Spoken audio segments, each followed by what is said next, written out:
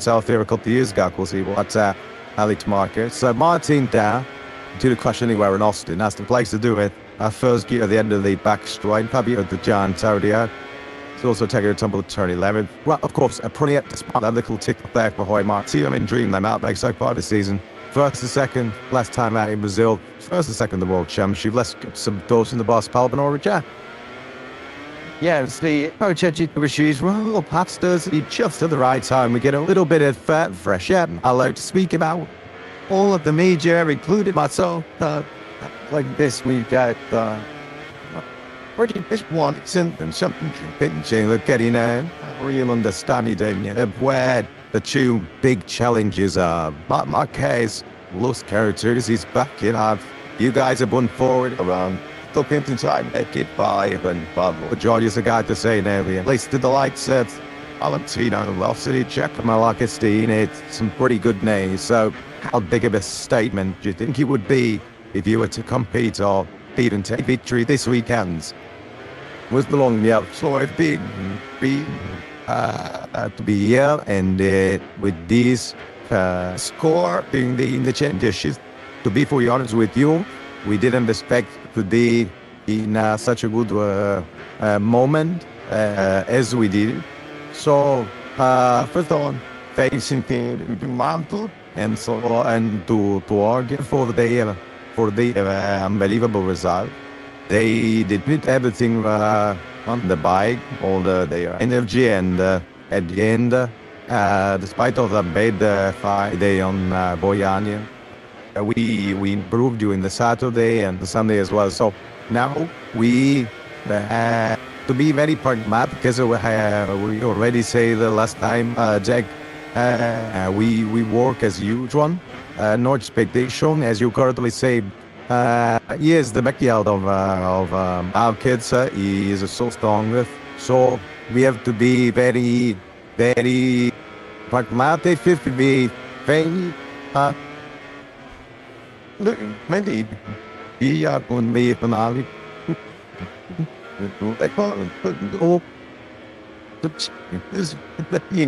Models that I got appointments, analyze very a step forward on each station. This is the way you're working, and the majority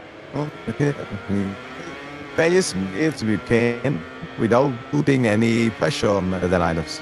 At both rounds 1 and 2 in Thailand and Brazil, we saw very, very high temperatures. We also saw me shooting bring that get really rear tire to be able to deal with those temperatures and the stress that the rear tire is put under.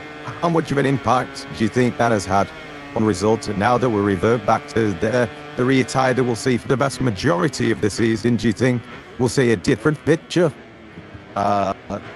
Which must be given to be slagged a bit though in that kind of fire. And since this year we found the way to work in a better way with that kind of carcass. By the way, during the Saturday sprint with the soft rear tire, it was a bit of the mic. It is too much aggressive, and in particular it stressed a lot of the front. With the medium here, it made more calm on the bike. It made more stable the situation during all the laps. And so, to be honest, we like the carcass, we like the tire, but we know also that with this kind of tire that we have now, we can do something good, because we know better this tire. It is it gives the standard one, and the key will be, as I think even bit more on a lifetime template data. With this, also different. They can call my this much more than them last year, so it must be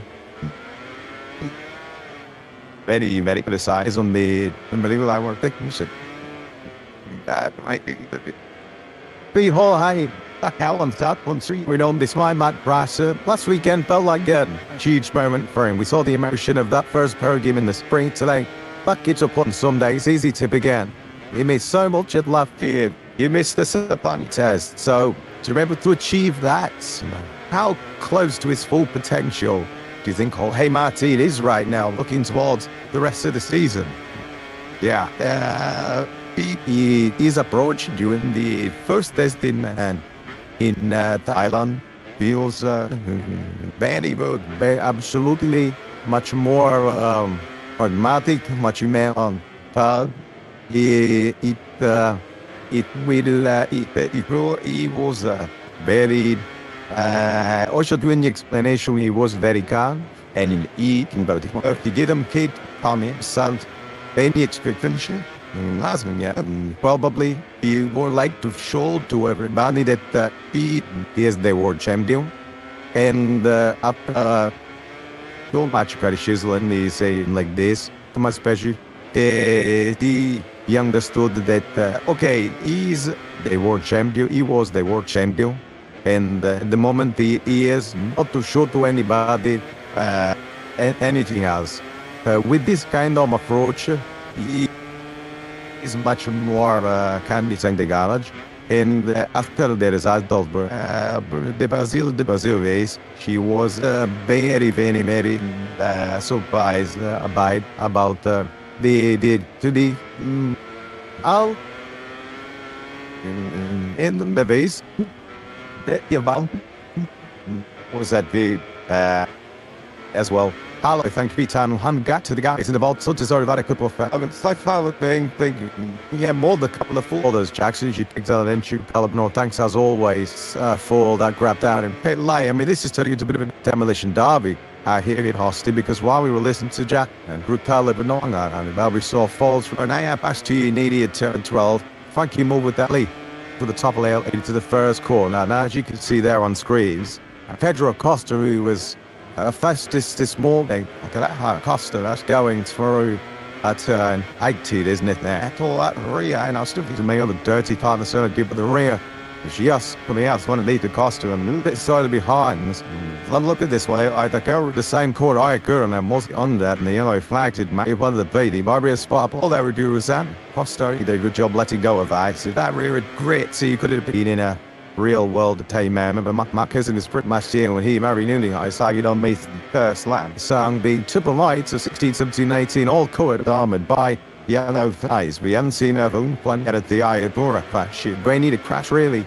Looking forward to the garage just to see the kind of young thoughts in lighting. And he and I to the cone, and he did it at sufficient time to better react to the yellow flags. So had he already had his own accident, but it has been a clash straight start to this practice such as so particles before connotative crashes. The door face and domestic adhesive may be very close to the politics there to save eyes in trouble, but of course, all those quartet crashes, and already saw Jorge Martin on the deck right at the start of the session, and Fabi Del Antonio, of course. We have not even a call to halt this session at 6 finishes. Some already thoughts like this in a session of survival. Here is Vess up the inside, and there might be a bit more trash talking between the host two as they come back into the garage, of course. Close friend Flipping off for 6 Kevin Eggman. But it take us here. Still we go, the days mark like a yellow flag just to the this full sector. Right here is where we saw Costa and who's the rear. Listen, hey, she'll stop you with the gin on Chodium, notched out, didn't it? I saw a yellow flagging picture, then he got it back. Yeah, they appealed it. Yeah, he was able to get his lap time by fail. Of course, have advantage of looking at the data, though advantage of looking at camera days left 10 minutes of we to showing you the very straight ways, but CCTV turns well to edit language I did I go ahead. I much of this Sandy I did think was learning this fast. Continue on bands. So I said all the yellows have been waiting so far in this session. It's nearly a quarter of the session gone. That is Marquez's first time he's actually registered in this practice session. He's kept seeing yellow fights at his pace.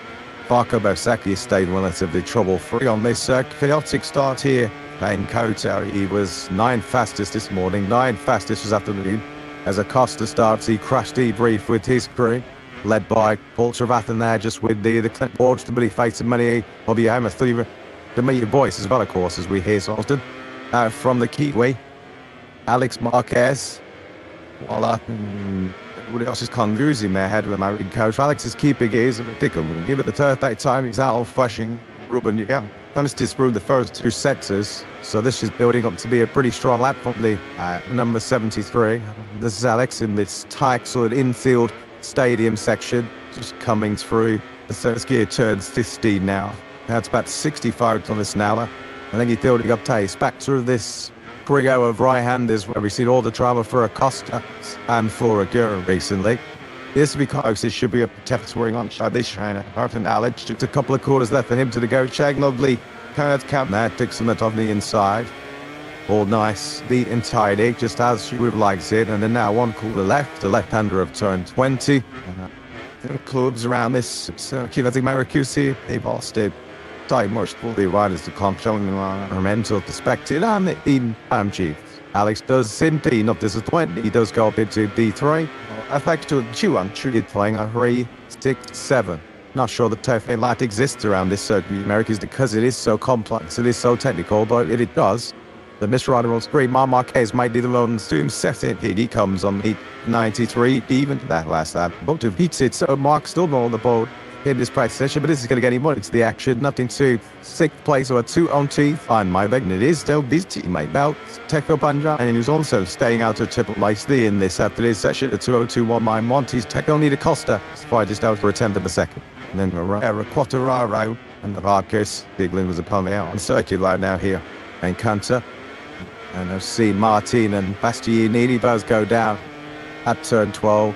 That's an easy mistake to make, isn't it, going into that tricky left-hander in the back straight where you are scrubbing off what you're 355 tubbits now, 3 your plus now down that back straight, breaking into a first gear turn 12. Of course, they are so close, aren't they? So close, Saki and Bagnoy.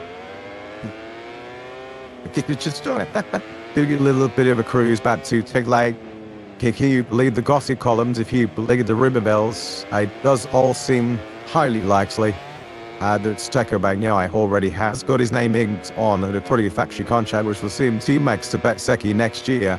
Long-term deal as well, the media going with the a 4-year contract story. Teko Bagnoy still no any official confirmation or any more big movers in terms of where the lab will lie in 2027. Of course, Marco Betseki took himself out of the Riverbell before it even started Will Anger starting or re-upping with the factory pretty squad. Well, now that distracts without being sort of constantly questioned about history and trees, picking up with business. It seems to be working as Fabio Quartararo doesn't even have more than Yamaha that's working underneath it. Now he is currently the fastest Yamaha in this session, but yes, the fourth right feedback coming from me in 2021. World champion, he's at 2029, 7 times off the pace. We've got Britain's Toprak and Miller, the 3 slowest riders to set times at the moment in this session. Of course, we see nothing on the board for either of the VR positive Ducati of Fabrizio Gianantonio, who was, of course, down in 20th place. Of course, I wrote that very early faller in this session to Jorge Martin, who has now finally got himself on the board in 8th place, but it's very difficult to try and take any sort of contested picture up with all the crashes going on. Tough times for Fabio Quartararo on the new thing Talos Yamaha-wise that I want. The score just 9 points across the last week. Up race. Of course, his Burram sprint was his worst sprint since Japan 2023. Last weekend in Guyana, over the line in 16th place. The 7th time in Fabio's MotoGP career. Be spitted outside of the point scoring places. So they expect it'd be tough. And the early starts. And they're going to be running about new diesel Yamaha, but then not quite as tough as what he's experiencing. Cam-Aviga-Sila on the laps that was scrubbed off with the yellow flags. Marquez, he has taken flag 7 before Mark even trimmed the timing screens. Pretty fast though, what he was. There, 202.558, which is a bench after second the weight in my Mard was this morning, and what was Ferguson. A ton for the tree building exercise once he was back on circuit after that heavy old flash at turn 10. As always, the 93 with a spectacular Coates helmet design. He always does deliver, doesn't he, when he comes to Esteban on track and off track. Those Marquez, while TTM rider currently sits in 2nd place in the fall of Tedra Costa, but it's still a day of mixed deeds across the KTM fraternity. Let's go word from the boss, Did Byron, who started to claim a check. Yeah, great to be able to show it the first time this year, and there's plenty to talk about, especially after round 1 Tates. We did a World Championship for the very first time. When you were watching from home, what was your reaction like having seen Pedro not only take a first ever victory in MotoGP on the Saturday, but then back it up on the Sunday? Imagine you were quite proud watching on them. And yeah, I mean, absolutely, to just ever lead a MotoGP World Championship, that's something. I mean, since we already had the set race, out on the racing next meet, you beat it to prove again. But all the time in the weekend, it was such a bad race for us last year because we just didn't find the tools to keep the tire alive. He was maybe one of the biggest home runs in the project that we thanked him and said, you guys treated that tire best from everybody from the old grip, and Pierre confirmed this to me one more time again today. So especially in that segment, we built up a group, and the guys are doing an amazing job. And then I don't know, there's still so many small things we had to improve, and we are improving. And yeah, Thailand, one key was the tire, but also how we could turn how Pedro could fight with Mark. It looked like we made a big step to fight on the level and not just take a lucky punch. I mean, it was a race you had to fight for if you want to win or be on the podium. So anyway, that was a good start of the season. Thank you. And just look into this weekend. Obviously, we had the news in the lunch tie break. A great shame, but Maverick is absurd. We pull from the left. How much from Saturday, Saturday, an injury that he first picked up in July, it still causing him so many issues now, almost 9 months on. Yeah, I mean, it's terrible because the old funnel to Zorid, and he gave us some great results. Man, the project will be the most difficult period of all the years. And then after that, I mean, since he came back last year, Steve and just everybody felt alright, this way he sent the pay. And now finally I was in Separi test, and he was totally fine, no pain, happy again. The big smile on his face, and just weeks later, it's not you don't and that's, but now they couldn't really explain why and what. It didn't make sense because I am right, and then you made his first year. But then yesterday night we find out that some years too is starting to been coming out of the after bone. So yeah, the boys are lucky, and with that comes for us some news late time because we want to finally breathe with Maverick. We can do it then. And still, it's like we need to wait till that turns. It seems like with Maverick could get his opportunity. To me, looks the factory's fault. Next year is we just like the Pedro. I'd say so. But what we're saying now, it's just terrible but fortune for Maverick. So despite that injury and the downturn, the results, are you still sticking by him and still have full trust with him with regards to next year? And more still to go. I mean, some really stick down riders there. Still some left to do. I mean, looks like we have Pedro now somewhere in a form that he can really fight for great positions. A lot on the solid base, I would say. But we are not very want to be with his crap out in there, not his Maverick, so there's some work to do. But yes, we believe in Maverick, and he wanted to come back and prove us that he right. It was. But yeah, it's 2027, just vaguely. You guys, your junior program has been exemplary over the past few years. Over the longest I'm able to do amazing things in Moto3. Now, parts of the Aspas wards, we had a close link with the same week. Only hold guard, needing a budget to workshop. It's what makes the loop pops up. To the possibility that we see one or maybe both lead the KTM family. We are talking differently to them, and it's clear that the future is something we have to see, and maybe even A50 gives a chance to give like Moto2 riders even an easier entry into MotoGP. But I know we are not the only ones talking to them, so but we do. Thanks, Fair. Have a good weekend. Thank you. Punch Jack Francis Allwards, the KTM boss back pit bar. Unfortunately, Maverick Vinales, where she was participating in this session, is actually just conducting a bit of a media brief with the Motor's press. Just up behind myself and losing that coverage position just out of the final corner was where we find Marco Bosecchi. Unfighting landscaping all be with the could so been found in this dramatic practice session here in Austin.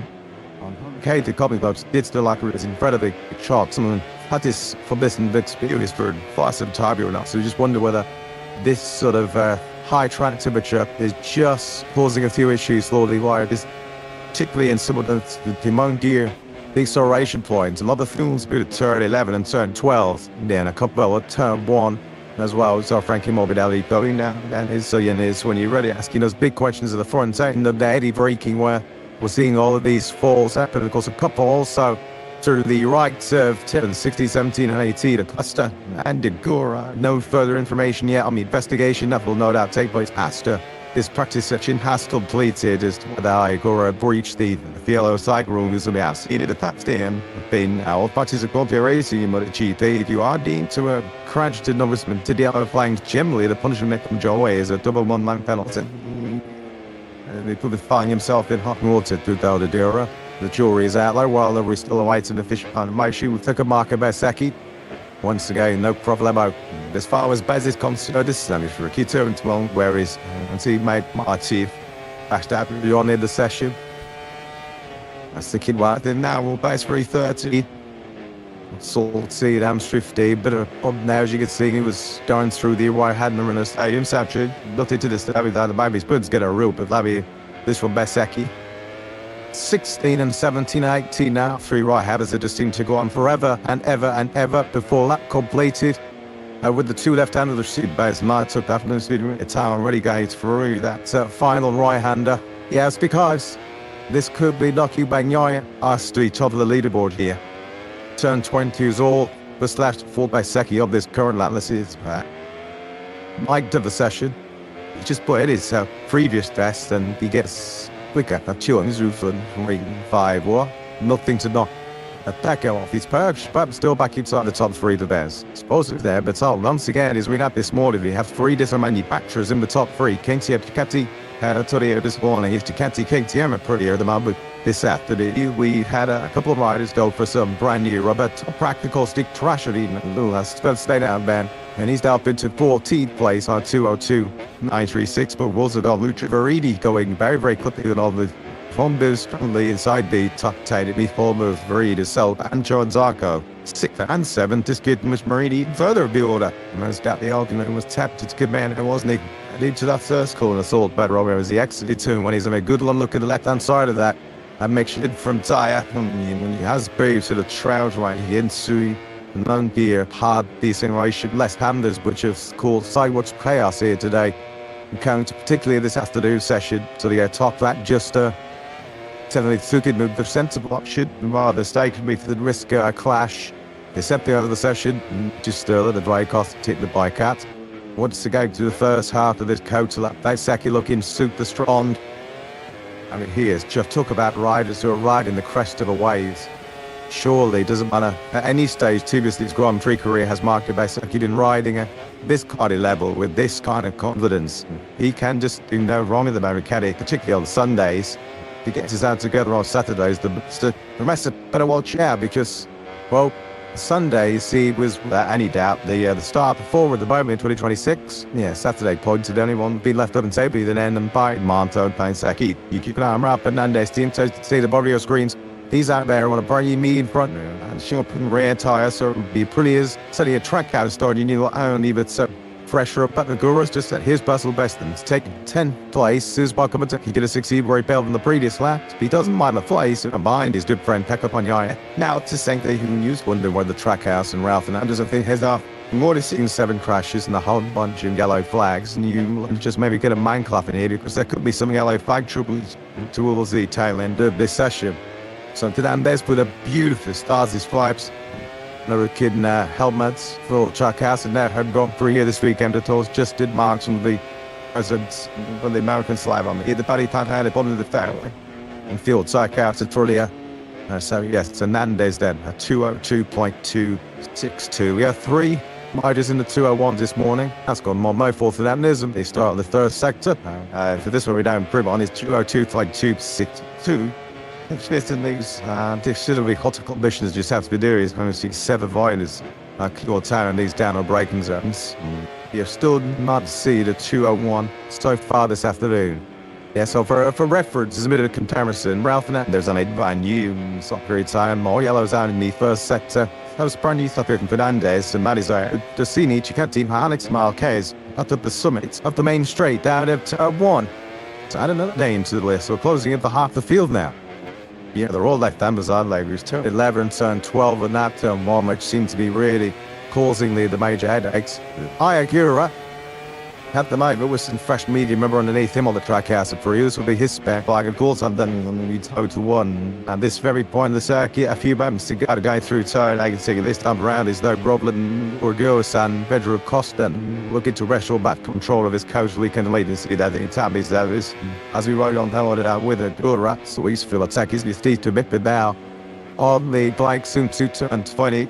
And then Rodin the Downs carrying now as he towered through that final quarter. Over the line, 11th to 2nd. And on ring that bye-bye over 202 to 196. Is Acosta going to throw in? What's Bass? Is he going to throw in for 201 and the weekend? And now further action.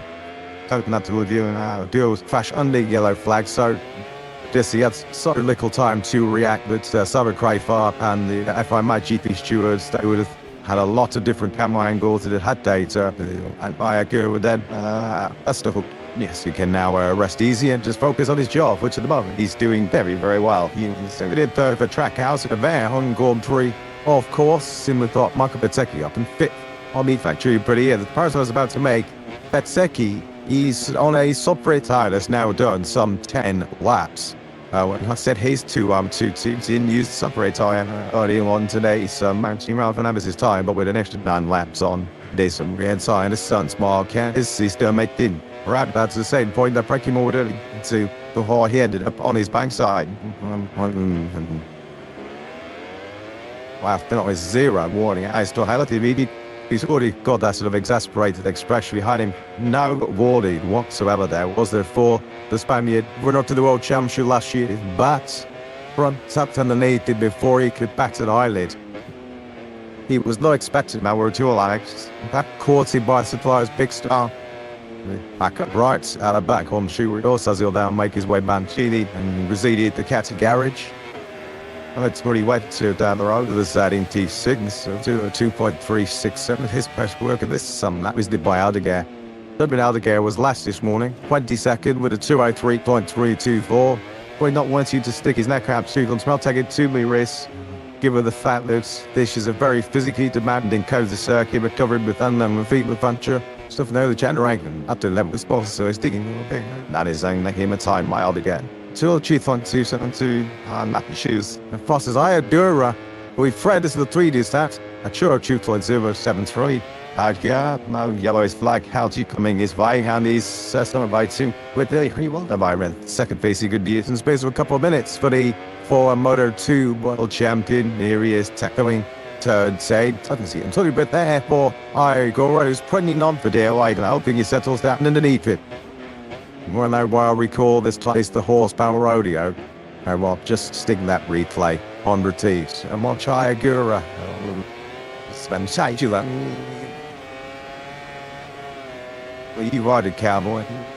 Was no settled at all as it came through turn 10. This will be this is a massive weekend, isn't it? Have some track house in front of the base. And it was there past you need it. And now Platter going Logan's 4i4 with the starters tech-free KTM spot do that doing and here from Anaya recovering after his early tip-off at turn 12. Well, of course, these do feel like real taxing demanding conditions, don't they? For mentioned spun tyre in particular, the hottest condition for the weekend so far, no question. Let's get down to some more playing horsepower. Yeah, just said a very different word with Pierre Tara Master who wanted to point out double at 30 switch. Maybe leaving that amazing the number of fallers that we've had so far, but then also the lap times as well. Everyone out on the soft-free tire, but you're not able to get down to anywhere near the lap times that we saw with the medium this morning. Track temperature, that is abated. Definitely one of the sun is out, the track temp is soaring, and as a result, brake levels are considerably lower than what we had this morning as well. Another thing that Pierre pointed out is a lot of the crashes, turn 11 and turn 12. Halfway down the back straights, there was some resurfacing work done a couple of years ago, and potentially that difference in grip levels between 11 and 12 It's catching people out as they get accustomed to 11. They then going to 12 and the grip levels with the different surfaces. It causes some front end issues and vice versa when they're going to 11 for the first time. So those are some of the issues that the riders are trying to work with this up today. Once again, it feels as though, luckily for us in pit lane, our timings are excellent, but in terms of the difficulties that the riders are having, track temperatures again for another weekend are sky high. Thanks for Marsh Jack. Well, you just knew that this was coming. You knew it was going to happen at some point this weekend. After his chip off this morning, 190 clicks through the high-speed fourth gear turn 10. Guess what, folks? Marquez has rushed his way back to the top at the leaderboard at 202.066. And as the vicious point out off car fan, this is on their very used tires. This is very, very impressive and somewhat ominous, Lewis, for the 90s. Right? Yeah, we saw it lead the pace. You can see the front tire was nowhere near you. Neither has the medium rear tire. But Marquez, I guess we'll find out later on, also this conclusion, just how many laps her old nose tires of Marquez, but those are not new. When you compare that to Igor's 2020, Ralph Fernandez's 2022, which are on relatively new tires, which gives you an idea as to what Marquez just done. Oh, interestingly, look at the press was just they didn't hear about what he's really struggling with at the moment. He's putting consistent runs together on board that Ducati, and that 2020, a little bit of an outlier from what we've seen elsewhere for Marquez in this session. So I don't think anyone's really questioning whether he's got speed, but at the moment, can't string many of those laps together in a row.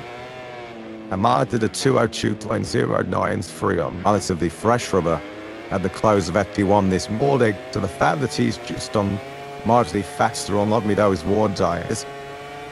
This is looking all of a sudden very, very good, isn't it, as far as the 93 is concerned after that big get off at 10 this morning. The shot that was the most bad Martin with his elbow scraping on the tarmac coming through turn 80. That takes some skill, that takes some bravery. At the moment, the closest contender to multiple Q2 winner Marquez is our former Moto2 World Champion, looking very cool and calm and collected as he so-often does Igura. Just 7 thousandths of a second sitting on top 2 at the moment. That's the medium rear that Marquez used in his second run of FT1 this morning. That already had 5 laps on it. Of course, Marquez would have added some more in this session. I think he started this session on a soft rear there, did Marquez. So we'll find out later on just how much tyre he's used after 4 doing a 202.0 as we see Tundra Acosta break you from the fastest part of this circuit. We can hardly avoid the tyre touching the ground to one of the slowest parts, down from over 340 k's down to just 65 for turn 12. Oh, shot. What a shot. Try getting the left boot there, squeezing a handful of brake, and inside that helmet just going, stop, please, stop. Sharp friends, out in force. Yes, we have spotted you. Give us a big wave. Thank you very much. Nice to see you here in Austin, Texas. Brennan, I'm the sharp being still at tech mode. And again here this weekend, it's some last weekend. It's a bit like my Marquez now. I've been 2 Grand Prix. It was just damage limitation as far as Costa, Kecha, Bacasa, and last time. But the riding style, New Orleans riding style that Martin is really starting to behold. Loud, and he's running covering through that side on right-hander of turn 18. Nothing now in terms of an improvement in that time so far. All right, but this is him just getting in some pretty short data. Short biology. Sound those Michelin tires. That's a 5202.9. Hamel, of course, he dominated the weekend here 2 years ago, and unfortunately, he's had to withdraw from dive problems with his left shoulder, heading back to Europe shortly for additional treatment.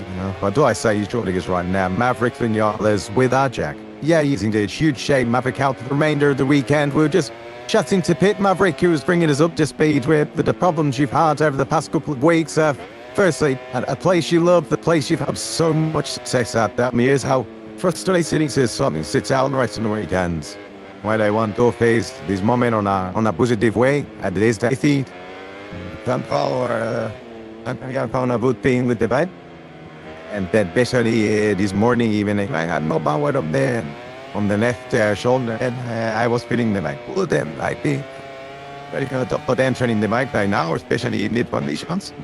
But for us, there is no meaning. I have around the screw that is wearing out, more than up the bone, and it's more the risk than the benefit. So the best is to stop and take very this.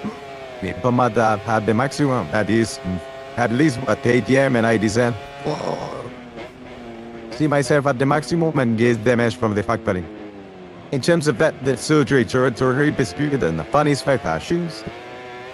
The recovery from then on, how do you anticipate getting too harassing one type of the condition? Good spot at that when I make the patient Tuesday.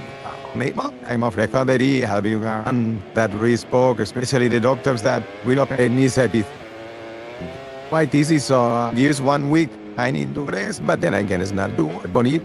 And I would like to be more conservative and say that we come back when I feel good bit, especially when I can. And I do my maximum lemon. Don't keep it challenge with my brain. We don't see before Tuesday. Conducting the synergy, hugs, catching.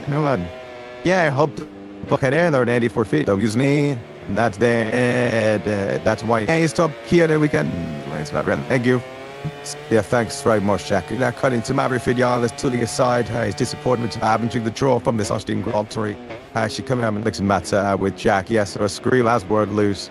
In that left shoulder, he will be under the surge. His diet and body hug will be a relatively routine and procedure by the sound of him on Tuesday. He has until the 24th of April, of course. So he is free to release you. 0-0 Grand Prix or spag before he's due back on track. Aside, as Avlakas member saying, it should be quite a erratic rehab process. So, yeah, got everything across with Maverick and hurt now. And I think he didn't pull the Spanish Grand Prix and take a Grand Prix of the year, of course, fully. The Spanish talent is Fabio Di Giancarlo. This is very Copperfield by on this session at 30-11 in P11 at the Maverick, but lucky to knock one of those ones off. Because one and hurries on course, so T1 is Dizzy Powers down the back straights. That the super French hobby and medal of contested missing MotoGP have closed so far different manufacturers are. They MotoGP, they base days, 20 corners, 5.5 kilometers, dozens and dozens of gear changes, bumps, all sorts of challenges, and the top 10 are covered by just 0.3 of a second, including 4 different manufacturers at the moment. It is so competitive. The MotoGP nearly time. Not 2026, that top term, as mentioned, does not currently involve Fabio Di Giancarlo, but he's around about 4 quarters away from changing that. And Tom Ducati last weekend in Brazil, and Tom Ducati about a GP World Championship coming to this third round here in Austin. Podiums galore. In Moto3, Moto2, and in MotoGP here in Texas. There's just something about the American finish line hand. He does indeed knock one of those bonds off. In Lebrun's, that's a first, goes Fabio Di Giancarlo, defines the third 2-on-1 that hold this at good mid-session. He did a 2-on-1, 8-1-8. He'd have Q1 this morning, did you? Pietro Salucci, Valentino Rossi's Warren Hammams on the years. And in 10 thoughts of VR46, rather than TLC starting like what he saw from Digia. So you pass back, but he's 11 fresh, isn't there? And he'll be, I guess, the boys are still helping his teammate. Hercule Videlli follows suit. He's still down in 19th place at the moment, about 21 remaining in this United States Grand Prix weekend. Of course, we heard from the 22nd Maverick Vinales down in Pittman with Jack a moment ago. The riders, I guess, that are under pressure at the moment, and not guilt family order. Well, Alex Marquez, one of our many forwards in this session, he's already sitting 10th. And then Jorge Martin, he fell one at the beginning of the session. He's down in 13th place at the moment. The big surprise at the moment. We're just over a quarter of an hour remaining. Martin, 6/10 of the days, but only outside Q2. And Tuscany once again saw the us Fabio Quartararo. They lead 1 hour in 15th, but nearly 7/10 behind Digia.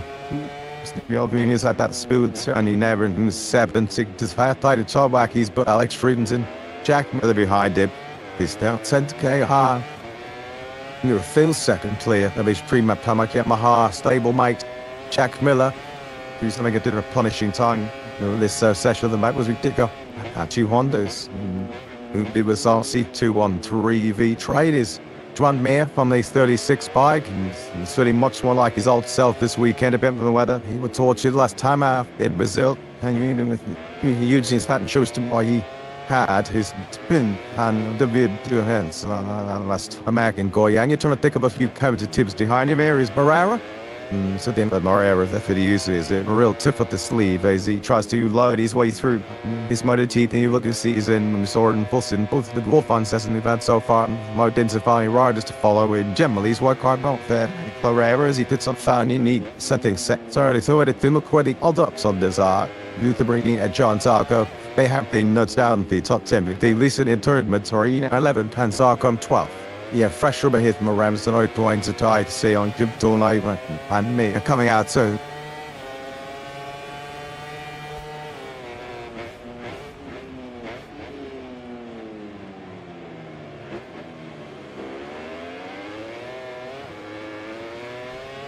Guys.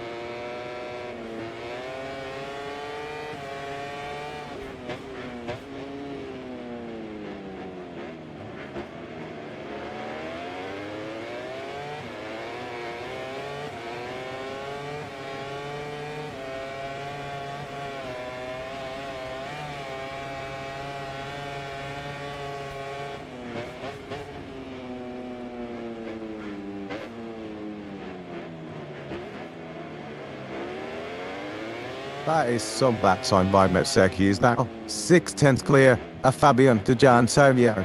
Timer tax roll 1-3 maybe lost here. Very finds his first 2-1 at the weekend so far. HRC a 2-on-1 time field knife tool and absolutely nowhere. I mean an early forward side 12. And I Baschi did it. We now have an Italian ton name. A Besdemo Championship lead at Leeds, Marini second. A Baschi needy out of nowhere up to T3. And Fabio the Antonio Fools. All Italians are all on different bikes that are a pretty awesome hander and KTM from Giacchetti. And that is the pure jumpy performance you get for a brand new soft rear tyre. But Zeki, Marini and Pasquini headed to town told you who will then sign the world tyres when needed his 2-on-1. You put Zeki then feeling months minutes faster.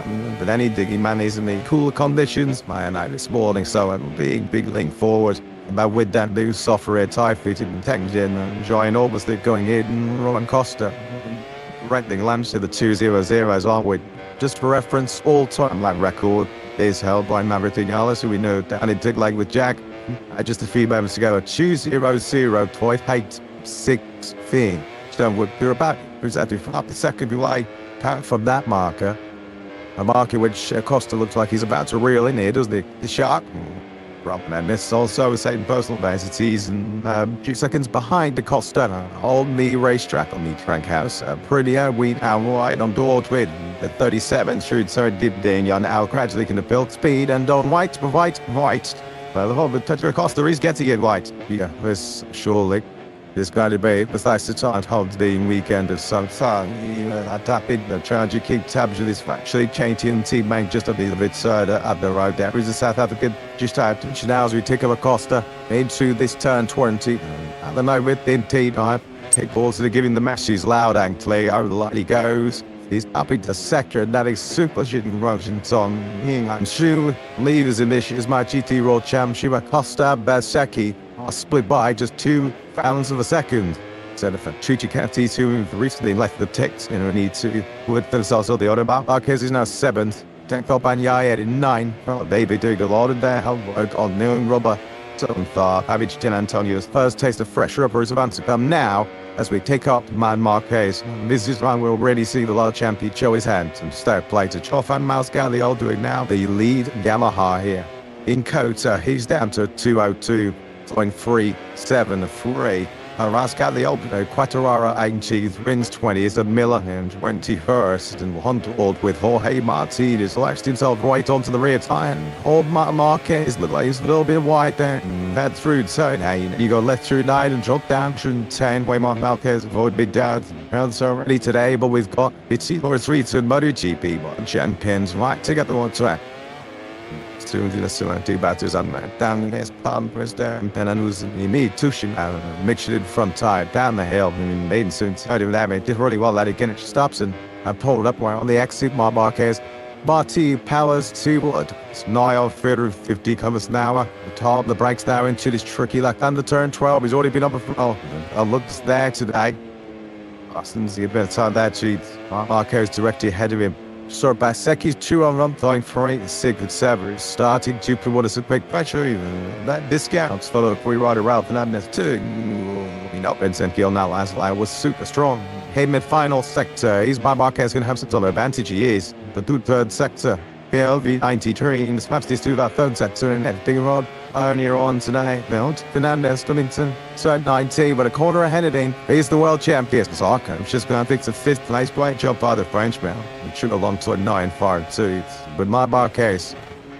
Please give up. Okay, you guys have had your fun now. Let's give ourselves up to the top of the leaderboard and right on cue. He does indeed exactly 1 means and clear. I've only got it up some circuit here. Been Austin of 2:1.267 has put Marquez in control of this absolute tactic session. Very stability territory here in Austin, Texas. P1 next to the name of Marquez. Next to the name of Ducati as a pretty run on top. Thomas Watford now at least here is idle. He's doing funds back out of the top 10. It is now looking to climb back in. He now attacks the final quarter now with no penalties to Tennessee worry about. There's little a crash already in his social well, no, he's not the confidence of Rory now. Finds up into Singh plays line 2-on-1. Sings slots in just behind Bastianini, whose lap is looking better and better. And with every lap that goes by, GT with his last year by Noah. And Alex Marquez needs some big laps incoming. And these final 9 minutes they take up Alex on the line now. And Noah's first. Alex Marquez down in 14th place. Thunder snaking left, snaking right. In the bike, he's on the 12th. Out the east, Joan Mir, who's really the older man is even behind Mir and 5 final laps on down at 18th place. And the Bible, not the spectacular, you have to say, going wide now after Alex Marquez, who just might just pleat into the tyres. Over spells bad blues to Zarco and Alcion. Into a sector coming from Fabio Di Gianantonio, and he's a quarter of the second up by Marquez, of course. So many different riding styles, so many different characteristics of sectors here that could easily then come back to more than 93. Marquez goes into 9th place just to make up his teammate. There's a watch time mirror, but keep a close eye on Fabio Di Gianantonio. He's going to rise up from 12th. He might have been there. Well, on 7th in Brazil last weekend, and nobody was faster, nobody was better than the Gianantonio. Self-titled position number 2 in his MotoGP career, his first since Mugello in 2022. Well, on course, only how I heard and practice Friday in Austin. Here is Didier on the number 49 bike. It's been enjoying a couple of days over now.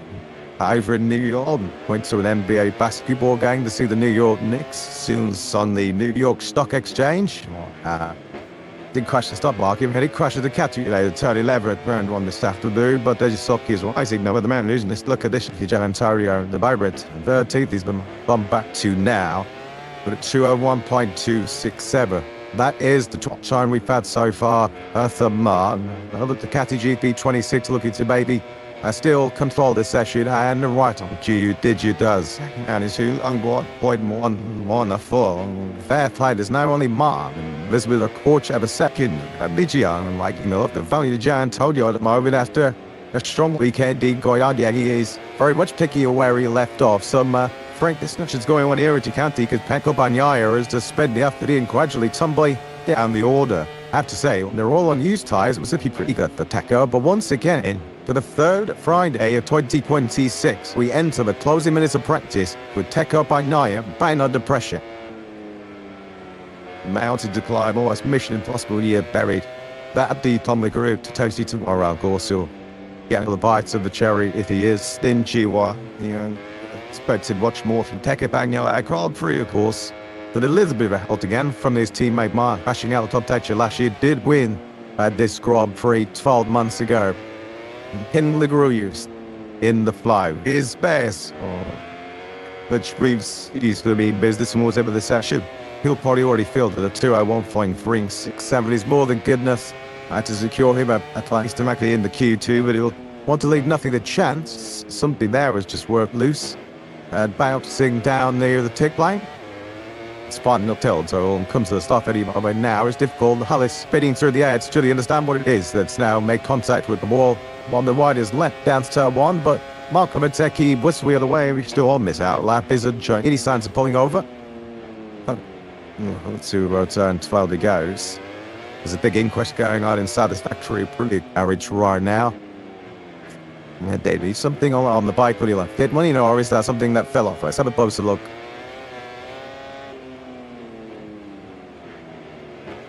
It's underneath the bike, isn't it? As that front tyre made contact with the road again. We saw that top, but he a bit for freedom. Okay, a little bit confused. Just one, so many of us are. There was it's just been bent on that turn. Marco Vesecchi's crew chief. Phil won't give a quiet side, doesn't too be disturbing Bez at the moment. As he comes into turn 20.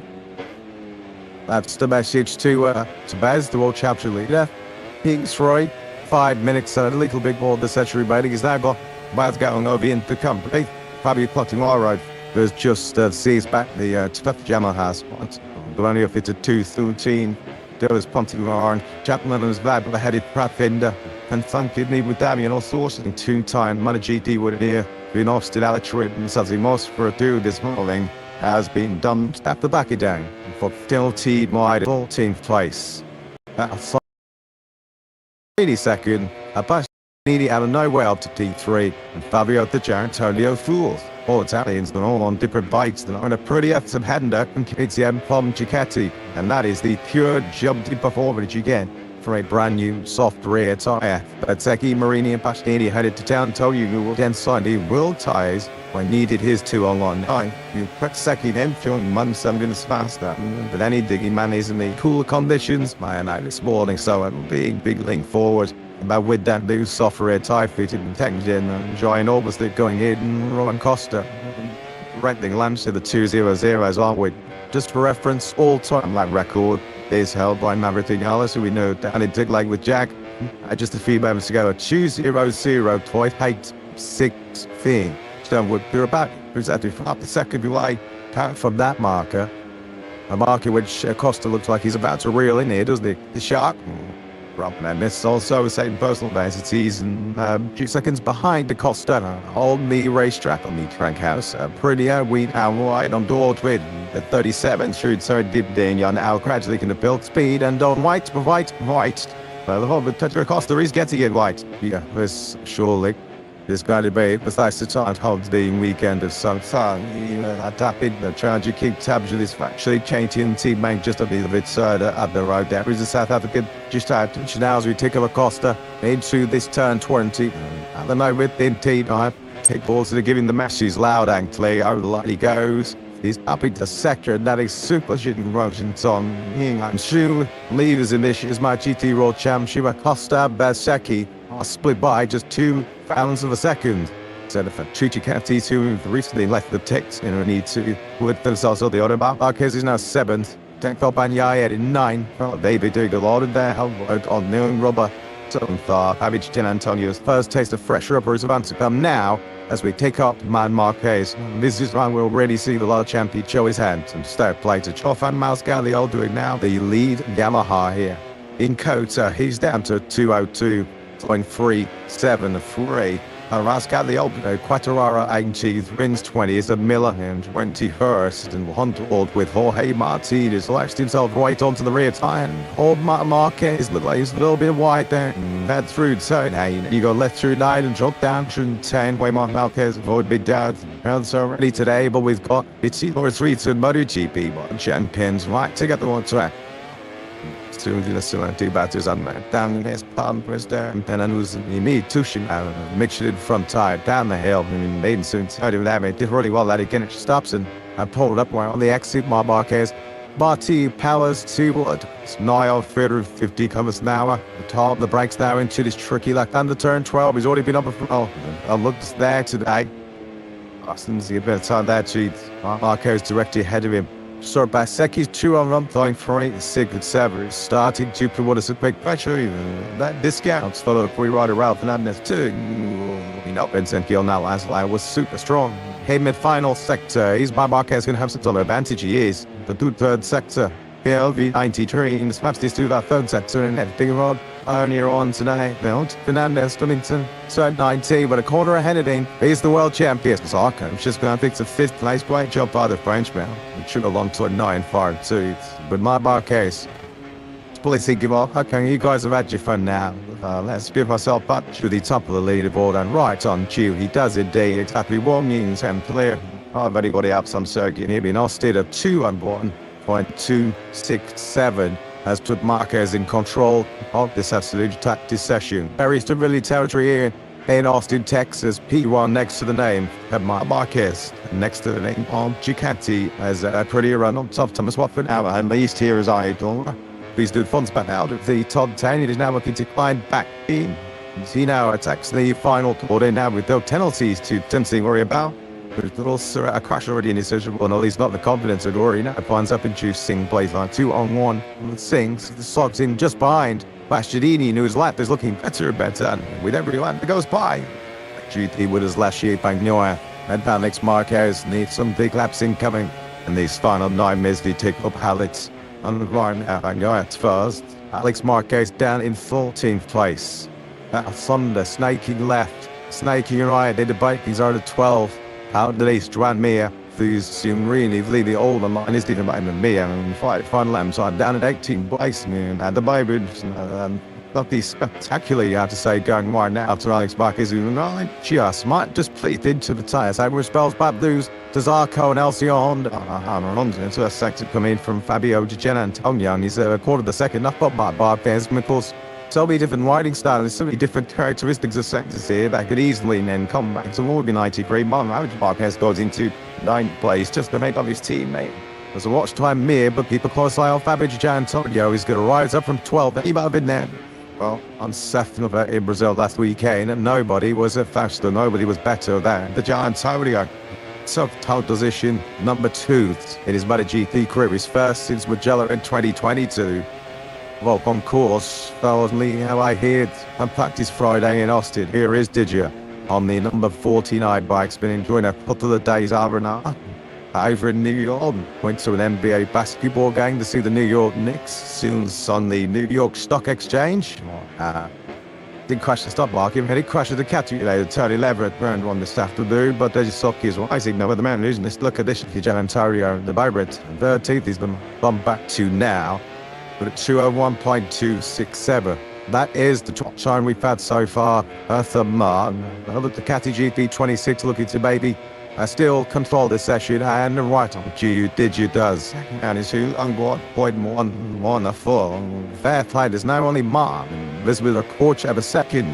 Didier, like, the value of Gian Antonio at the moment after a strong weekend in Goyard. Yeah, he is very much picking where he left off. Some frank discussions going on here at County because Pecco Bagnaia is to spend the afternoon gradually tumbling down the order. I have to say, they're all on used tyres, it was looking pretty good for Teco, but once again, for the third Friday of 2026, we enter the closing minutes of practice with Pecco Bagnaia bang under pressure.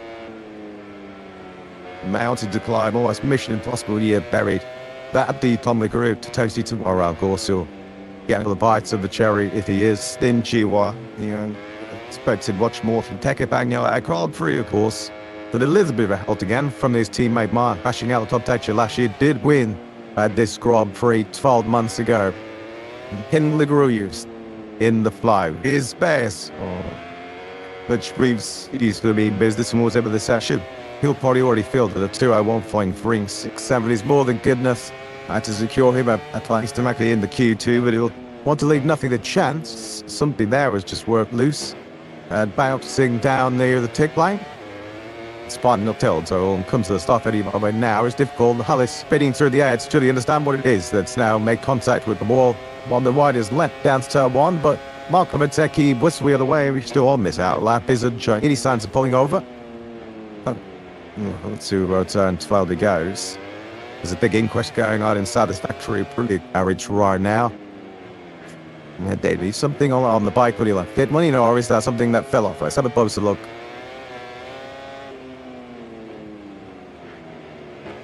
It's underneath the bike, isn't it? As that front tyre made contact with the road again. We saw that top, but he big for freedom. Okay, a little bit confused. Just like so many of us are. There was it's just been bent on that turn. Marco Vesecchi's crew chief. Phil will give a quiet side, doesn't too be disturbing Bez at the moment. As he comes into turn 20. That's the message to Bez, the world chapter leader. King's Roy. 5 minutes and a little bit more of the century remaining. He's now got Baz going over into the company. Probably plotting all right. There's just sees back the tough jammer has. Only if it's a 213.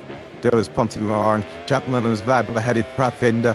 And thank me with Damien all sorts of 2-time MotoGP with here. Been off still Alex Ribbons as he must for a dude this morning has been done at the back of down.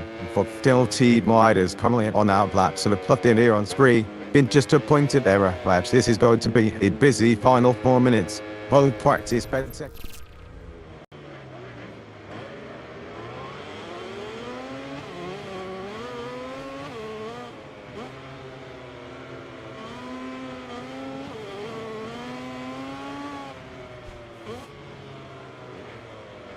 All of the drama that comes in the races themselves, small matters of every 2 sessions. But first time attacks all the way through qualifying across all classes.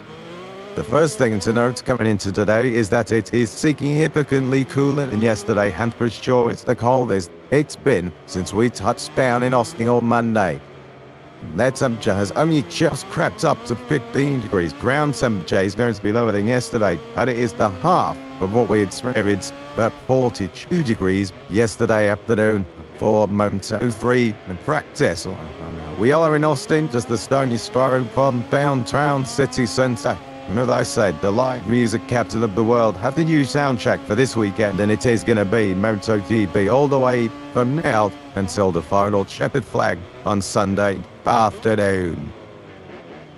Talking about that Moto3 practice from yesterday, Max Ives it was who set a new lap record at 2:37.7 to see then just under 2/10 cleared than Guido Pidi. They took top Honda honours. Alvaro Carpe having third in the table, Teddy the best session of his year so far in fourth. Valentin Quirdi once again a consistent presence in the top car. Beta for timing his podium last time out. 14th in practice. He was the last rider to make the cup to go directly into Q2, along with the grid end lap pairing for the first time. Eddie O'Shea and Joel Kelso both get through to Q2. Prior practice alone, Leo Ramersdorfer, a second off the pace of the pack, but expect him to make gains today.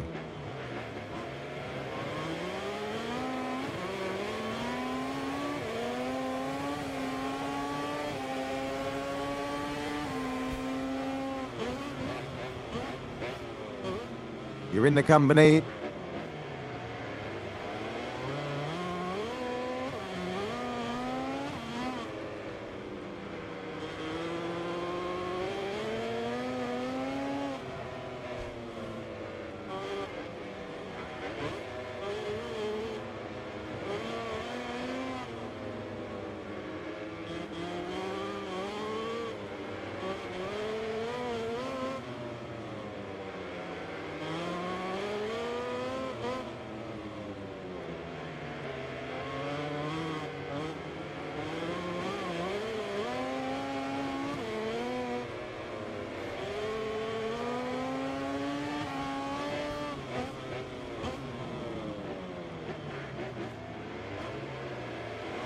really did drop yesterday evening, and we were predicting some cooler weather today, and that's exactly what we're doing. So I think it's going to be a little bit warmer tomorrow. But as you say, it's not quite 15 degrees yet. You can see from the pictures there's a little bit of a breeze about as well. So different conditions greeting the riders this morning, and the Moto2 riders said yesterday that the grid gravity was phased a lot in the hotter temperatures in the afternoon. It's not quite, yesterday wasn't quite as cool as it was this morning in FP1. So yeah, this should be an always interesting session in FP2 to see what sort of race pace these guys have got. But obviously, especially in these changeable conditions, it's not going to, well, there's no like exposed rain, it's not predicted to rain over the course of the weekend. But yeah, a different sort of challenge this morning, and the temperature's going to rise into the early 20s by qualifying, so it's going to be slightly different later on too. But yeah, as always, it's going to be a cruising session for these guys to get some important laps on the board, not make any mistakes. Then I went for the Grand Prix.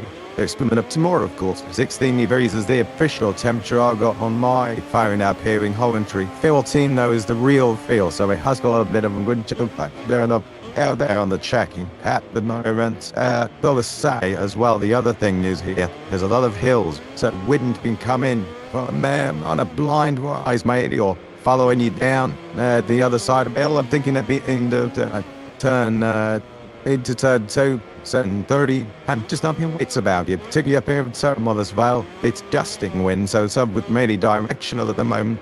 I should say 30 minutes. Moto3 happy. So has already got underway. The green light panels light up around the track, signified of the start of the session. Has that underway, we're seeing riders jump the course and cut the course all the way down through the essays. Just to say, 11 minute time of force from we pick up yesterday's fastest rider, Mount Ski has moved. This is the base he made his debut last year, and not really a surprise or a betting shot to see that sense of trend. You know, he's had the last season in history. It's out of the great and met in T1. I mean, absolutely, not a Porsche yesterday, as to be said, for Max Keeles. The gap to the end was just at a 210 speed out TV. The only other artist gets in the 230s at the end of practice. Yesterday, here he is on his lead, the number 94, but Keeles is the standout star from Tantis Sudan overall on Friday. He said he had a great feeling in this track. Suits his start. He's obviously been here before, as you say. He hadn't been to Thailand or Brazil. No one had been to Brazil before, but he hadn't been to Thailand, and neither of them was up the front in both of those races. But he did say yesterday, and we saw it, didn't we, in practice, that he just needed to calm down a little bit in the afternoon. They're pushing it a little bit too far to his hand. High traumatic as he put it yesterday. I think the team maybe just had a word with him, because he did see him have numerous moments on the front end, quite dumpy around here. So when we see riders having sort of a front end moment, and obviously it probably looks worse to us than it does feel to them on the bike. It's obviously mostly all under control. But Vinales did mention in his interview saying that he was just riding a little bit too over the limit and pushing it a little bit too much in the afternoon session. And then of course with Alan and set up 2:13 to a turn 5.7 towards the end of the session, said, yeah, lay a real marker down. Yes, as we said, and all these riders now are chasing the 28 seed, thinking, lay a hand on him, lay a cube on him, ahead of quarterfinal, and of course in the Grand Prix tomorrow. And Guido Pini was the best. So I'd actually set a new land record. Yesterday it was a 2:13.99. That's 100 quick to Matteo. That's had his own black record from 10 to 25. Obviously, Keeler's got the better of T8, the both of them under the previous existing record. This minor here not quite able to get into the 213s and actually 3/10 up. Guido Pini in third place. Alvaro Carpenter had very solid and consistent starts the weekend, but he does it on a little bit of time. A 2:42, really cutting the mustard yesterday in terms of troubling Keeler's opinion. No, but he was happy yesterday in Carte. He said at the sort of end of the day on Friday that he felt much better than a week ago over in Brazil. Said he didn't have the best speed still here, but we were there or thereabouts. Obviously, he just wants to be just under half a second the way to the top Tiny Vinales. But of course, when you sit in P3 and there's only Pini, it's the only other rider put in half a second in Keeles, and it was a decent job done by Carpe yesterday. He was just happy to have a much better feeling than he did over there in Brazil. Finished 19th on Friday over in Brazil and did salvage a P4 at the end of play last time out over in Guyana. So it's a much better start to the weekend for Carpe, and you recognise that, and he feels much better on the mind. But he himself knows that he's gone a little bit of wise too. He wants to take the fight to Keeles, but he's aimed for pole position today. his copy and sounding all concrete than he did with Michigan. But at that, yeah, Fernandez, he already takes G2 fourth. He learned from his mistake over Goiânia when he could have made the cut from Friday after native Brazil. It's gone third already in 11th place yesterday, so yeah, solid stuff, Manjum, and there's doing what he needed to do. Likewise, on this right in here, our star meeting Rico Salmela from Finland. Fantastic, something the 18 go, and it's just lays up running, get 8 lights on the young segment, back in himself a Q2 spot. Directly on Friday practice. Yeah, couldn't go down with Rico Salmela, isn't it? It's not taking him long. He said he struggled at the end of the band weekend in Thailand. He was a bit surprised how big of an adaptation change it was to the KTM from the Honda he was riding that in last year's MotoGP Championship. That obviously picks up a great result over in Brazil, was in the top 5 on Friday, last time won 5 nights, and finished, of course, in the top 6, and he's top out at Q2s now in Moto3, so Sam Meta really looking strong again, which is great to see for the Umfin. He said that at the top of the show to decide when he's through Matteo Bertatti enjoyed his best session home the season yesterday afternoon on Friday practice. He hadn't actually been in the top 10 all season across any session. He was in the top 10 in both yesterday. Now in FP1, P4 in practice, Biz Matteo Bertatti back into some carnival that we know he's capable of.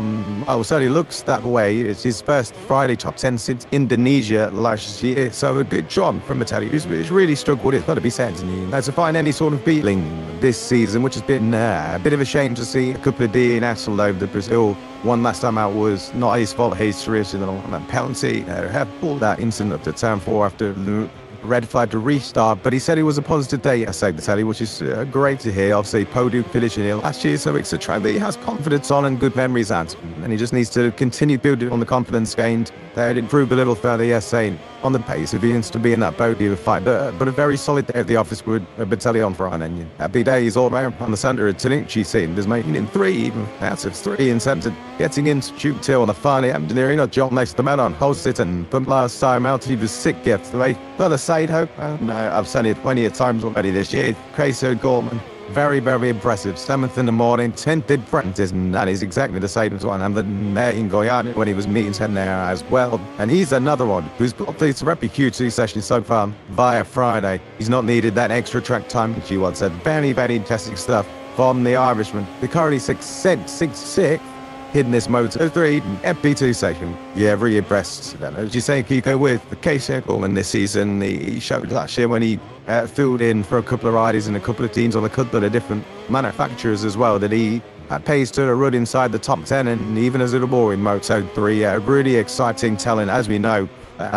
Hearing from Ireland and yeah, back-to-back Friday top 10s now. 3rd Casey Gorban after finishing 13th in his between Grand Prix of the season in Thailand. So he's looking to back top 10 finishes, and as well he said he was living here. Yes, they felt really comfortable from the beginning, and when a rider like K-Shegul, and of course a rookie in Moto3 is landing into a circuit like this that he's never been through, beating comfortable straight away. A lot of riders yesterday, and understandably so, say it's such a technical shot, very, very easy to make a mistake. Even riders like Marquez, who absolutely won here 7 times in the past, sort of the course stop multiple world championships to say, and this is one of the most difficult challenges on the calendar.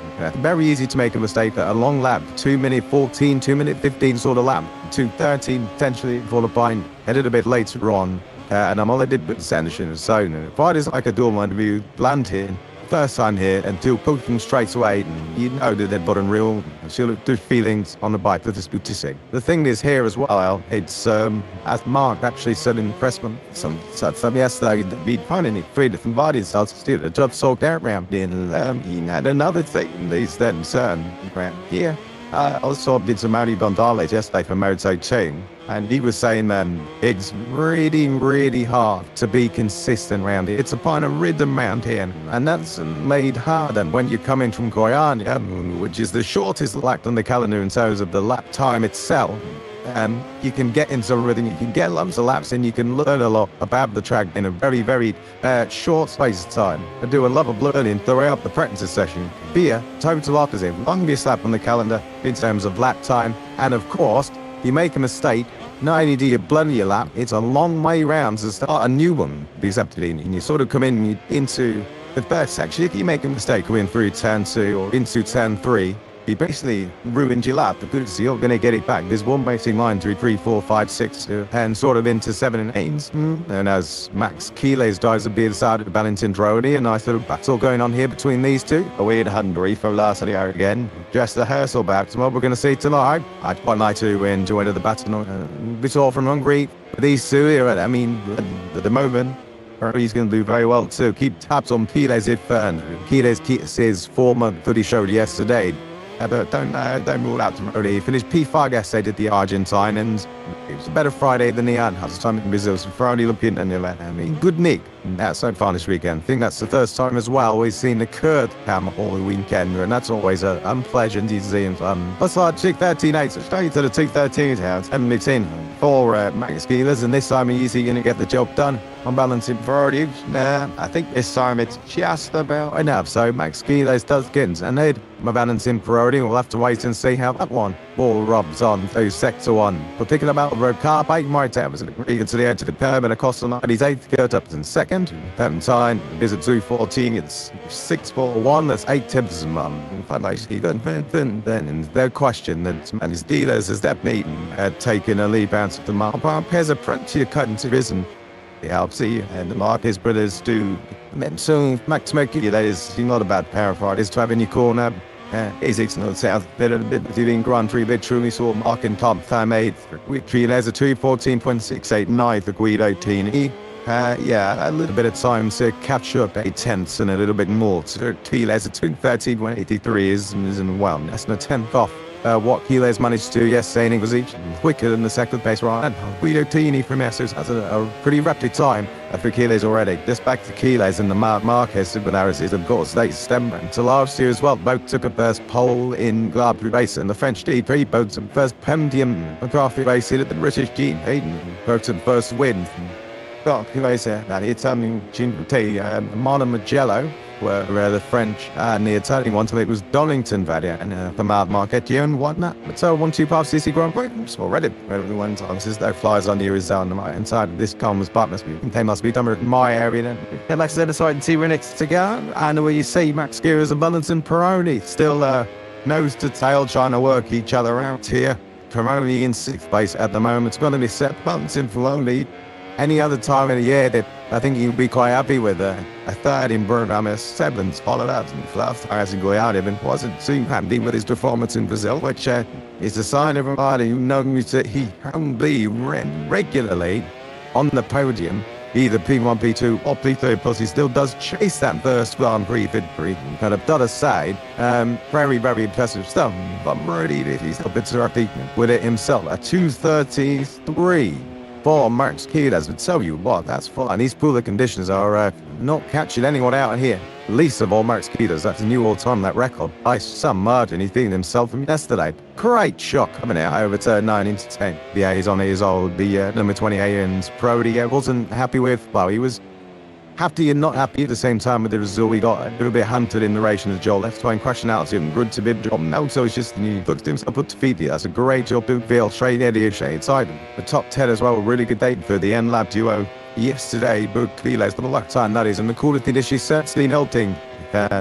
The time instead of becoming a little bit quicker, now everyone focusing on race pace. 2:30 and towards 7:57. A reminder was the fancy time from yesterday, so around about something quick then. Well, Keeles is anyway, and what we'll go on yesterday, Friday will show decent at that time from yesterday. So the pace is hotting up here in the circuits of the Americas, and as Poetry World pushing first times coming up, take on a fight in a little bit later. A prep good job yesterday done by the Grid Amp Lab tape, yeah, and it's that good. Already put in double taking this part already go shading to go pro and so tuned so dark. I mean, on a Friday, I think that must be the best time he's managed that. So Radio Shade's not needing Q1 to get himself up into the top position undergraded, and he's up running up inside the top degrees. So Michael Labsy's thinking no that Michael has then reached up, training impacts then, and then been that team of the off season, and now some of them in wards already round 3. Yeah, and first Q2 the season, the Radio Shade, but he did manage to get into the top 40 on a Friday back in Malaysia is the only other time that he's done it. So a decent end to the season last year for Shane, and a lot of confidence gained from it's about points for him. Rides in Thailand and Brazil, and he's going really well. It was sounding very Confident saying very happy with the beating, and obviously Joel Kelso was continuing to learn his trade. On the Honda, that was a big moment there for Brian Moriarty on the number 51, coming out of the sort of turn 13, 14 to be 100 into the stadium section. A little bit of a wake-up call there for the 51. He was also straight into Q2 after finishing 30 yesterday, so a continued decent job done from the reigning Red Bull. He's got a Moto Junior Challenger. Yeah, 3 on the spin, but it was by the narrowest of margins previously. He's been 10-7. Oh, dear me. That's Maverick Vinales. That's coming out of turn 19, and all the other riders are obviously putting their hands in the air just to warn everyone else that there is a rider down and in the middle of the track. The marshal straight to Maverick Vinales' side. That looks like a big old high side. We're going to get it through here. Maverick Vinales. Oh, dear me. Massive high side out the front door. And look how far the channel and the bike have slid on from where you originally lost it. Maverick Vinales, turn 19. That is a very unusual high side, I've got to say. I was just about to say, there's no surprises. We do have a red flag because Maverick Vinales obviously had the wind knocked out his sails there. That was a heavy hit. No, Maverick Vinales, unfortunately, to the huge high side. We saw another real big one over in Brazil, and he said he was feeling the effect of that on Sunday and again yesterday. And fingers crossed it's just not the wind out of his sails and he's not picked up any injuries. But understandable, of course, that the red flag has come out as thought.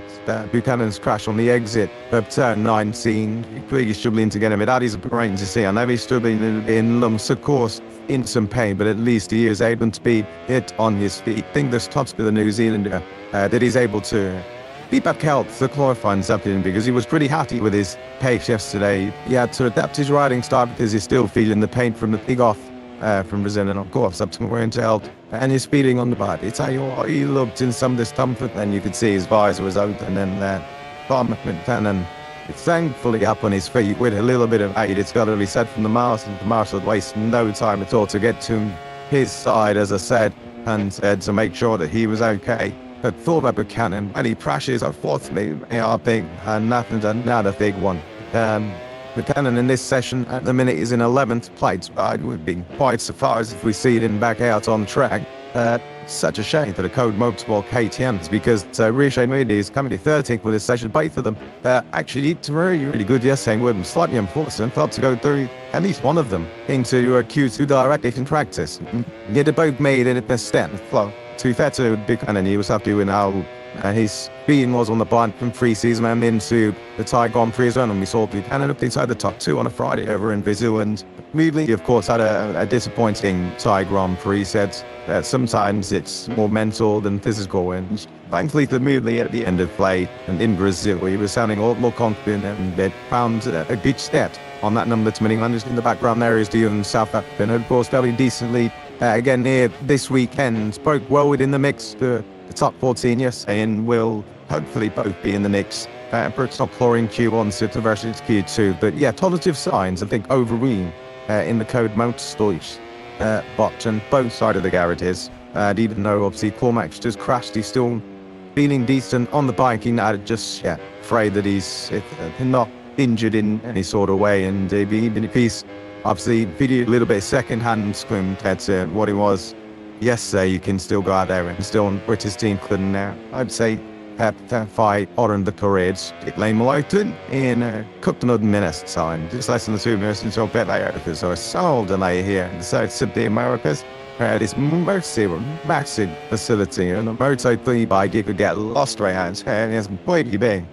Just in the middle of all of that, you can see the Harley-Davidson paddock. We have got the FIM Harley-Davidson Bagger World Cup coming up later on, just after the MotoGP. So if you're myself, Kika Giles, Neil Morris, and commentary for the full season. We've got Kyle Lyman with us later on today for race 1, and yourself out down in pit. They can get in the first rider into almost going to be Cup. Yeah, it is great to have the Bagger World Cup with us for the first time. Joining us for 5 more events across 2026. And yeah, if you can tune in, they are obviously very different from what we're used to seeing in the Grand Prix paddock. Of course, the Baggers over in Moto America has proved very popular. And I saw the bikes turned to the first on yesterday in Part 30, and They are some machines. Very impressive to see them going around at similar pace to Moto3 bikes. So yeah, looking forward to that one. They're actually a little bit quicker than the Moto3 bikes. At least the fastest guys are. Vinales was down in 2:12s yesterday. I've got my saying. So there's someone who has got a lot of World Superbike DNA. To see a V-twin machine now on track again is just, they sound beautiful. Let's see, I'm in sort of Grand Prix Live this year of where they are then. I do try and watch them because they sound absolutely stunning. Moto2's racing was very good, and I do understand why people maybe didn't like them because the sound was very, very different. If you're into motorcycle racing, believe me, you're going to enjoy things with Harley Davidson baggers. They sound phenomenal. Pit lane then is open. We had a short red flag just a moment ago for Maverick Vinales, who had another big high side split on the exit turn 19, pit speeding in.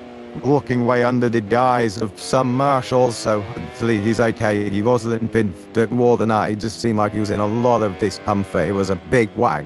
A lot of things don't realise. 17 to 19 does drop down. So, Maverick Vinales, unfortunately, when he did go out the sun dog, he bunged and sleep quite a while as well. And as you can see at the top of the screen, the number 14 has been taken, sitting around to the medical centre. And you do that anyway in the case that you just got up or knocked away, and has been aided away, so that would be even more, but not so you consider medical centre. His procedure, standard procedure, the big fascist. And it's riders do get very often medical centre just out to one side, make sure that I'm like okay.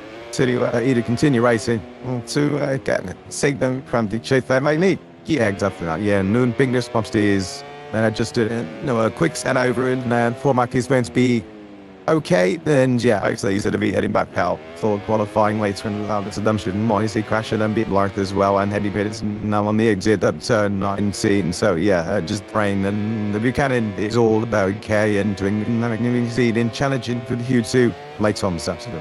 Landing source and 13. This is his reason. The others that can be ended in the first part of Moto3 FBT. Balancing Peroni, carrying, collapsing.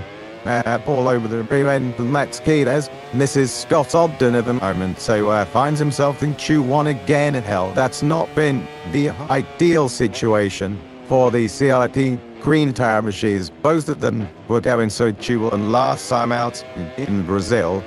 For the Scott was only managed 17 yesterday, and it was Rushing Rudley who split the CIP green power machines. Patrick Truce is there in 19, so word for Alan Pronex team today. Yeah, giving Compton a little bit of leeway because you have big length shorty surgery. The man rat for his mentioned not three question to be honest, but for Ogden he did well to make it to the Type 1 free. I think he was a few weeks ahead in schedule, so we didn't have the pre-season really didn't have a full training schedule. So I think it's going to take a little bit of time. I know Ogden is frustrated with the results and where he's sort of at this moment compared to where he wants to be. But a big, 3 weekends off of course coming up after this weekend. In America, but Dolly of course had 2. The Spanish Bond 3 can't wait to get over, and that 3 weeks is going to be a nice amount of time for riders who just put in stupid nickels and picking up injuries here and there to just get into a nice training rhythm before of course we head to a track that everyone knows like them. And so yeah, that I'll just still been as it'll been there for pace so far, but that this weekend to a comfortable split chance to James Antonelli and followed by well and hopefully get in the 8 great, and they had prompted it in CRP green. I was like them you said more like I learned about around and you said Mr. Ferris and I'd make one free like meeting the visit in the right place in the calendar. It's a track everyone knows. It's a track that everybody loves going to. It's perfect on the Moto3 machine. Right, it's so as a sit team when MotoGP's in town or not, this band and Athington is in you. So if you have got in on your Grand Prix bucket list a race in about a month away, 3-4 weeks away, he's got it himself down there. He's from some. In the review in the underlying towards having commentating for the Moto3 hang I beat you. I made that to someone famous you are. I know you heard it suicide. It parents, so I thought that after should be fine. A little bit tired of keep has stored in harassing with a soul parents. So anyway, always underway in Bury Valley. They so back. Well, I'm back to the balance of Brody song. Thanks again. up the run shoulder to see my comfort and weren't very ready. But it was like I'm like, but out there today, have we done turn 19 into 20? But it was out. It's been head shoulder as he made it in time. That was to play outside partner only in previous times. So I've been done that. That was rare. Because the joke come out going in, it quite to like the old been so much raised. Like he lays to the back of the go in this session. Not too much aware, I think. In the keenness he knows that he's gotten a little bit extra so far this week on that weekend on everyone else. 3.5 tenths to thing in and thrown in, and it's near as making a difference at a second, but it's it. And the next fastest rider, Joel Coase, was Joel Lesterman, who was following keenness. He's P4 at this moment in time. But the Gatton PD looking very good this weekend, has to be said. And he was very pleased with it. Like I say, they weren't near the right direction and wasn't PD on the first time on the under in his new colours, and he's beating Compton and picks up that first top 5 of the over in Brazil. And he did say that he's feeling more better than he did in Brazil. Adrian Fernandez makes it 2 thereupon on those in the top 4 with PCO and again impressing on that Honda in P parts, and you can tell the head of Joel Power and had stuff in even case of going once again with stuff inside the nation denied now his dad and he's all a little bit bag and now his son's side this season sort of flag around the paddock in Brazil, and it's fair to say that now it's a snot I love this important public and nothing having fun smaps thing pace of going has long been touted as one of the big boys in Thompson, Port Charles, if that Mason in a fab midi bike championship, but in the, of course, plus various classes in BSB, he's done plenty of stuff in winning Moto2 Junior Barrett and now against the big show, the big time, and to realise he's been over in the World Championship, and I think right in the start last year when he did jump in at Mizano was a place of a guide, and even though he would have wanted more of himself, he didn't. And slice himself. And then, like a varsity male stake into the top 6 as well. Top 10 sorry, ace overall on his current bases. And this weekend, having never seen Codes Hamilton was, very impressive to finish inside the top 10.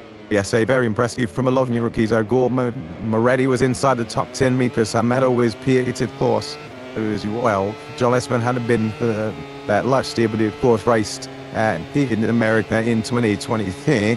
Elio Shea was here. There's a sentence sign, Morida and Duranda Rianti and Betty Batama inside that top 15 as well. We know that the rookies coming in to Moto3 these days are far fast. They spend a lot of time, more time, so in the past, of course, with the new age limits, coming into this, and it helps them to have more experience on the road to MotoGP, but the Moto Junior, of course, Rebel rookies got some of them as well, and just great platforms them to enter Moto3 and just be on the pace straight away. They saw the key, they've just really can't be attitude on your speeds now, the rookies, and sometimes it's easy to forget that they are rookies because they're just straight away the Brunsons, and here he is. It's great to see, not great for the more experienced riders, of course, who are rookies who they probably raced in the past in the road to MotoGP, who got promoted ahead of the seeing the riders they used to be. Wide was mid, arriving in Moto3 and starting to be with them and beat them straight away. The likes of Gorman have been super impressive this year. Rico Samela, another one who's really taken a step forward and taken to Moto3 really quickly, which is always great to see. Always great to have new names in the class. Right there, the T-side on 10 and 1 in the Belgians, and it's great time to be Moto racing at the moment, and for anyone coming through in South of it, it's this week because they abandoned. It should run to that, you should take either up here in Moto2 across it will see quite paddock national levels. I mean, I told some of the guys from Moto America yesterday, and they're pulling in immersive numbers, trackside attendance through the roof at some Moto2 America's ranked. Then you've got, of course, British Superbikes, the leading domestic series in the World Superbikes, of course, this weekend at Toyota's Propelty Mount. They just launched their brand new World Spurt Bike Championship. So it's a new class there. We thought a new class coming in initially, then very ready with the Bagger World Cup. We've got Moto2 Mountain, MotoGP, of course, and there's so many different avenues you've been taken to get into one of these asses. That's before we start going on about all of the Moto for Asia, Britain, Northern, Latin countries as well, and Beverage and South America. Great time to get on two wheels and pull the throttle back as hard as he can go. Get tapped in at bad money, mate. The history. What's the side up goes? His man skiers didn't take on fence. It's the front of the train. I didn't let kilos through, or just way past them. But the nose pricey Peroni and Frulin. And Cruz says in Frulin, just behind John Estevans at there. It's on the top six as well. So Kile set at a good pace out for the 2:13.432 is just a 10 for what he could do. For his fastest after, but the chasers have closed in, but of course about a nice reference from Peroni in particular, just a management. And just imagine Alan Body space had been in. They should have been doing this yesterday. Guys, not this morning. Who says it in fourth, Alden 11th. So there's definitely a little bit of time to be found for both CLP Green Power, KTM's, Kidas. Could shit on or get some he'd frost up and he's going to force it to make hay backs. Yes, he does. And he does make the hay backs enough. He has done a mixing then. I'll tell you what. Look, he's right behind him again, as you said, balancing for Roving. There's there, but Joel Esteban. See if Joel Esteban takes that line down, neck and neck, and I think Esteban's already lost on bar. Nice thing stepping down this maxi, great big back straight. His Peroni electric brakes off. He has a thing to mail it, but he just hunts for now. Cruz says, who sees over having the two floppings down at turn 13, I think. That's over turn 12. Bobby Charles yesterday, this Henry was sat in the island needle. I was close to this night. There's happening, and it made didn't pound, didn't plug or enter anything else. That is England's against.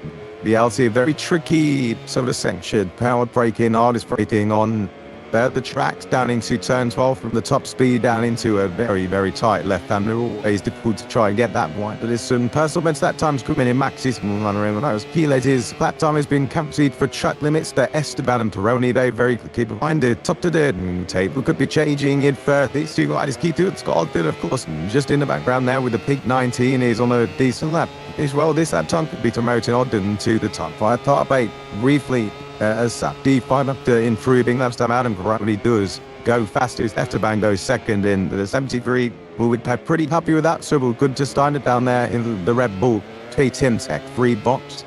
So yeah, the riders, at least when Chasey Piles, who's obviously setting these very, very good lap times, can keep pating for a few laps and cheese good the spec school on Sunday. The kiddies will be too pleased that the riders behind going into the big quicker.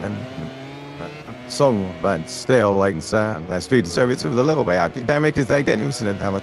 It's low minutes and 7 and 5 sessions. So, I kind of landed down a 40. I was in very 2 instrument. Mobs near. Have a look out, you Fernandez. He down an 8 by moment. I was quit doing the first sector. But me, moving into the second half, up and low. 11 is down there. The news side, I mean, it's finding some reason until you done your screen. It's getting 3 king on anyway. You need to miss them. And play it on. You saying them, and they're going to 24 Mason. Doing that big a concern down there, the young credit and the Helmets MSI squad. Certainly, where we are not sure quite what's going on with the Yamanaca this season. Hasn't enjoyed Friday too much. Shit out of 10 on the Friday, just 23rd out Friday over in Brazil, and of course, just missed out by 10% in yesterday's against the top team of the Japanese riders went. So I'm liking this kind of from Cartelo. Keep out big misery, starting on the low, not getting disturbed by any of the riders, and he's very consistent and doing 13.26. So pay it's 3/10 off what Peroni was able to do. I thought it was best. Makes it pretty on its own. Leave the Pina pretty strong, and he was happy with the feeling that he'd made. The step forward, as you mentioned, from Brazil into the USA this weekend. So they did it pretty so far for Karte. But this one, though, when we get qualifying later on, if we're going to bring down some 2 Fobs here out.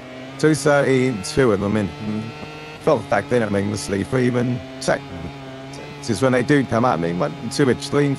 So the next these are on used tires by this point as well. So to the fresh shot and Freddie with it. And in the back would be a K10 on the race. Yeah, so and yeah, you should be able to find a good attention. Of course, the track temperature going to increase a little bit later on, but then I'm going to get to the temperatures that we saw yesterday. So eventually, yeah, 212 might be on the cars a little bit later on. I just want to mention Keyless' practice pace for me and see if we can bring ball lost. The sessions got 5:2:14s in the openings. They need to get said decent time to drop this morning in 10 inches, but the only of the riders to get into the 2:14s at opening stint before the even the rest of the fresh tires on work car pain. And a couple of 2:14 to only sent 1:2:14. Esteban was able to put the 2:14s in there. Those were the kilos yesterday, and at least 3 laps, more than anyone else. in the 214. So that's the sort of step that he had on the change system. Yesterday, of course, everyone's made a step so far. Rated some included in that on the night. First time to see an Indonesian on our screens this morning. He's just inside that something. So a better session so far from Tsana. I didn't think still that Quiles is holding the cards. This weekend, but Alvaro Carca is coming to the line now, and he absolutely flying. Number 8, it comes cost 9, 2/3 something that you want, and he is very happy with that. The new lap on and taking back down, come more balance in front. He was able to free almost. It's what's 2 times then. It's leading out to top, so it's a 10 for his son, the vital second. So I think he's happy and make it himself. Back to a dancing duo. I'm checking an Omeg Key as he's Brody. I tell you what, man, it's a grown Nate. He's having a good old trace studying here. Let's isn't he? I just wonder what he's learning because Brody's up there in the top 2. And at the moment, ahead of Kino's won the timing tower and fast and done him so far this weekend. Speeder's doing the donkey work at the moment. Hopefully, or Shem German cards the Argentine. I think unfortunately, the Kines is good at that one time. From Carpe is very, very good. You could tell coming out of the line that Carpe said it to him, it is good. It was looking good. And so Speeder's was more to the cars and want to hit the reverse gear on that. And say Carpe might be one of the cars now with that land sign. Doesn't must he will learn a lot more. You try and find that this is still very good stuff, very strong stuff from Kide sensing these lap times. I mean, that one is only to play with the cutting on the riders. The ways it's been a tight team, not improved, but still actually 13 good reading. But it's all checkered flag is out there. Moto3 and he's saying this done and dusted. We're going to take across the line all of the live laps. And then we are going to be turning our attention to Moto2 and MotoGP coming up after that. MotoGP qualifying, and we're bringing you qualifying moment for Moto2 before the TSO sprint and then back a World Cup. And they're racing as well at the end of the day. So do join us right across the course. The one is going to be a fantastic Saturday. Moto action beyond World Nordic belting the even. In Europe, I know it is hurtling on towards it even, but well, you know what? It's a Saturday night. Get the fridge cleanser and get the board read up with you. Or surely saw it now and enjoy about finishing. I made at the time that improving. I'm ready at a good couple of laps. So is the 97 was the Steelers medians, the Tom 10. Yes, I can in the championship. Marco Morelli only his team had been in the overall standing, so that's a decent job done from Morelli. First time in here. Of course, Peter decided up top wide. He's looking strong. As you mentioned, on a good leg run there. So to get inside that top 10, Pateri, P12, Gorman and Salmon just dropped outside the top 10 at the end of the session. But they're all chasing Alvaro Carpe in terms of race rhythm. Next pull in ahead of qualifying.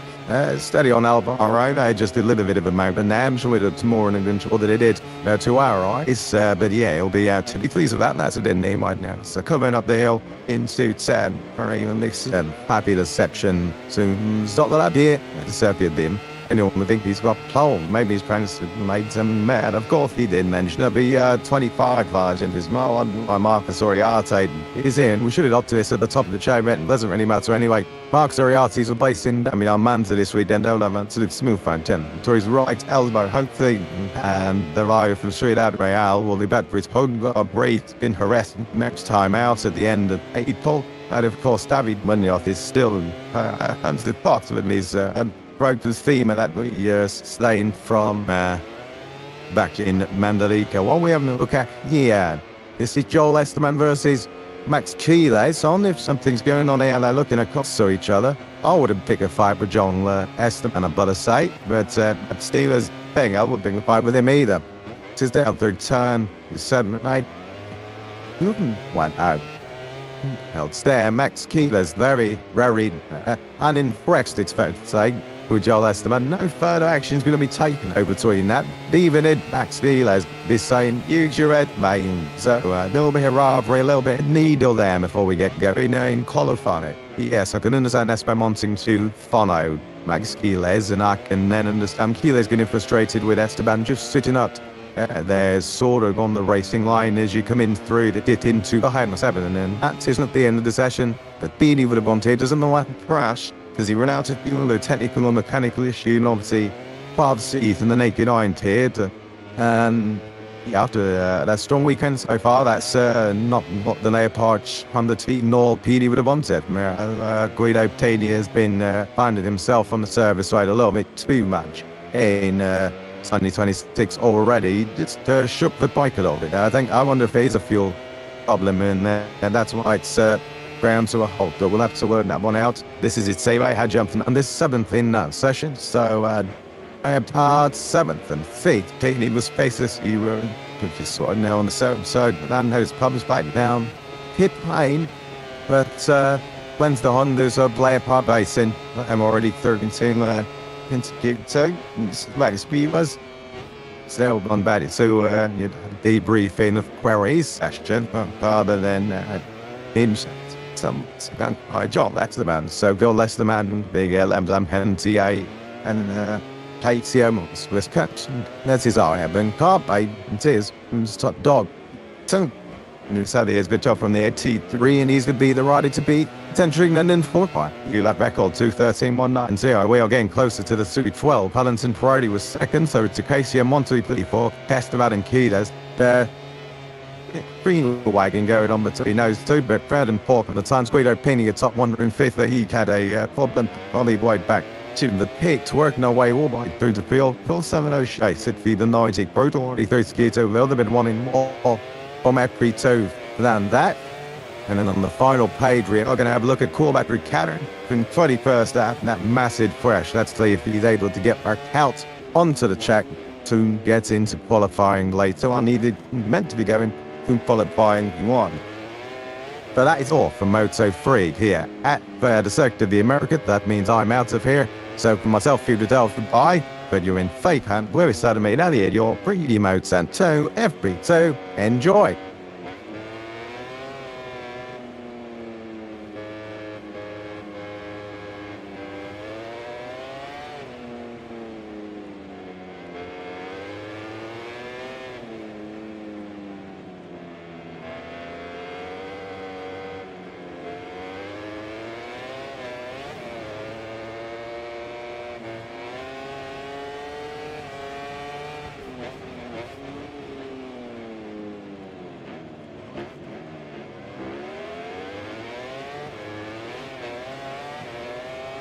Good morning, everybody. From Austin, Texas, at Overcast Austin to kick off that one. Super Saturday action. We've got a GT qualifying. Listen, a couple of hours away now. Q1 will get underway shortly after 11 a.m. We've got the smart over 10 laps. The Reed p.m. this Saturday. The conditions drastically different to what we saw earlier on. In proceedings, blazing sunshine, over 30 degrees yesterday. Is chilly even for good points here in central Texas. It's Moto2 that's set for their first action of the morning. Well, we arrived in the paddock around about 8:30 or 8:50. Myself and Jeff Buckley, I didn't. They said the temperatures were around 17 degrees, but a real feel of about 10 degrees, given the strong winds that were buffeting the flag of Texas there. I'm only out. Sunny and fine Fretty coming into day 2 here in America is David Alonso. Of course, representing South America, but with plenty of support here in North America too. Mena Gonzalez is next best challenger.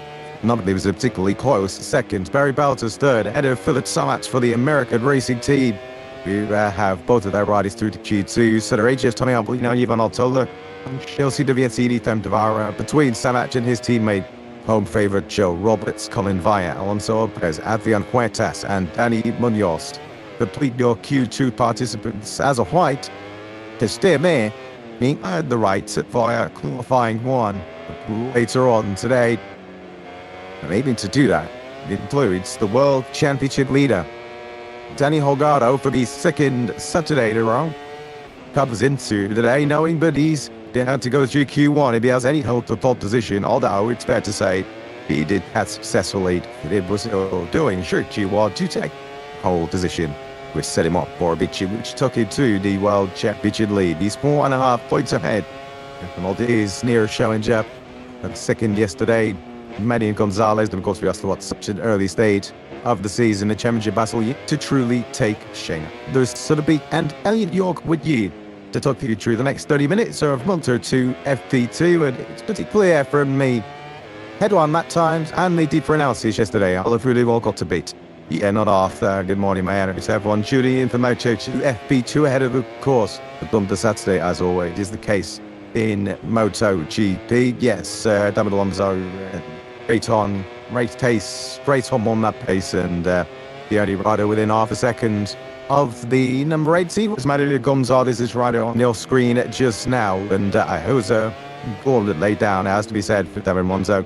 Yesterday, he wasn't just the one that pace, as I mentioned. Nothing. The scarier thing for his rider was looking at yesterday was the pace he was setting in the first stint in the opening half of the practice session yesterday afternoon, and he was sounding very confident as well at the end of play. And I think after Brazil, what Alonso was saying was he needed to work on race pace. He needed to just work on being consistent, finding that rhythm on board his Triumph Calyx, and that's exactly what they did. And interestingly, he said he'd working more with his legs in the braking zone to try and, find some confidence and find some gains on that. And I think, that's exactly what he's about. He's always been strong in the braking areas, as Alonso. His teammate, Daniel Garda, of course, the championship leader, referenced that yesterday.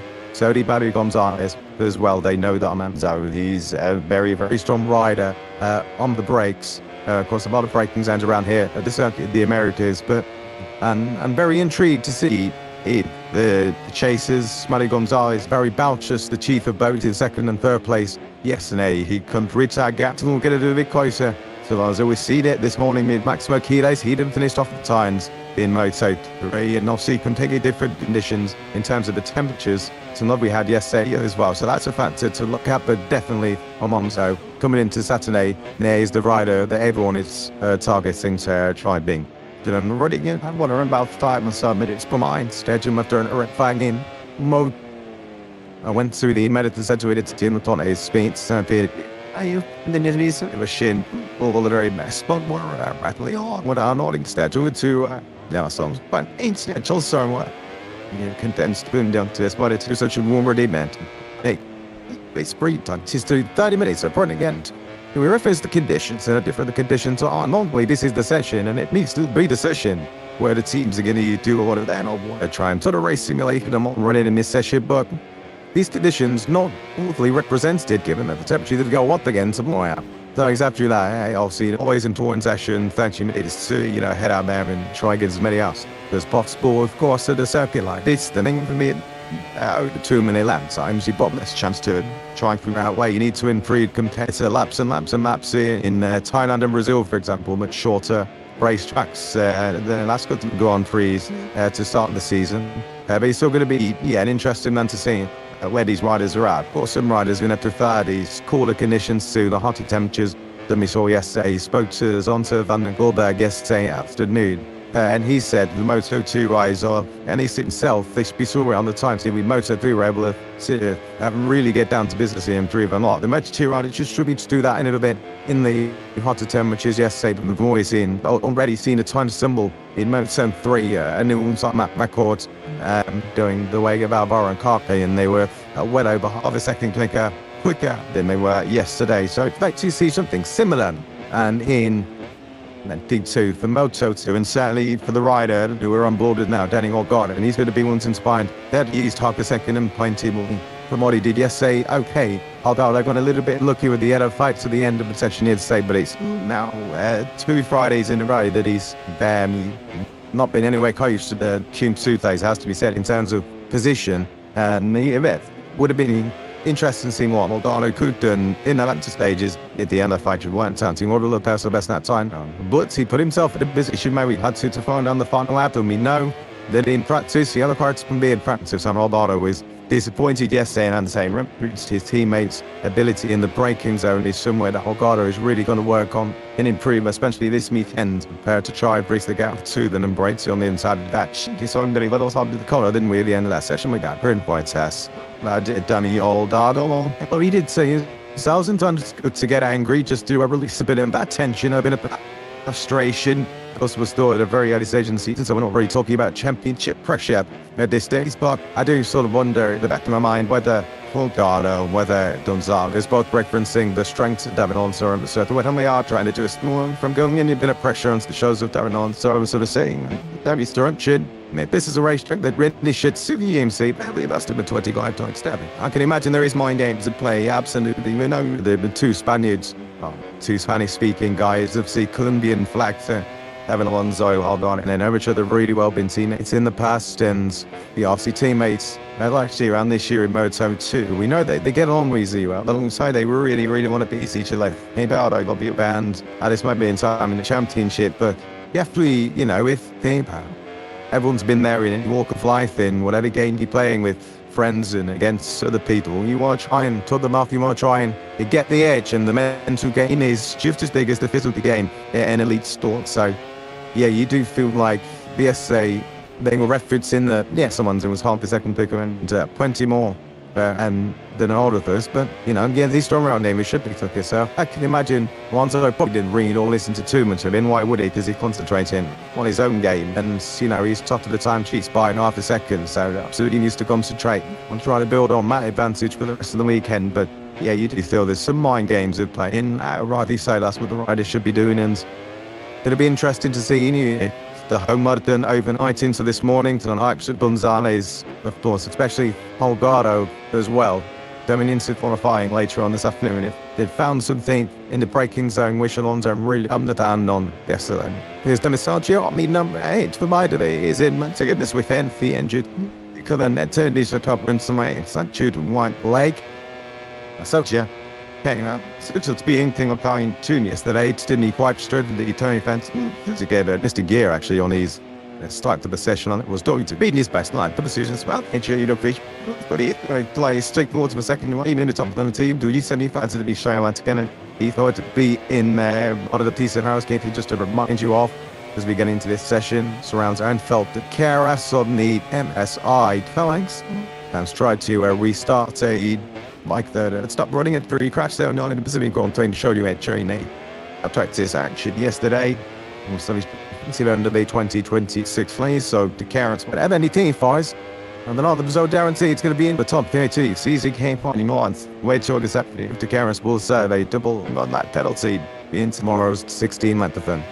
There's only will obviously, a good sort of 6 seconds on average for a double on lap, 3 seconds more or less. You want to say I'm on that penalty here. It is just on the exit, turn, stern, scene, and 14 on the entrance 13. Then you come out of it, and so the exit of 14 just out into the tight left-handers of 15, and this is turn 16 before it opens back up into 17 and 18 of the right-handed, which is Danny Munoz across the podium finisher from last time out. Munoz just squeezing into the top 14 yesterday. It's our champs racing team, P13 and P14, and they'll be pretty pleased with that. Adrian Huertas getting into the top 14 on the Friday for the first time this season, and obviously still nursing that fractured foot that he picked up over in Buriram. So good job done from both of the Italian racing team riders. Munoz here for the first time, of course, and of course riding the crest of the wave after running hard all the way over in Brazil in his P6 at the start of this session. So 17 looking pretty strong here already, which is good to see.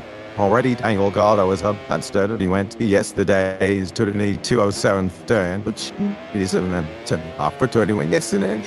So beat some Reed Bouncers. Bouncers wanted to send our names yesterday. He put himself up in third twice on the 206. John Fairway with Santa Kobe Bill Jang is used to that. The fact just spoke about stepping with an understanding of the bike net after the issues of Thailand did the Seoul about it's only matched those two from Principal 3 World Championship points down after 10 with 17 with places. So they went top speed side of the look in the apprentice judging yesterday. So the results trying to understand to trade bodies day, obviously. Not easy to compare the top speeds to course massive one straight to Brazil and beat track for different parts of different circuits, so it's not a direct comparison, but it's interesting to compare to everybody else. He was 19th in these speed traps. Over it was a meat block 2 weekend. He was 12th in the speed traps yesterday. So relative to the rest of the field, he's a little bit more protective in a straight line. But a 1 punch he called it a straight, but that was the one such straight to be now. The longest stop this season. top speed is not something you want to imagine. No, he's happy now. And I know he's speaking to Pedro and Costa and Brad Binder in case they were worried about the top speed coming into this weekend.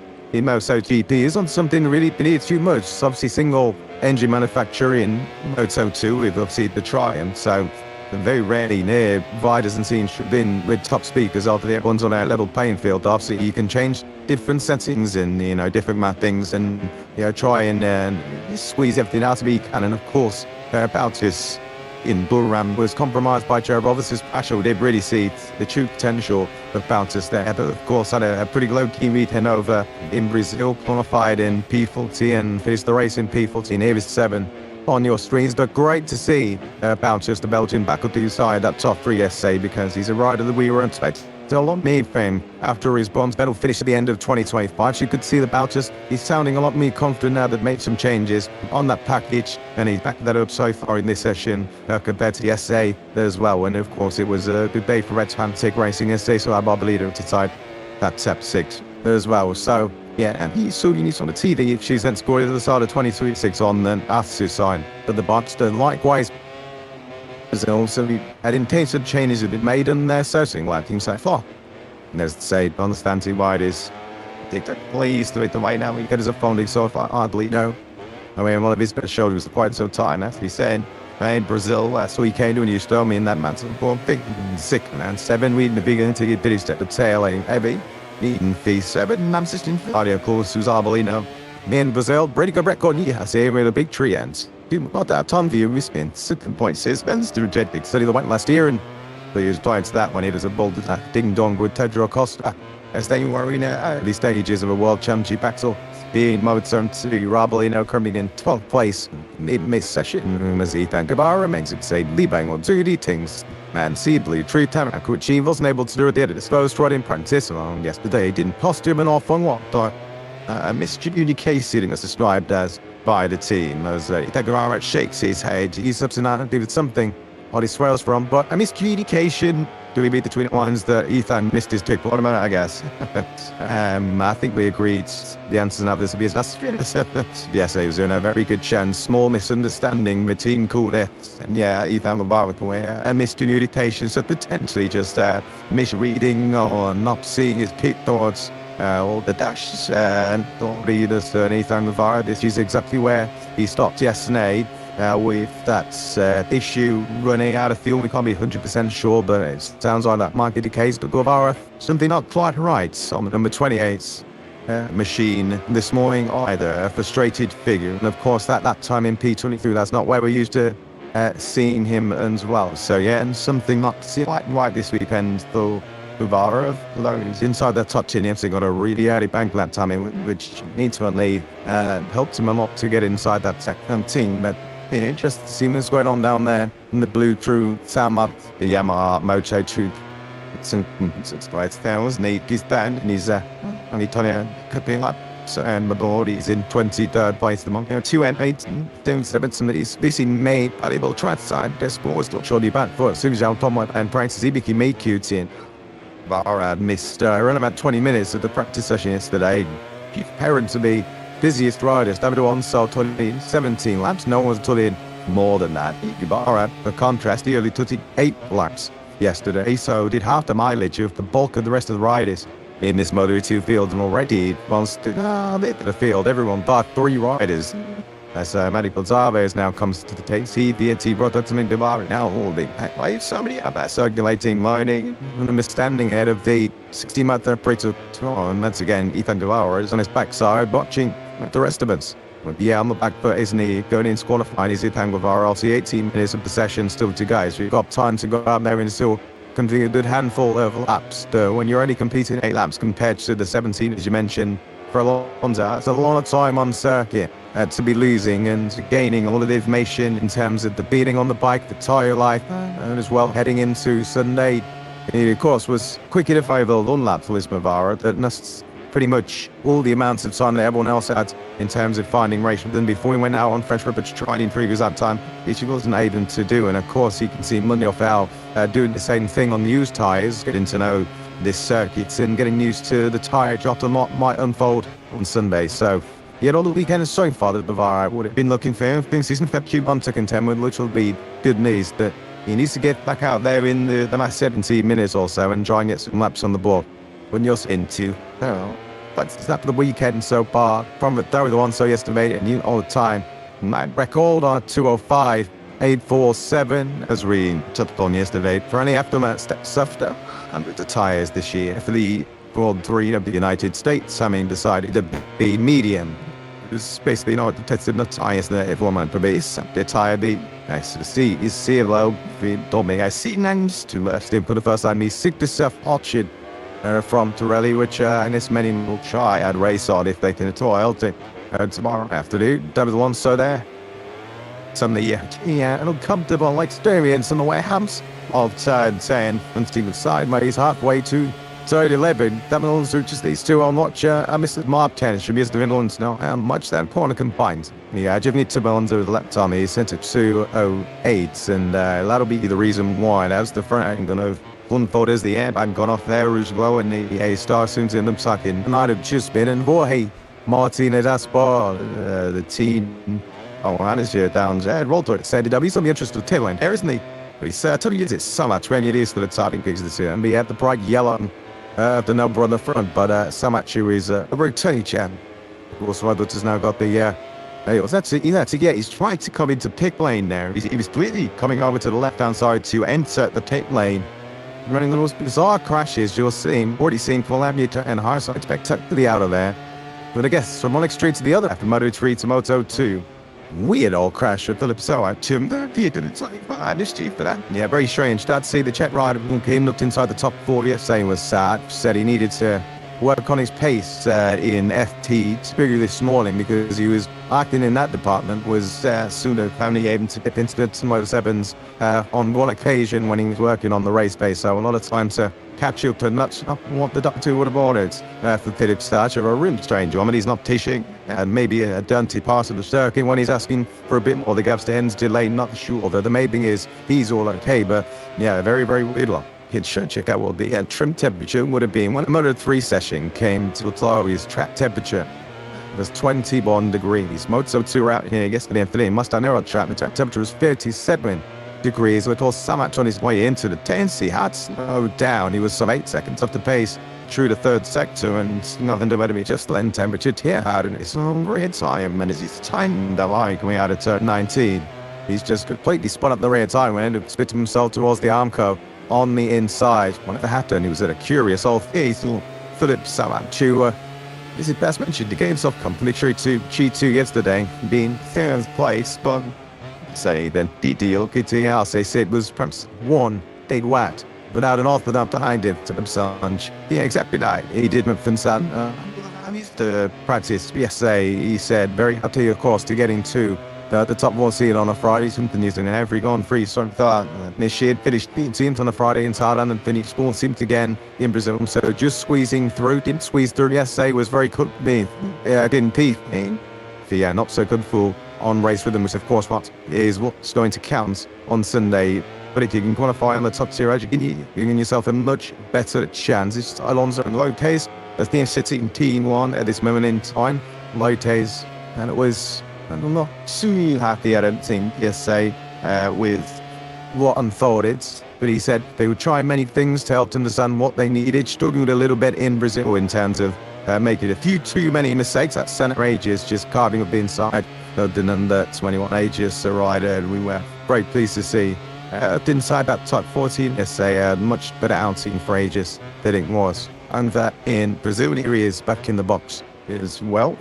Yeah, Lopez doing well so far. This morning he had about as then forced David Unwanson. He's going to get a little bit of a lead in this such a, it's been a quite a really test to start from basing the Destiny Towers.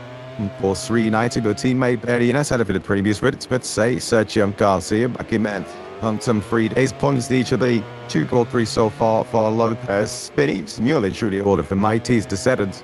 Being boy around was helped by Buffalo from Red Slime strategies to close the field done, but either way, points to points. Even so, Lopez he currently sits in 11th in the World Championship, trying on board Ben with Manny Gonzalez Suzy. Goes up through the gears from 4th to 5th, but he'll now hit 6th gear before he arrives at the biggest brakies on all this Kota circuit, 290 kilometers an hour. He stops almost 180 miles an hour at 60 to damn it, but even a bind to start as he skates past the 8 banks of 13. You scrub off over 200 pace through that corner down to 60 kilometers an hour and paint 12. He's now negotiated 13 and dual T that now. Tight left turn to 15 these days. Essentially, and stand on your right hand side. But a Peter can give all the third sector all the way strength. And now just say corner away. You just have to be a little bit patient with the throttle. You can see with the green bar, the button just need feeding the power. Now he's prepared to go full gas. Away out of turn 18 now, and into 19. The throw to a corner. That's so much this bike just over to the left hand side there on the way into the 18 lane. Gonzalez is safely through turn 20. Now to around 75 kilometers an hour. Another first gear. Tight left hander. And Gonzalez, the be just pointed, is the second. It's the last one of the morning. Needed that time then from Gonzalez and did right on board with the former championship leader for half a lap, and then we head down the road just where he did. Yes, yeah, in it as well. Turn 1, second in 2 days for Manu Gonzalez, who was a little cross at himself for the mistake he made yesterday. He set up on a lot of margin, but just made lots of mistakes. Unfortunately, he started separating with another one. Yeah, hopefully he's not going to try and start that machine on the track, because as we know, that'll cost him a double on that penalty. He got in a pretty much copy and paste from his crash yesterday. He did say that he'd known his, or he knew that he to try and make up chin down in the drapings out. He's trying to keep that bike going. Yes, be a signal there. He's left it and on the to my left hand side there. And when he did try and make something happen up inside the braking zone attempt on the essay, it hit the dent in and pretty much exactly the same fashion. Vitsi Gonzalez is all okay. The team on obviously going to be too pleased. There's not too much of a repair job on Mans. Both the mechanics down there are intact. But yes, Gonzalez is, as you can do. Yes, see, it's Spank on the right hand side. Service road. How's that bike with the running less executed, but I think he said Mario Gonzalez will try and find his way back onto the racer. So, yeah, people are smaller mistakes for Gonzalez so far this weekend, which we're not used to seeing. And so he's a rude by faults in the racetrack here. It's lots of fans in the 17 European circuit of the Americas. Yeah. Totally hooked, didn't he? When we cut away from him, as if he was making an attempt to get him in. Because, of course, it's such a downhill gradient from turn 1 down to 2 that I guess completely shears the riders at CEO. It's a tieback opportunity to get the bike ready again. But that's against the stewards will be definitely not to look at the on-darts, but it's a good time. It's a tracers, and let's find out very quickly if that bike had stopped. And also, I've to see from the footage what that money was making an attempt to restart it. If he did, even if it's a brief attempt, as we saw for help the KRS last weekend in Brazil, the stewards take a very dim this morning, as he did ultimately move into the service road. This up to be predicting, but my gas moments of dissenting. Should have 6 more to go second. Just keep an eye on that now towards qualifying. Going to pause in at the Grand Prix tomorrow. Gonzalez will be happy with that. So I'm good night, beach and eight. Basically the same as 2 days in a row. It's his teammate, of course, Senna Ages. We mentioned he did that yesterday after struggling both on and off track. Very understandable with Gordon Folding. Of course, that translates to on track as well. But great to see the young Australian back in some sort of form that we used to see him in. Was unlucky over in Thailand, of course. The technical issue that cost him any chance of fighting for a podium and a victory from his day pod position, that Ages looking like the just that we used to seeing Grand Prix winner of last year and then breaks one. And this lap is going to take him up the timing tower. It'll try.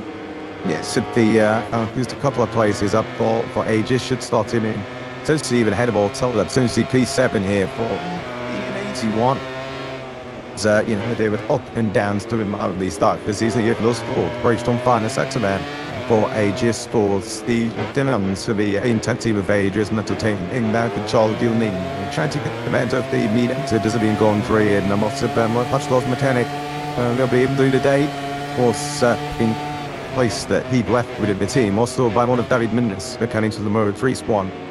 He's based out in South America. Of course, big windy or smart morning here this weekend. I don't know, but I guess there's at least take out one temper for the team in terms of trying to find a replacement for Moby Dog emotionally still right in this situation that do event. The World Championship leader returns to the spot box. And he stood out, or it says on the back of his helmet, the nickname that running all dark out into cells. Moment. It's shooting a little closer to the target. 270 for him. Totsigid, 9th spot. Still is not deep by any means a complimentative truancy. Think you'll have been made to say every weekend in Moto2, but it is so tentative. You look at some of the company and his QPs, it tastes like long way to on. Look like it's a straight shoot. White Soldado was on the front row of the grid a week ago. In Brazil, we've got Alpha and Suze. Already made Q2 in each of the first 2 Grand Prix so far this season. As you see, Dado there just using his board E2 to keep everything on the straight and narrow, true turn 10. Really tick up some torches potentially from his teammate Dablamont, so he's certain. You see his body in the best possible weight, and there have been various machine around his 5.5 kilometers circuit. No, you don't have to spam audio for nothing. The YouTube will come cool on that replay, and we saw David's own Monte. Joe Rumbo, Stephen New, he comfort jumps inside the top 10 first time in the American so far on track this morning, and of course he was happy to get into Q2 directly for the first time this season. No better place with thumbs down on home soil. He's got a little bit of work to do to be the top by the center ages. Speaking of top guys, goes to the top of the time sheet at 2:06.369 for center ages. Top job done, we missed that. And of course on the timing tower on our screens is our own connection to the B side. Pepper team Big Daddy's on tube for the penultimate corner down at turn 19. Kenneth was giving it his best.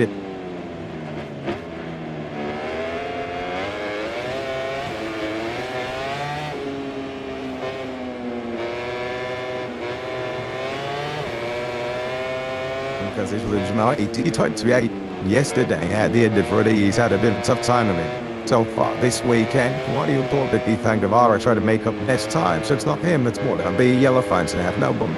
Read him with a TO Island. Trent Banso visible. Not the somebody, or was it a crash? Was still awaiting the answer. The answer was a crash, and the crash is for Colin By, who just set the fastest first sector of the session. Yeah, and he's looking quite bewildered as to what's happened there. Coming by, had a decent day. SA looks actually really promising on the pace did coming by. The SA was one of the faster ones over the London, and he mentioned that SA wasn't overly pleased with the position in terms of one that pace. Was 11th, but straight into Q2. Again is the Dutchman, but that isn't the way he would have wanted to end the session. Of course, as you mentioned, he set the fastest first sector, so Rye was pushing on in the latter stages, and he's up to okay, which is good news. And we obviously haven't seen Mox unfolded, Howard unfolded, if anyone else is involved as well, as we because back in the American in Moto2, the latter just gone away for others. I think he probably would have passed through the yellow fine, so Smith tuned to the punching this time around. The smoking Joe. Here he comes then across the line. He'll get out about 3 laps if he's lucky. If he keeps pushing, feed into the session. 3 minutes of this session to go. Second comes the top 11 down to fire at the moment. It's stars and strikes.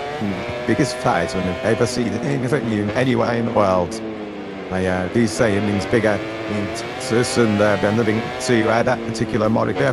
And the D-Slag, which overlooks turn 1, it doesn't really, even from the TV channel, is just quite good justice of it. You know, steep but quiet that is. You come out that final corner and just the face of the tarmac.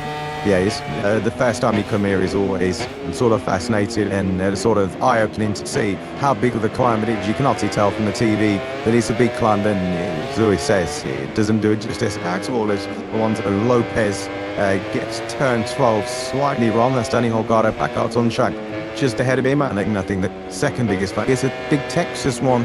When they come over the crash, you can see on the TV screens over turn 9 into turn 10. They do things in a bit bigger in your mountain. It's great to be in Austin, and it's great to see Joe Roberts on another fast lap time as well. Promising signs for the number 16, but everyone seems to be ramping up the pace in the latter stages. I believe a very, very quick first sector on the number 14.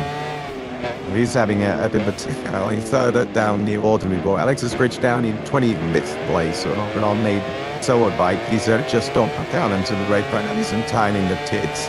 I got the chair outside the one. He's had a bit of a curious morning. He's at the back of sales only 28 some 2.6 seconds in arrears, and listening to my dibs on the session, he's already on his back. There's 2 of them to serve. Now, tomorrow's Grand Prix. Then we have kicked up Roberts again to be a final sector podium VG, of course, a couple of years ago. It was Joe Roberts, the American racing team. We've also had a and maybe over the years too. So generally, American tarmac, the American racing team do go well. Robert sets his best that morning, too steady in 10th place as AG skips the rear. Sniffing out a little bit there through 19 as he now tackles turn 20. Step disadvantage over Alonso Lopez as he tries to take the shortest run to the line. No improvement for Regis. It's a 2:06.5 and a decent run being put together here by the Aussie. Yeah, very good stuff from the number 81. Is he going to get turn one a little bit wrong? Yes, he is, but just will go down the road. Like you see, may keep it up right, so I think that is Aegis' session then. It's on to see I'm going to get round in 1 minute penalty. That's his beautiful again from Aegis. People's going to get it. P1, that's job done in terms of setting a decent rhythm at the end of the session for Aegis. This is Manu comes out as a force teammate, Joe Robertson's very strong in the first couple of sectors, doesn't he? That loses a bit of time in the latter half of the lap. But good news for Roberts that he's able to set some personal and session best sectors. In the opening couple, we've already seen in back out on chat those issues. We saw everyone in the session, of course, yesterday afternoon as well. Looked like they potentially had behind the blue Tramac squads. Guevara T16 at this moment in time. The best with Storos, not particularly competitive at this stage of the morning. I'm sure I'd prefer the temperatures to be and the higher. They are. Chelsea will be getting very strong yesterday morning. In ST1 with the top dashes scorer and the tries we had to yesterday in Prentice. 8 toys, only 2 of them are automatically true to qualifying to the other 4 are internet. That is some but yes, I'll both have finders and that is fortunately teammates of Devara. Your team sensibly also got to qualify more. A little bit later fun today. 12 counts and 3 plus the store as it stands. Parts of qualifying 2. Hello that later up. Yeah, there's that first spin then from Robert. He's, of course, Thailand coming into a phase, but lost around about half second on that last lap, I believe, in that third spin. The chunk of time there isn't well on under. I've been a wider session this morning for yesterday's runaway time setter, Tony Albino, going really, really well. That second spin, Tony Albino putting the speed 10th mid, and then he goes above 4 10th clear with the fastest lap time. From Aegis, not sure whether Arbelino is just having a little bit of a mini qualifying for himself towards the end of the session of the front end chapter on the front end of the number 80 of Alonso 310 19 Minot. It's bunky here. Alonso keeping it all under control, but not under control. He's down at Holgana, the championship leader. A crash for the number 96. But he's in the second Sata somewhere, so won't be too far away from where Bayern plans to be wants to go. Arbelino down to a 206 159, so you need top FP2 and he's pretty pleased with himself. Raziza bracket his kneel on the ground, but climb up to turn 1, so the top 2 in the World Championship are both empty. In this morning session FP2 there is Danny Holtado, and Tony about to say to his letters it wasn't a slow crash for him. I hope every pay could see him walking away, of course, so this is coming into at 7, yes, same corner as by it, same corner as by it, same corner as my real. Actually, yes, now here's my under you. Mishisaki, of course, crashed there too at a similar time, and it looks like he just did a little bit of a double potentially. Oh God, a thumbs up, which is good news for the championship leader, but not the weekend. The championship leader would have wanted heading into qualifying so far.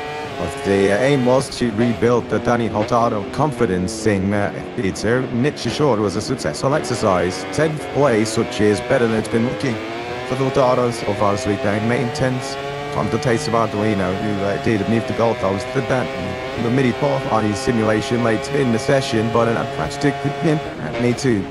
So the Toyd's leader, and we will see on track later on in qualifying 1. Mentioned there are plenty of riders in that Q1 session that could spoil all Darters afternoon later on. I don't think I'll qualify yet. Something. With us later on, following by the 3K fine to the J45 this afternoon. Q1 and Q2, of course, as always, it need to be followed by the battle for the positions in Moto2, which the gear was up. And that will be third. Sprint won't be MotoGP third, which gets the way to Hunt and Fleet the end. Time.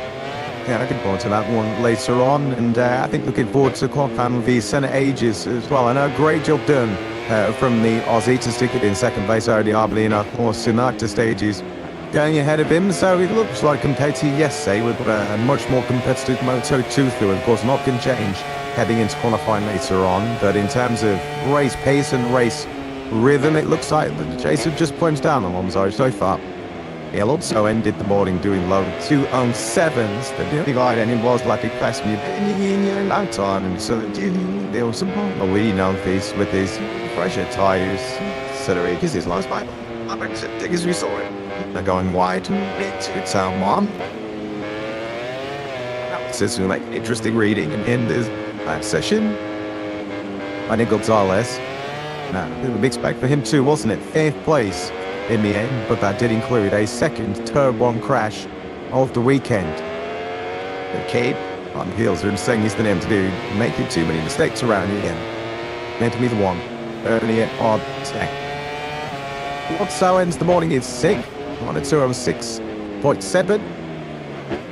That's also morning for John Roberts, who was just bumped out of the top 10. That later drew up from Ardolino. Monty's fresher Robert. But down more, you see where fans are open racing. Philip Soat showing that his against odds. He's planning the series told into the 10th entry. Yes, that's spike of the morning. Shot on the Reds, she might be saying. Reds Sing Racing fastest on this Saturday morning in Austin. Tony Arbolino on a 206.159. Said she hit it center ages, wanted in the session. Lopez third, like for most of it. Maddie Gonzalez with that slip up at turn 1 4th. And then Barry Baltis to be sure the both fantics inside the top 5. Also, the sick better Munoz, Vietti, Autumba, and Holgado. The boys needed a crash at the end of the session. Roberts fire for him, there's Sasaki. And when it's asked next up, wasn't a great session, but he thanked Navarro. He spent most of it in the paint. Not a great step forward either for Mark BDS. Jeanette Nunchu, 17 and 19, they decided Mario Anti. The Caras, 20th, there to Sergio Garcia, Jorge Navarro, and Peter Tomach, who had that big entry in the pit lane. Amanda Goldberg, 24th, at the first start to away there, Screek, and Dennis Foggia, the substitute speed. The Moto2 and P2 could point it. MotoGP up next with core point to come this morning. Don't go anywhere. But FB2 up first. It just is.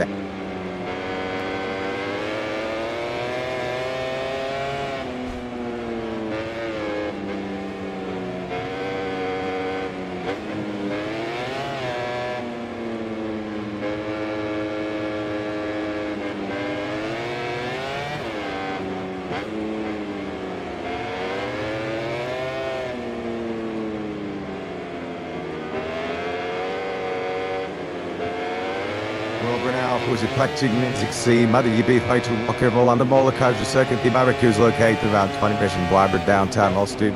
Pirates in the Wells, big tech covered and located right from outside the Dallas. Austin's motto is keep it weird, while the world's fastest riders are indicated. King on Sprint Saturday. It's time for MotoGP.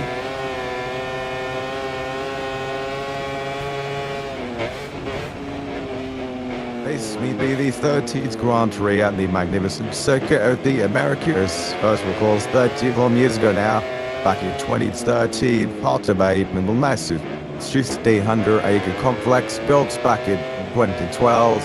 20 corners, the most on the Grand Prix calendar, crammed into its thighs, point style on towards some layout. Very, very busy, very technical through that front sector. 210 was a mandatory point at the downhill left under. Yes, after Marquez had his big crash, the world champion are still able to bounce back and set the best time of day one. Hardest braking's on the into one, they never found 12, but overtaking off spots there as well.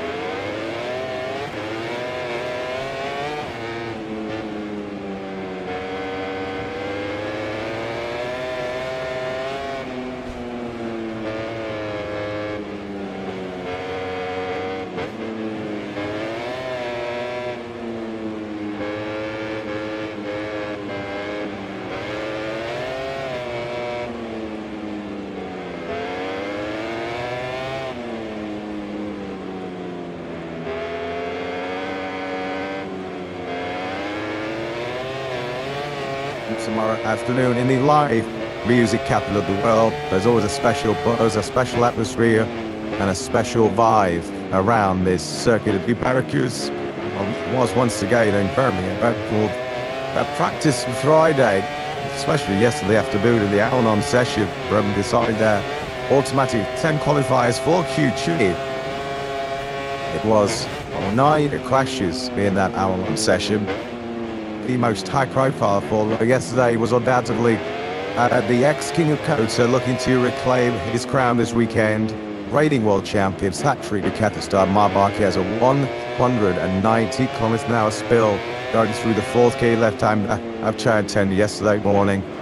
Multiple scrapes and bruises, and a bit of loss of skins mark on both arms as he lost 2 with his 8th Grand Prix here in Austin. Despite all of the morning drama, delivered once again here at his beloved Austin. He did set the fastest time, 2:00.927, and saw him lead the way. Going straight into Q2 with the very impressive Ayakura. What a time for Ayakura to find some form in time attack mode for the American bike track house. Put it to view second. John Antonio, about second of all champs leader. Alex Marquez, Acosta, Martin, Bagnaia, Marini, and Bastianini. Those 10 have already got their places booked directly into Q2. Access directly to about scanning this morning at a cubby map, right? So the big jack out the yard down in what is a very fresh pit lane compared to yesterday's ambient temperatures, which notched over 30 degrees. Well, he's a little bit beaten up, he's a little bit battered and bruised, but one skate here in Kota Lewis, a marker laid down in the sand by Marquez, fastest once again, and armed with some new rear aero for the Saturday morning in Austin. And as Ducati tried to take the technical fight to a pretty air as much as the fight on track, and yes, wasn't it just a very Marquez kind of Friday, a dramatic crash in the morning. Of course, we saw it from here last year when he crashed in the wet spin SP1 in pretty high-speed circumstances, but rebounded as the world champion so often does to set the fastest laps on, and when he was gliding within himself a little bit, I think it's fair to say, in practice. Even with that, he was able to go put his, but there is a pretty large chasing bag still stepping at his heels when they're going to debut. Marquez the fastest on a Friday for the 3rd time since the Mazzana Grand Prix in San Marino. At the back end of 2025, there were only 2 riders yesterday that managed to solve the 2:01 laps, one of them being the very impressive Ayakura, who said he's been urging himself to be a bit more aggressive, a bit more attacking on a soft rear tyre. Well, he delivered a perfect timing, as mentioned, in Trackhouse Racing's Grand Prix. Ayakura's won several falls, one of those 9 falls yesterday at turn 18. It was his best MotoGP Friday, first time he's ever looked at his account in MotoGP on day 1 inside the top 3. Look at him, fantastic. Nick Lewis, we've always been thinking, haven't we? If Ayakura can sign some speed or soft I qualify well, he's going to be for sure a title contender. He's certainly in the game this weekend. Yeah, I tried to get the answer for him yesterday as to what did change yesterday. Why was he so fast over one lap yesterday? And he essentially saying, he initially said, I'm pushing harder, which I think was his way of saying that he's taking more risks now on a single lap, and he says he'll take even more this morning. And I guess that's naturally going to be something that a rookie is going to try to understand in their first year, as Igor was last year. Second year, of course, everybody's GP circuit now. He's got some experience to build a tour. It does look as if Igor is taking a genuine step forward. There is the special American Grand Prix helmet design, the Tata design from Fabio Giantaria, who once again he has built up some real strong momentum, had the early Tata's 2026 campaign. Pole position that he was 7 days ago down in Brazil, and he backed it up with a great fight for the sprint victory, Marquez. Then on the Tony Bosley and the Grand Prix. Didier is the GOAT. And well, will he be here this weekend in Austin? Really good start to the weekend for Didier. Again, one of several fallers yesterday. He was down in that practice section, turning 11. Third quickest with a 2:01.114, just ahead of fellow Italian Marco De Besecchi. He fought for Bears. 4 consecutive MotoGP victories, looking to make it 5 over 20 laps here in Austin tomorrow. Nash PC. It's been 20 since 2014. Anyone has won the first 3 Grand Prix over season. Marco Bezzecchi against racing the acid test himself and a pretty MP this weekend. Can they beat Marquez at Marquez's historically favourite venue in the circuit of the Americas. Flew in a little bit under the radar, I think it's fair to say. Marco Bezzecchi yesterday, because there was so much going on elsewhere in track each day, with riders falling left, right and centre. As you mentioned, Bezzecchi wasn't Moto3 and secured a comfortable passage through to practice into Q2 in both. Pecco Bagnaia also put this sport practically not as comfortable, but in the end Bagnaia got the job done. Yeah, that's the most important thing as far as the Devil by the GT World Champion is concerned. He looked very, very good at the Bagnaia. He delved into the lap by lap analysis yesterday on the medium rear tyre without over a distance runs on race pace. Bagnaia was probably top 3 contender without any question. I'm delighted for the Ducati factory team that he did get into directly in the Q2 in 8th place, because he said yesterday he had not done. He tracks the place and they've been really angry. And that was how desperate that he was to find himself in Q2. He didn't have it at 2:01.371. It was really, really close. This game was at the top 10, down from Mark to Enea past Giannini, split by just 6.5 tenths of a second. The Pummels did a disappointing weekend so far for Tech 3 KTM, with Maverick Vinales sadly having to withdraw from the action yesterday. A bit of good news, more positive news, both delivered by the Beast. Straight into Q2 for just the 4th time in 24 appearances on the KTM RC. 16 below Balaton, Park and Catalan at the end of the 3 occasions previously. Has he done that? We also have Pedro Costa, as he so often does, leading the KTM charge on 6th. And then he's got his support, as you can see. Shark mode engaged. Pedro Costa, who looks like he's back in the game here this weekend, didn't suggest that he's quite on around level. When I talked about to him yesterday, was certainly much closer to it than he was at any stage in Brazil. And danger with 4 of our 5 manufacturers are represented and ready in qualifying. Who is this man? Luca Marini, who booked his place in Q2 with a 2:01.4 to put his Honda in 9th place at the venue where he took his first position podium, as you can see, and his best ever result to this day. The MotoGP thing. They withdrew that one yesterday with Luca Marini. The 28-year-old Italian had a monumental leg scare, didn't he, on a fast late lap, losing the rear, going through that 8-2. I think Luca was counting his blessings if he didn't get pitched into orbit on that one. Good to see. We talked about how much of a direct pass into Q2 was a British 4th fellow Italian Bastianini. Luca Marini passing directly into our second point session. 6th Grand Prix. That's Luca was able to get himself safely to on a Friday. Was the full time in Grand Prix in Australia. When's your final call? You predict the USGT Tom laps are. You think we're going to get a sub 2-minute lap here this morning in the cool conditions? You can just see the big American flag there, the stars as far as decision. It's very, very chilly, and it's because there's a bit of a stiff breeze flying around this toss of the outskirts of Austin. A 2:00.927 was yesterday's fastest time. What do you think's going to be the best pace in qualifying later this morning? Well, and double. It's going to be around that 2-minute mark, isn't it? By the time to go and see Q2, it was brilliant. Gale yesterday, being able to practice came to Tail is something particularly good, and been glad that he won. I'm starting to see in that. The cowboy hats that myself and Jack were riding with on Thursday morning would have been blowing halfway into downtown Austin, giving them stick the great maze yesterday. So that's not quite the same challenge as they've been running at that sort of time. Well, today it was certainly completely different conditions. When MotoGP were out practicing yesterday, the track temperature was 39 degrees. When Moto2 were out on track a few minutes ago, the track temperature was indeed 20 degrees cooler than that. Yeah, it is a fresh start to Sprint Saturday. Not expecting it to get anywhere near the scorching heat we had yesterday.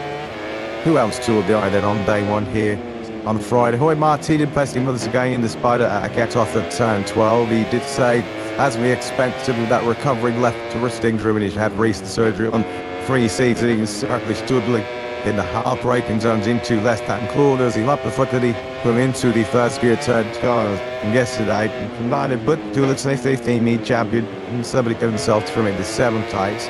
Things to leave with these things like getting the best out of mixed and soft rear tyre yesterday. And they're always, doesn't matter where you go, Brazil player, they're not talking to fuzzy fans, so you decide their way to come and do them. Their favourite Jack Miller. Jack was a pretty respectable 16th yesterday, to get more crucial development mileage on the easy Thor Town boys that and born. At a minimum, Chu type 2 Thor 2 in yesterday, and was just a couple of times beyond the fastest unwind back in circuit, which was Savio Totolan.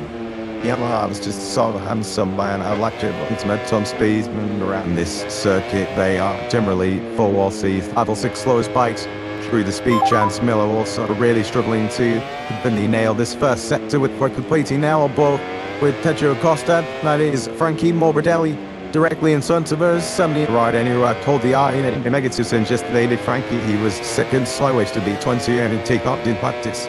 Yeah, found happy first quarter. Big tactical deal, but it flex with that one. Against Terrorist Friday.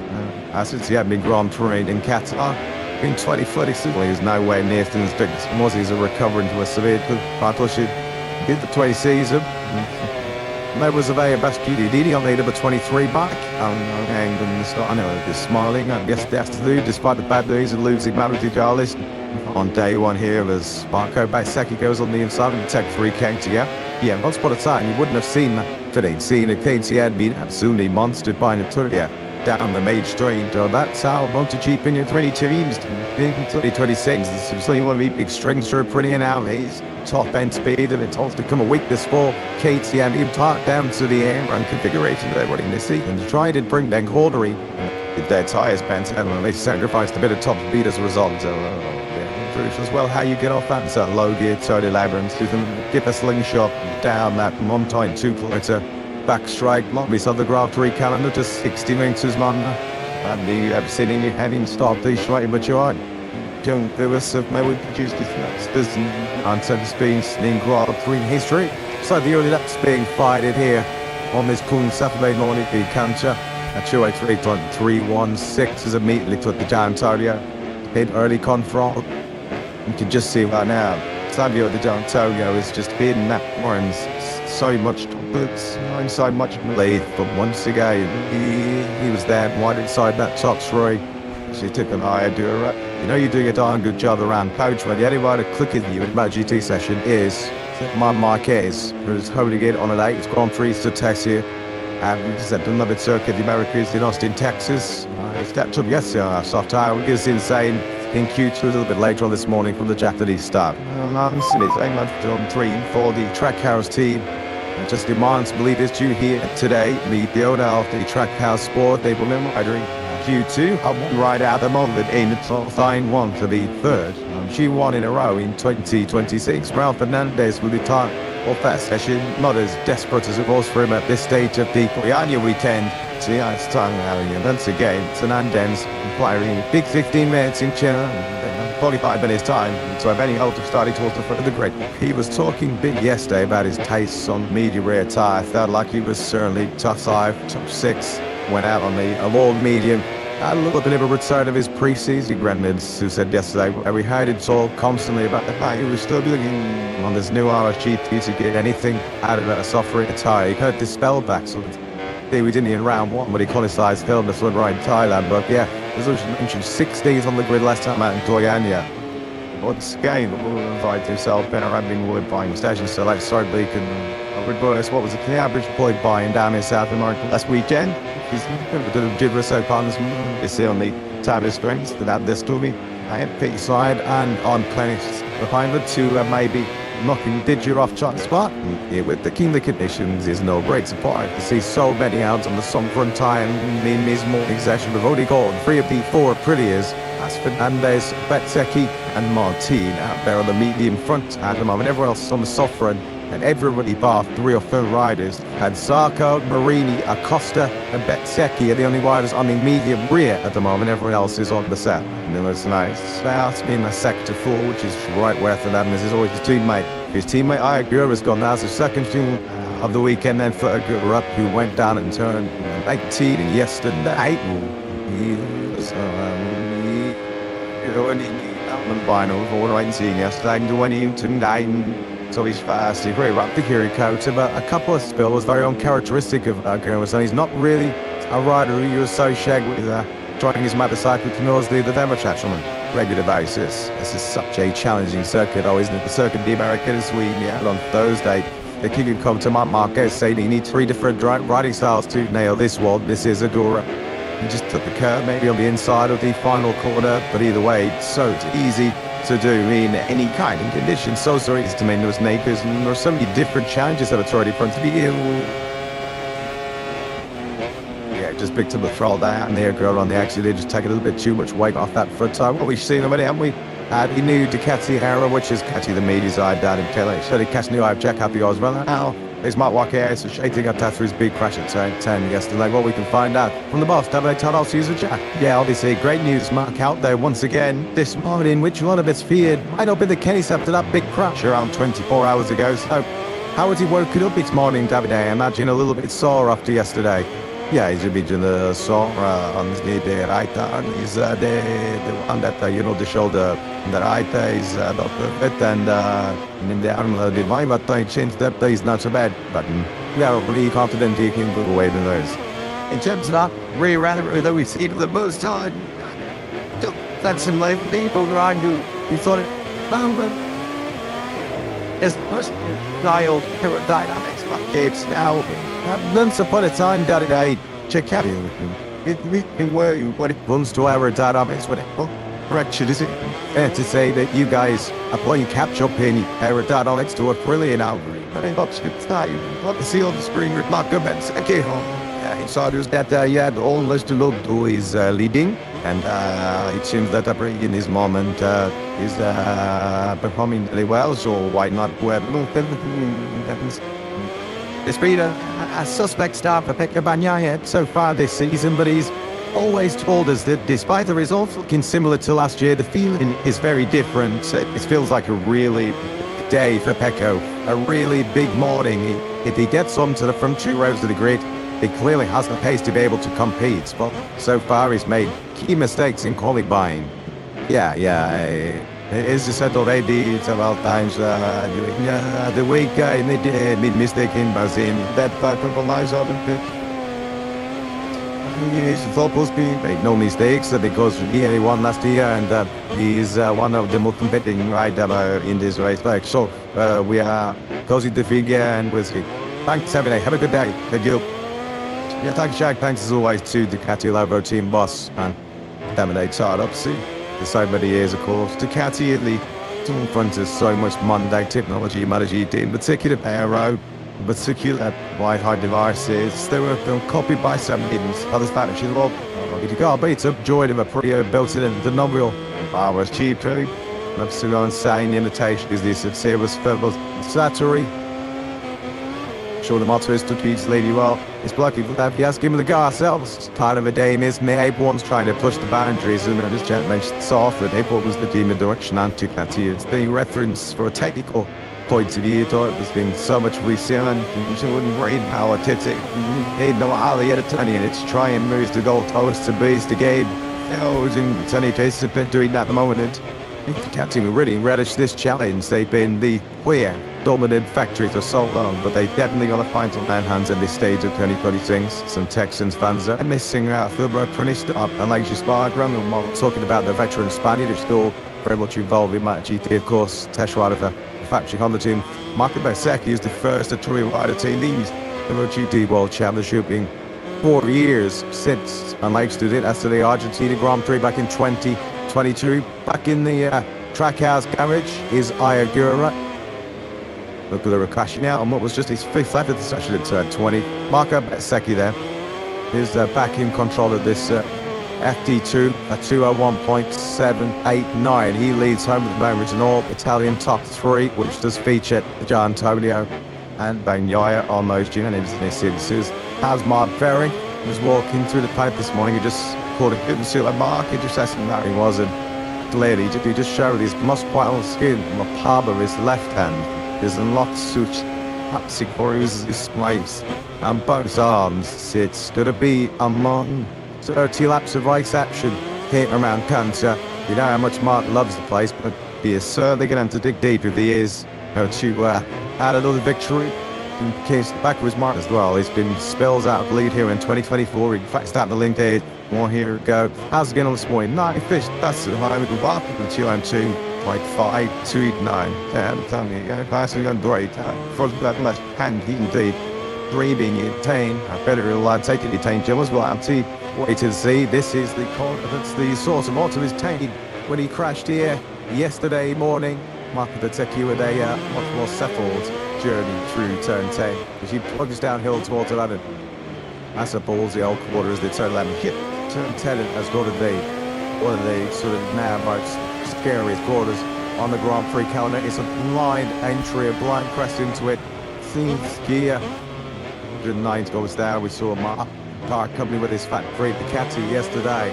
So many rides he talked about, I should say, that they talked about what's he like, just attacking, sort of commitment, full attack mode going through turn 10. I just say, well, the sensation, really, the only way we can describe it is it just feels like you're plunging at the end of the world. Well, Chappie well at the moment, without any question, is best. And he's on top of the time sheet still in D2. Oh, well, it's a massive home Grand Prix weekend, isn't it, for Trackhouse and Korea. You've already seen them make a real strong start to 2026, the little podium in Thailand. For Ralph Fernandez, Ayogura has yet to finish outside of the top 6 in both sprints and both Grand Prix. He was second fastest yesterday. Does a big result back in a big weekend. That's Limo basically. Look at the boss, they grip over chat. Yes, and it's a big weekend, and you're apt to point out there to the form of Ayogura coming into the season so far. We spoke many times last year about the roller coaster 2025 he had, but so far he's, I know only 2 rounds, but we're able to find that consistent level, proving it yesterday that he's here to compete once again. How pleased are you with the level we see from Ali so far? Yeah, of course, we pleased, but it's nothing. I mean, I wouldn't say we expected, but this is what we're working on. And what you called their own that course their own last year, I think, was very much in first by the injury. We had 2 big injury, and when he got the injury, it was a little bit of step back, and then time to recall her and everything. So now, what we think going okay is, I mean, we know he's fast, we know he has talent, and it's a matter to go through the first year of experience, to make mistakes, to learn, to understand. And we have seen him starting the season, also more mature, and I'm aware of what he's been doing, and not aware, but like having the rhythm of the work. MotoGP is higher than Moto2. Moto2 you can take it more easy. MotoGP you have to be ready by Friday morning, and so he has to go from this position. I think this year he has mentally prepared or coach what the MotoGP requires. But it is a never-ending job. I mean, even if you race 15 years, I doubt for him that they are in with something to learn. And if what is doing, and he says, well, yeah, I'm sure clubs will do. Let's see what's happening. Been close to the podium on more than one occasion now, but still, sprinting Grand Prix, that first podium leads in. How much of a weight off the shoulders do you think it would be if I was to get a podium finish on Agris or a Sunday afternoon? Yeah, I mean, this is what I think we have to do this year. We have to stay. This build do it in my mid though. Do bit. It's just bit. Like. She didn't. I'm thinking maybe. I'd sound that out. It's a option. So about that. Let me go. How very rude of those Trackhouse mechanics to trouble. As always, a worrying, trusting conversation in between Jack and Dominate Brilliant down there. Now, to like, yeah, you do get a sense of the thought gangs for like interpreters and so on. It's very assaultism from that Ayogura. Obviously, was taking, mate. It's more that, I mean, this session would have been a session where the rides would be relying on gaining a lot of that data and information ahead of this afternoon sprint and Grand Prix. Ayogura has only done 4 time runs. This Louis tips off at slowest weekend so through the left-hander of turn 20, 205 to its still 9.5. The back from Magura wasn't able to quite pull off the bird from save like Lois Buzz did now. All those many years ago, he made a G3. SSA's only never had proceedings. Oh, it was a crash and then yeah, Winnels were aged. He was a tall, lanky old fellow, was Loris. And yeah, he dumped the elbow and dumped the knee in, and somehow he found himself back up hard on 2 repeats. Somehow managed to keep his another someone 9 years ago now. In qualifying for Loris Pass, news had some baggers experience lately, plus the baggers well on big weekends. They go racing later on the following Tiso's sprint. So once we go off the sprint later on, make the main ones, then have some good races and runs, and should try watching those. One track in qualifying yesterday. Here is your top Ducati rider, the World Championship so far this year. Sabio, the giant Saudi, and he's showing exactly just what he has. Put himself up into fourth the rankings after already being a couple of Grand Prix. White in the thick of the battle for the top three once again. Came in FT2. Some of the Yamahas getting on some eye-catching performances from our MotoGP rookies at the moment. Moreira from Honda LCR, he's in 8th place. Less than 7/10 away from his top at Muscat, the ultimate triple world shootout champion in 12th place. I think it's going to be lights out very shortly for Race 1. I've even read the Algarve International Circuit he talks about. So if you want a bit of race attitude as well to come to you, as well as a bit of practice and qualifying to MotoGP, well, then we'll shoot like colleagues and that get underway in Portimao.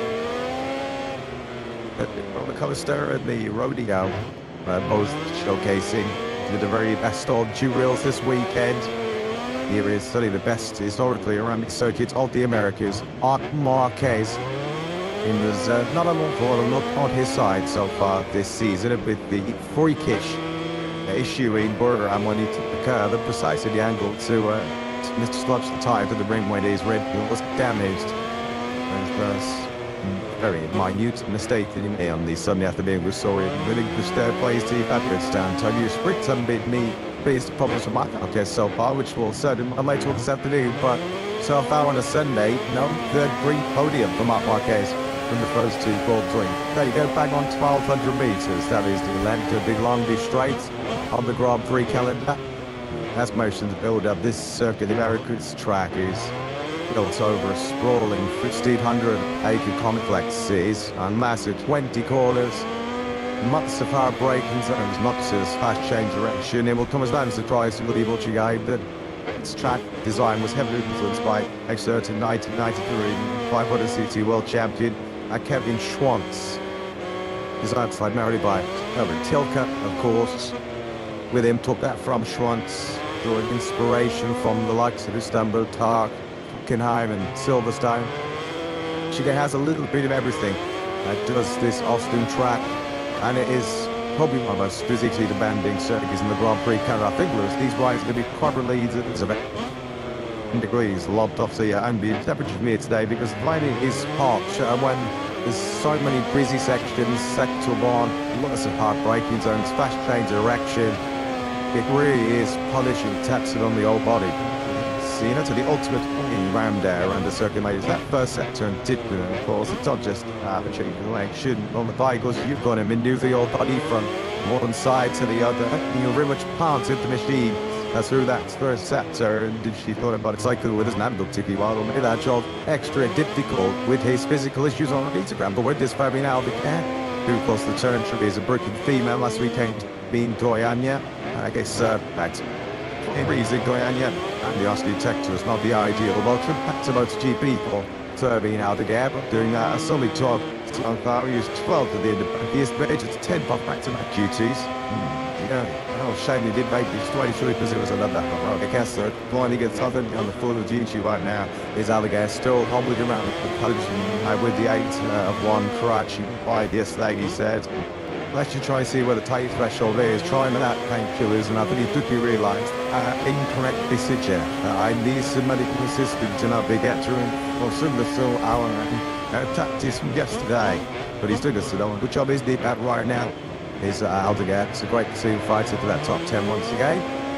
Kenny Palladino there, the CEO of the Tiagio Group, was so central to pretty up someone. That was a bit true, they certainly now, because that technical crash you did in our headset. Somewhere down in the first sector, through turn 2, without the quick. That newly clicking Alex Marquez.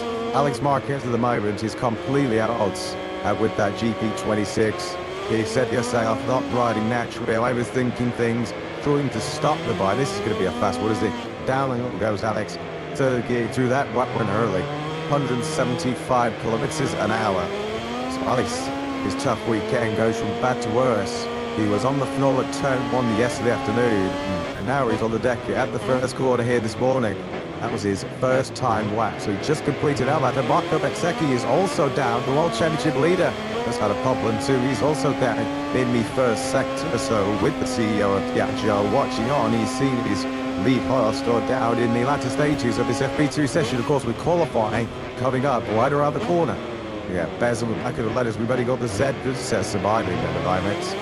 That's a real quick gets up, isn't it? For the World Championship leader. Slides rather harmlessly. Thankfully, very safe on his backside. He, when the bike ended up, off this bike goes on well to journey on the way to the fence. They're going to have the major job of the pretty top Andy Halter. That's what they've got to get the bike back. But Bears might once again find himself going into qualifying with just one bike at his disposal. And gosh, wasn't he big time last weekend in Goiânia? Exact same scenario. So was able to qualify on the front row of the grid, his second place. And when he went down there in this session, he is still leading it. I give us a ton of rebuild some confidence. And from his early project time 20, he's got down to 203, 2.62. I just wonder, with this an awful one time, because you go through that downhill turn, 3 for Marquez an awful time and build the right hand side of the front tire. Well, it was just a drop in the championship on the right hand side. It is a very cool late March morning here in Austin. Yeah, like, and it's Marquez. That was Menteki's first time lap having left the tent. So had he just not got the temperature up in those tires by the time he throws to many further around than Alex, some of you thought the fair corridors before he went down back turn 6, but just shows how in any condition, be a hot icon, this circuit can bite. Somebody briefly deal with twice. This time around, there's my time. This is a child white steep with the A-tax at him 211. Remember, this is Buju. You're doing it some good drive here now. Out about 11 on the try instead of a 7-3 with settle maybe it's up on the brakes yourself, bit of 12, but also to make sure that you can get up bit of gap tags. On this long intro, good for me to run down to this turn tomorrow. This is we took off Mark down, and number 9 is rebike. And the damage hands are good to be seen, really saw. He said that the 2 words that came out of his mouth. He said, I such like I I'm sorry. I'm not surprised that they will have to do. Give the last team on the yesterday. This championship step to it at Mark on this new design error. For the very first time. By Markson's been a low-key FD2, he's in 11th place. Yellow flags out in second. Somebody else has gone down in that fast turn 2. It's not an last you need it. It's an LCR Honda. It's sort of white indicates all the time. So yes, Diogo Moreira. He's done very little wrong so far. It is a rookie campaign in MotoGP, but he's got the same direction as Marquez. You just wonder why this is predominantly temperature related or lack of starting speed. The manufacturer gets like that. Marquez is fastest, Churro 1.71. That's also on that new aero. Well, can't give a shout out on the seconds to Wild Voyage. Just read this on True the Duty 26. Mark Ben, Churro 1.7 on 4. Back here, T1 here in Austin. Sun to see any side take that tail over the yellow flames are still land. Turn 2 in the first sector, which is convenient stepped up by Nair as he now makes his way through the third sector. And in many respects, this session isn't really the key session for Banyai. It's Q2, of course. Dropped his lines on the first lap of qualifying 2. Last time I employ Anya should have been starting much higher up the order than the 11th place that he started from. Yet to start from the top 10 other 3 side bombers here from that temper. Banyai Q2 huge to him. Torrential conditions. In the sunshine yesterday, the cloud compared today, 21 rides, and that's light depleted there with no members regardless. What's wrong with those 21? That's mouthful, and so far here this weekend in Austin, Ohiman C over the line, touch right down, class lap, 201.56 ring, from Martin. That's pushed him up into T1 as his crew chief, Daniele Ramagnoli looks on. And the up for the Q2 session, which he will be tarts off. Martin will be looking for his first pole position since the Australian Grand Prix for the time in the back end of 2024.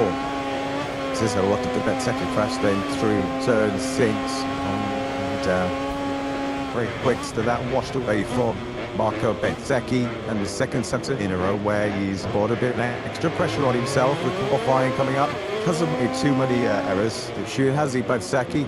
Absolutely zero chance of saving that one in the third sector. Of course, the standout mistake he made so far this season was when he crashed from pole position in the sprint on our opening race action of 2026. So Martin then believes it. We've got the 2 factory Ducatis.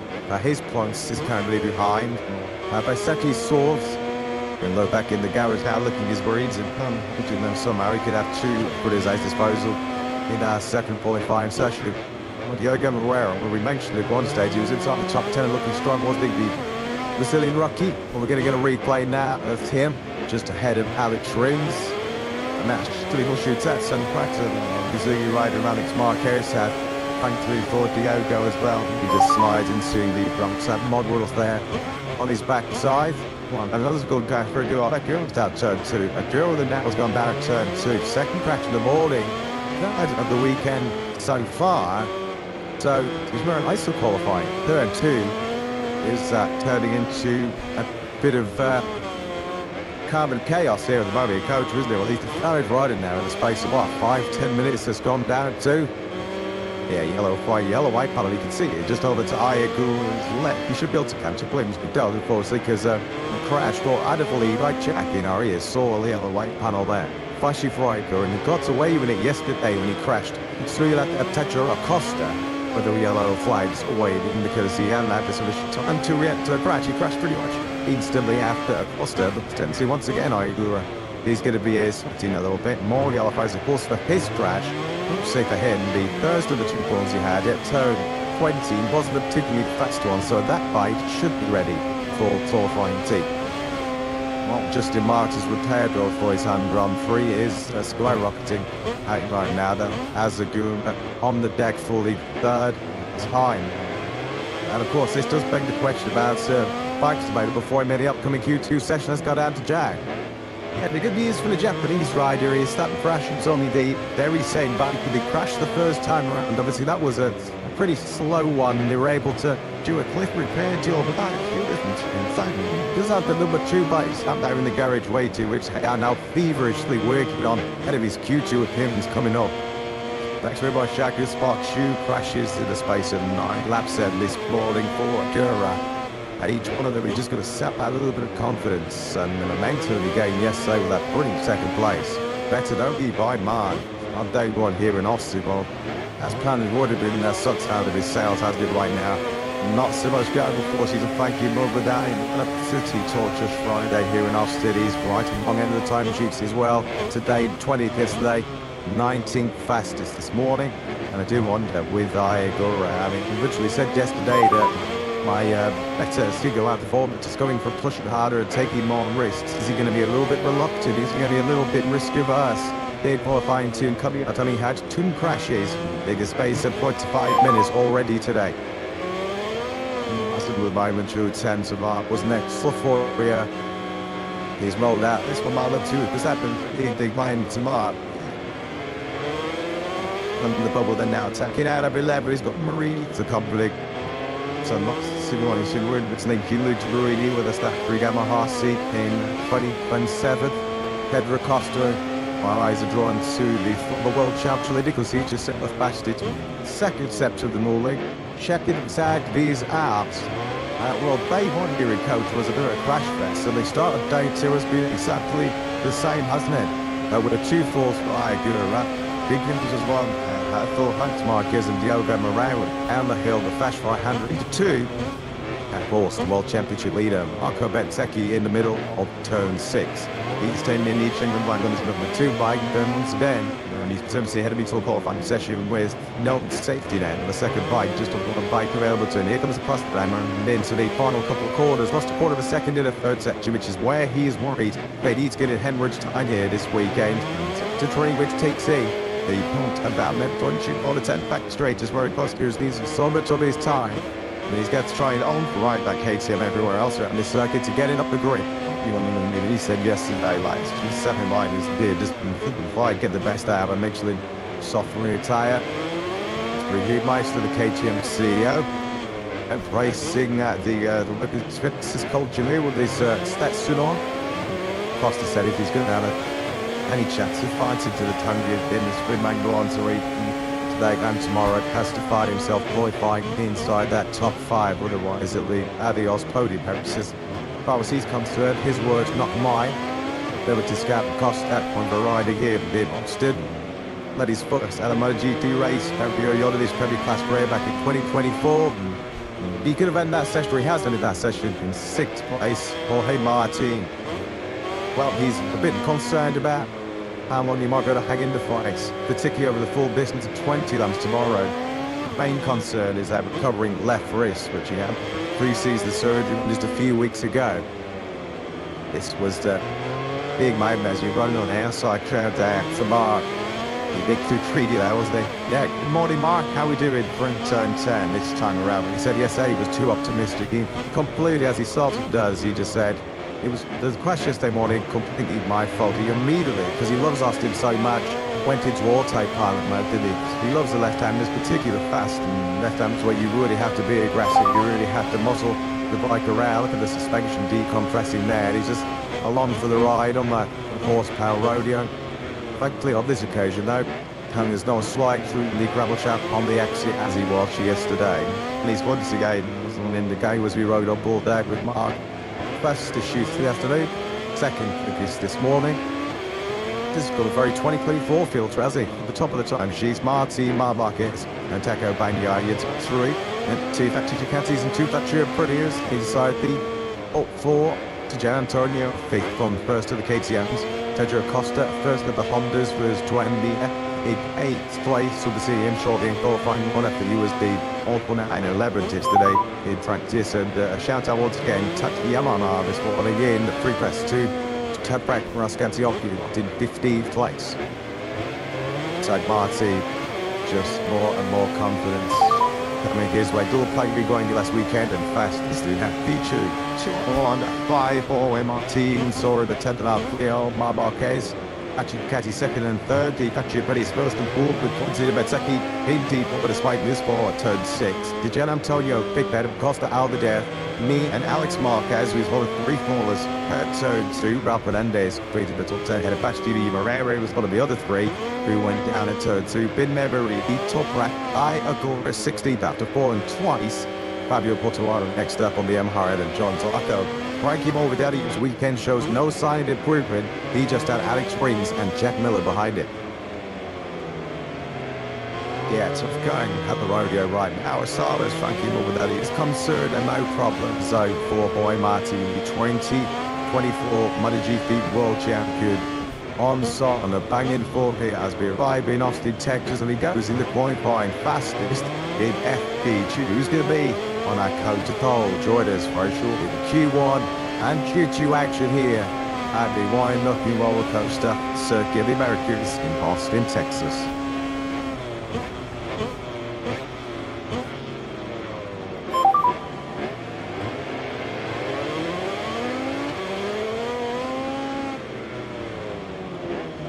Welcome back once again to Austin. Welcome back to Texas. The Red Bull Grand Prix of the United States. We have been to Southeast Asia, we've been to South America. Our third stopover on our 22-round World Championship campaign this season brings us to North America. What's that for?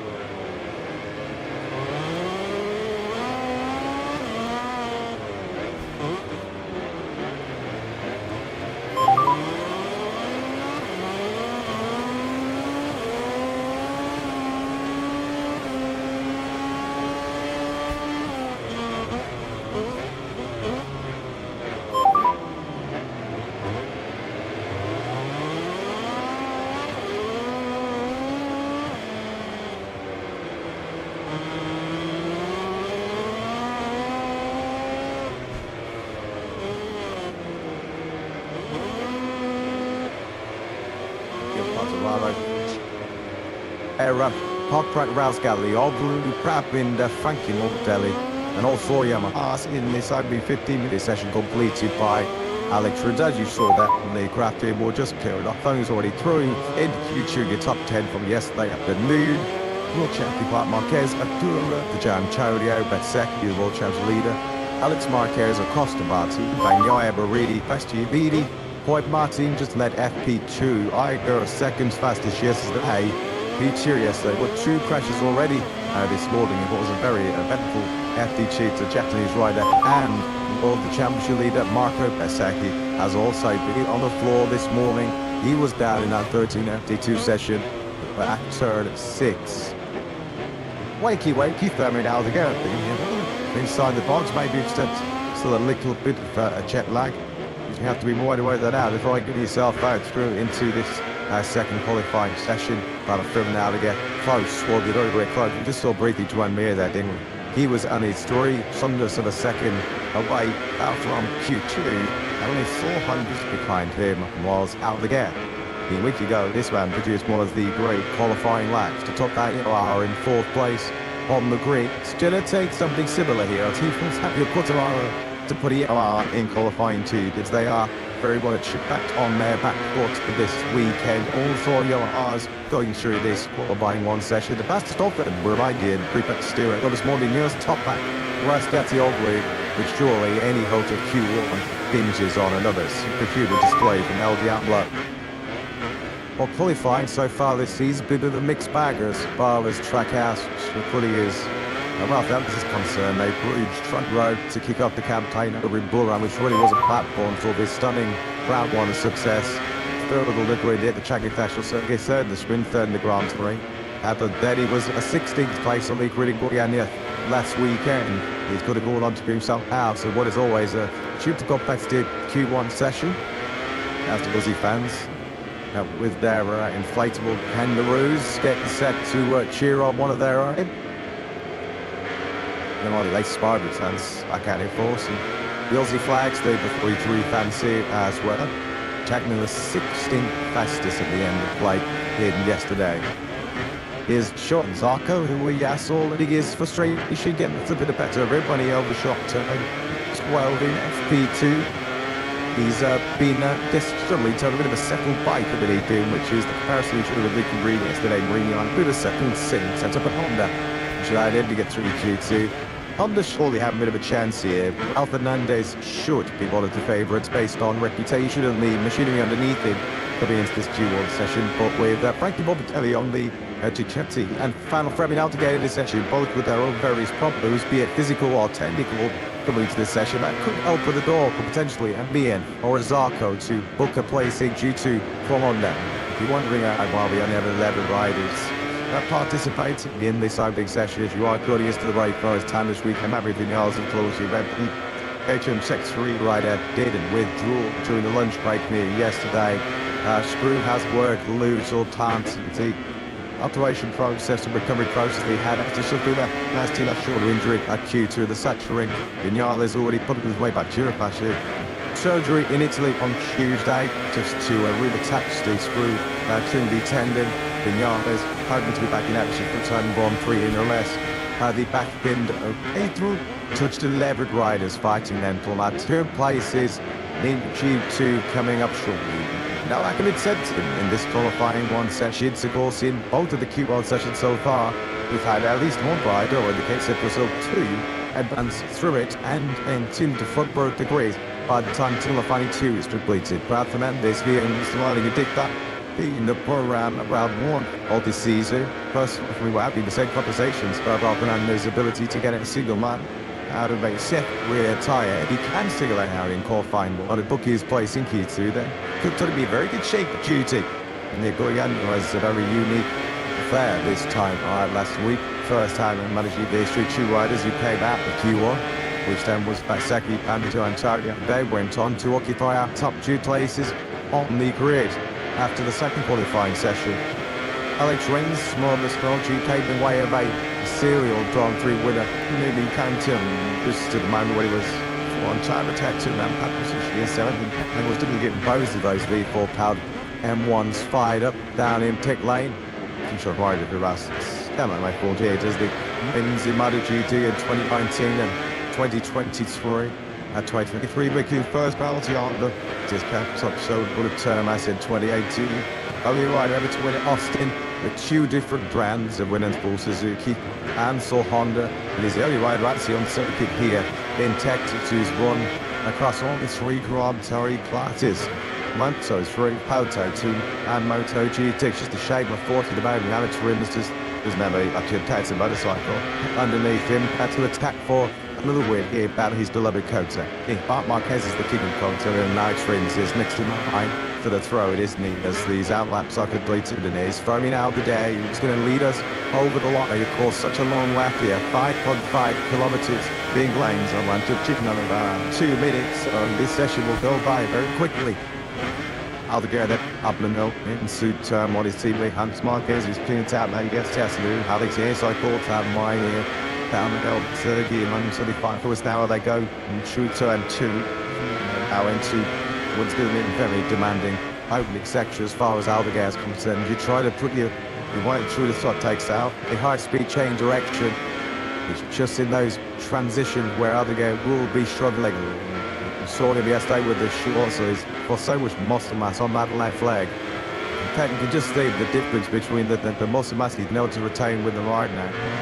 With that mass deep with what you can't gen with it, I would in the man see it. There's a mighty impressive return to action. There was the aim going on yet last weekend due to the fast in race.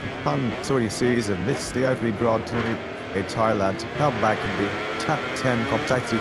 Particularly time soon, good points and now again it is. And he needs more time physically, it's then so it's speed, and that's what needs more time to fully understand and the bikers underneath him. Of course, didn't get any pre-season tested because all that injury, so Aldeguer gave any respects is playing catch-up in his 2026 season, trying to catch him out on these first final laps of G2 are Brad Binder on the Sol KTM in this Q1 session, and Sol Pratt Moras County Oglu, who has delivered a chin-win shot to you with Bing Tommy Abar on the grid. Shot to now. Was last at the Aldi on the 0-7 bike. To see through the first 3 sectors as he keeps to King Sam's with South African bin on his move. This big 2 left handers at 19 and 20 down left. The start being a 3-time plus in Banchangji. I think he's finding not necessarily the transition over to a better GT bike. Stiff ton type chassis, much more power, so he's still less. Transition over onto the mixture with Robert Kuki and Pete Dissip and why these songs the way he set up the bike on 4 right champ the 4 right set as well. Might get the old below 5 fights behind Aldeguer I've been high Binder as far as the 201.902, which is his first 201 of the weekend. And again, he's twice this morning. He has his John Neo 2 well 3-2 saw. He's best back of the weekend too. That would 21 spikes did to Q2 yesterday. He did a 2 on mod 6 yesterday. But did Neo just ring up behind. Shot and Zarko or the LCI on the 56 third me and the Brown Hernandez in your only type 2 after these first initial times with the cooler conditions, much cooler than we experienced yesterday. How far the lap times dropped compared to what we did see yesterday. 2:00.86 saw. It's the absolute Maverick Vinales all-time lap record on that. The Cuddle weekend, the top gun had the event race and he's doing when he just won away with our weekend when he was on the factory at 20th and 12th position. The spread victory. And then the side band soon still achieved the Grand 2 win on Sunday. 20 and Maverick Vinales, 2 Spaniards at the moment. So going through into King2. Goodness and Lauren testing. Commuting. My step the alternate here. These two, this is the sector though, isn't it, man? Where he's going to lose time on that. And by more Yamaha is Nia has a very strong second sector too. We tick up top track now through the 3rd sector, which will complete as he just comes out of the tight left and on 15. That might have helped it, of course. He's only doing the time that added in for Brad in this KTM. The top track 53, the 3rd sector now, and he's lost game 10 to the second. They got getting massive dropped here by both Mia and being definitely selected to maybe ticket 1 spot. 20 already. I could on this Q1 session. Just look at it closer today. His place at the top at 2:01.32. So that was somebody himself on that. Led by Manukas, whose name was 4/10 of a second clear than anybody else out on the circuit.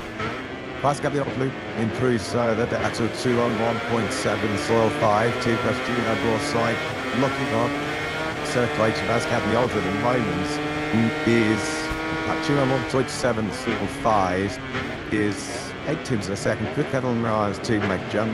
Rise just closed that gap down to be fair to Miller. He just put himself in the 2:01s. Fabio Quattararo at the moment is right at the very back on the time of speed. Miller flags out in sectors right. Quattararo has done nothing better than a high 2:05 at the moment. There's only Ian Renz in the 3rd sector. It is Quattararo down in the 3rd sector. So he's down, I think, at turn 15, one of the slowest corners on the circuit. But Quattararo's difficult weekend showing no signs of improving here. Yeah, just like he fell off the side of that Yamaha. Almost got slapped in the face there as well, kicking him while he goes down.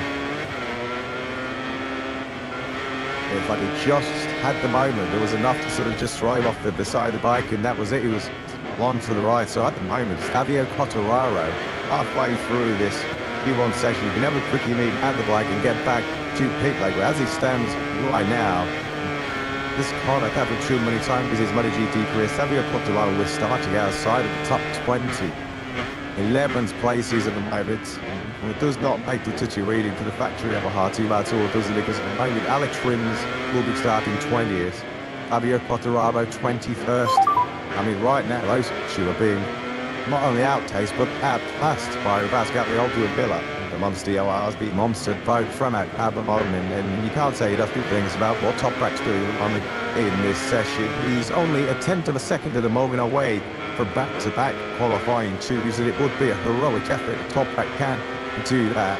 So Toprak, of course, are in 11th, not really represents the black time to his game yet. This is part of the reason why, as he now watches with us, what happened to turn 15. So the front end is momentarily washed away, and then he's got to make the decision to let go of the bike because he's hanging on to it. He doesn't want to lose the engine. He can restart by going on to have to make a decision to let go of the bike before he ran over it. And he suddenly found himself this deep on the grid potentially. He has still got time to rectify the situation.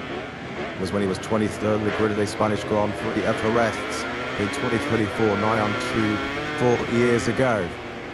So after the exchange in Q1, it is Mia and Ralph Fernandez that will be going through.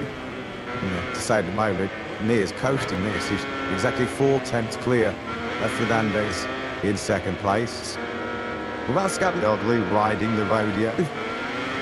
He's certainly also commitment. He's not backing off, is he, at all? He tries to find a tube out of that before more than this would be some early scalp, wouldn't it? Just a stirred ever MotoGP racer. It's a top front, to be the top yellow heart on the grid. He's fourth at the moment, which would translate to 14th on the grid. Further back, 3 places further back at the moment is Miller.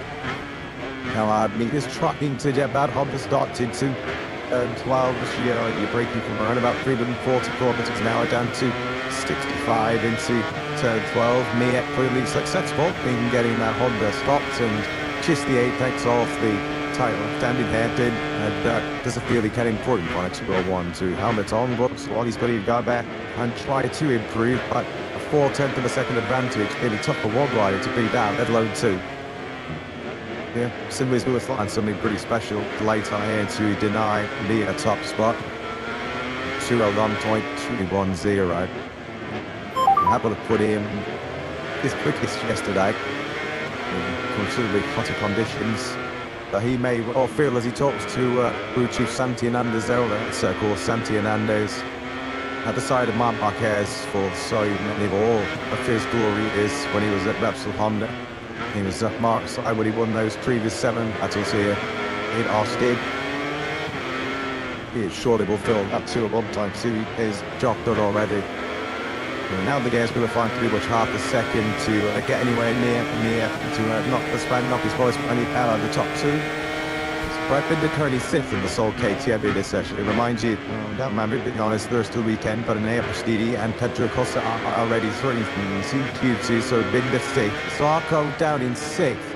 And much like we saw in Goiânia, Diogo Moreira, he's heading out the way to the tail of the 2020 World Champion Drymere to pick up some points as Moreira might well have got a little bit of margin on my first to give his own on one back as his disposal. Right held conundrum at the moment here in coaches. What the heck is going on with Franco Morbidelli? And the Ducati GT25, there was no way yesterday was pulling off Frankie. A crash at 2 and managed 1.6 seconds off the best pace. And left Milo once again. Comfortably, the service still produced. That here in Austin. Cheats away from 1 and 7 from Morbidelli. I think he's almost second off to where he needs to be. He's followed Ralph Fernandez down. Showing this incredible missing first sector.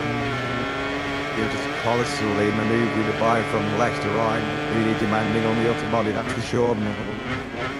They're starting climbing up there now as he's Fernandez big to look for once again. Here he is now. Side 9 and on the gas, down and all through turn 10. Good lad this actually from Raul. He's giving Mir a bit of a run for his money here in this Q2. Fabio Quartararo will also threatening a big like Hattie, so after does. And he's going to qualifying session.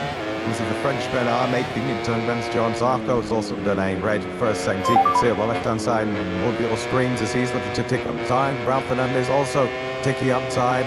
0201 surely is what he needs here. Without the Aldegar also going quickly, so trying maybe not to save as we initially thought. Yeah, so like in first sector by Aldegar given the final. That's where he's going to be really struggling to lead me with that Brazilian Ducati around. Closest will be Ralph Fernandez. One ball within that coming through. That's 15, where Fabio Quartararo had his little tea-party few moments ago. This is going to suit the shooting folks, isn't it, as far as Quartararo is concerned. Aldegar and Zarco, they're blitzing hot laps here as one of these contenders shoots this time around turn 15. Proving no tissue as far as Quartararo is concerned. Ralph Fernandez is going to be the first rider that could be potentially lucky Mir out of the top spot. We pick up the 25 then now. Here the turn 20. So his teammate Ira was looking off. Mina F2 haven't started playing this morning. Go to Ralph Fernandez. Guns stays in P2. A P2 is going to be under some big threat soon. Sector 3 again, no for the Yamahas. Quartararo lost the best part of 3/10. It's all 3 laps time down that back straight. He does go into third place. The good fight heavy ground that W Quartararo, he's wrestling my Yamaha for all he's worth. Staying on there, the power was just so unstable. There was a proper fucking wrong come with it as he was on the gas coming out the far corner. He was up to a ball that like as he knew. He had to shut us. Well, I guess his stability back. How will we get at with a 1-in-2 PowerPoint 977. Serving Aldegar. What could this be doing if he'd had the whole pre-season been fully fit to start his second campaign in MotoGP, because that is a big lad. So two I've only seen this morning here in Kota. And now it's sort of asking big flashes due to his other Spaniards. Trevor still comfortable in second place. He's only just under 200 clear of Ralph Fernandez. The oldest out big time is on Fernandez to get himself through. He's done in a great first section. He's caught him a second down halfway around. So I'm not sure Ralph Fernandez, unless he has a good second half of the lap, has anything to respond to Aldegar.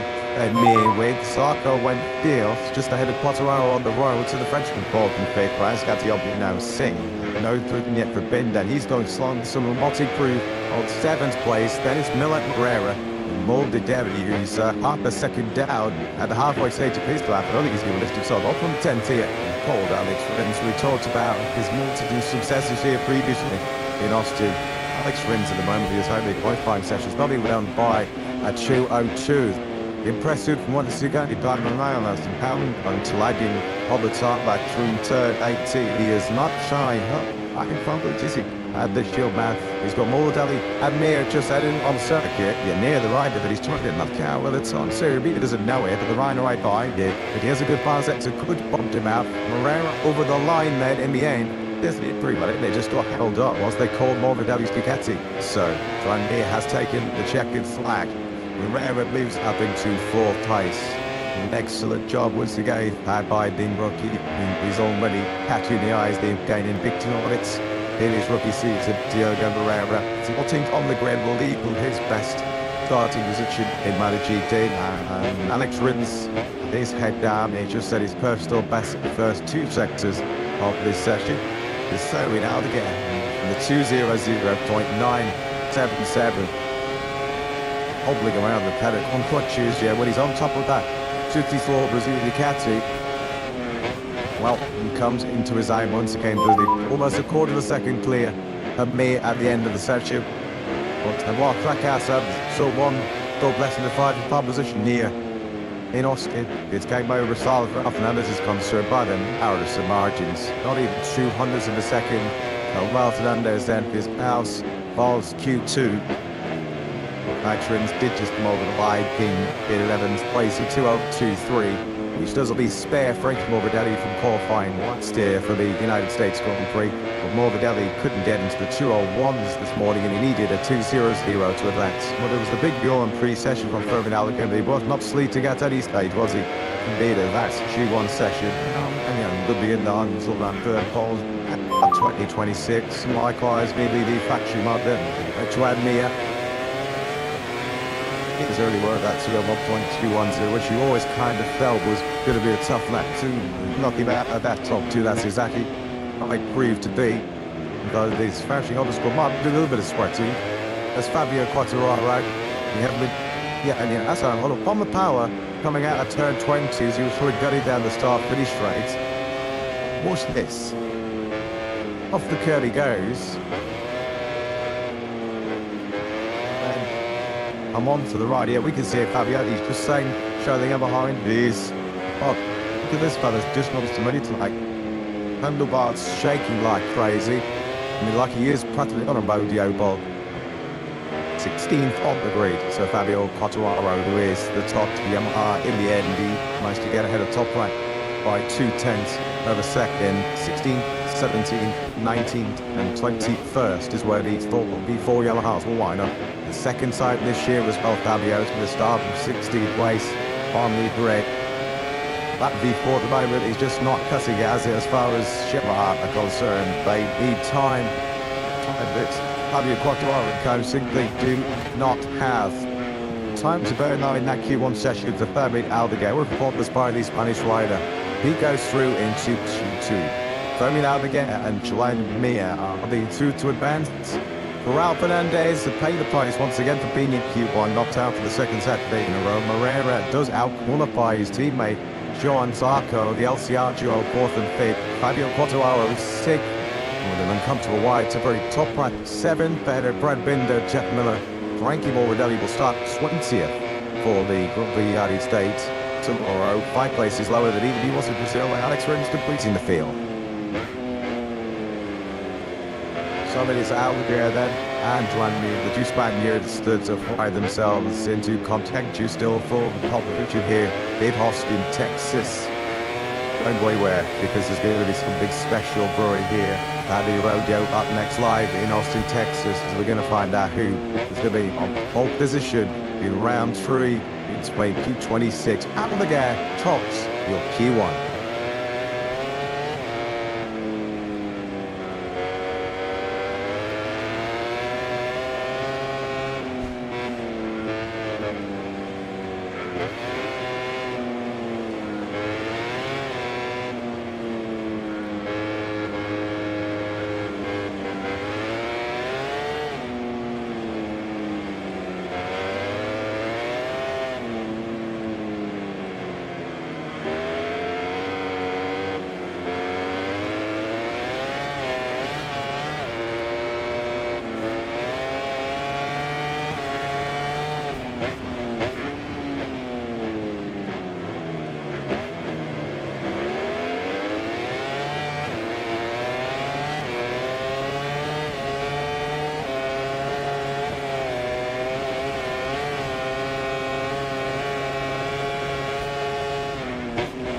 Welcome back to Austin in Texas. We are set to see what is traditionally some of the most dramatic 15 minutes of the entire Glory weekend. We have rocked up at the rodeo. It's time for the world's best riders to tackle one of the world's best circuits here. It's the Red Bull Grand Prix of the United States. Round 3 in 2026. That's tomorrow. Over 20 laps, 3 local time. The question, can Marquez finally reclaim his crown as the chief of Moto2? He's tumbled out of the lead in 2024 and in 2025. He tumbled out of early contention. Now every tackle section here yesterday. I can't speed as always here in Austin. Supremely fast and looks like the favourite going into this afternoon of Springs. Over 10 laps. And the main Grand Prix over 3 laps here tomorrow. Marquez led the way on day 1 with a 2:00.927 despite the big crash yesterday morning at turn 10. Joined in this second boy contest by Ayogura, and after down weekend the other roller coaster for the Japanese rider. Fast, very, very fast, with already 3 crashes in the column for the Trackhouse 3 rider. Already through the Q2 yesterday afternoon in baking hot conditions. It's a lot cooler and cloudy here this morning as you can see from these live pictures. We'll be down towards downtown Austin. Fabio Di Gianantonio on pole position in Brazil last weekend. World champs leader Marco Bezzecchi, who had a tip of a turn section after 2. Alex Marquez, Pedro Costa, Hoy Marti, Dakabanyaya, Luca Marini, Adenea Bastianini, Ida Temple, safely through the Q2 yesterday. Dakabanyaya, Kulosti Grand Prix winner here last year. And also vying for pole position here in the United States. He's studying Aldeguer and Juan Mir. two Spaniards have just come out with always a very tough Q1 session. He is a serial winner around Kota so many times. He has also qualified on top position as he Marquez. When he is in pain, he's going to have to do it the hard way. He's got to grit his teeth and he needs to get back on the top 7 of the total over here in Austin. Significant new rear aero upgrades. This morning was Mark on the factory captain. That was some shots we grabbed of him in FB2 this morning. The 33-year-old Spaniard inside the top 3. A session this morning was led by Roy Martin on the factory Aprilia. Pole here last year, there was the Mark Marquez with a 201.088. His previous series of big contender. Many people's favourite lyrics to find himself back-to-back poles at his beloved Austin. And on those lap times you saw the previous pole sitters on the bottom right corner screens are going to cut the mustard in this Q2 session. We've already been in the 2 minutes earlier on this morning with Fermin Aldeguer, a 2:00.9. Already. Give you updates yet?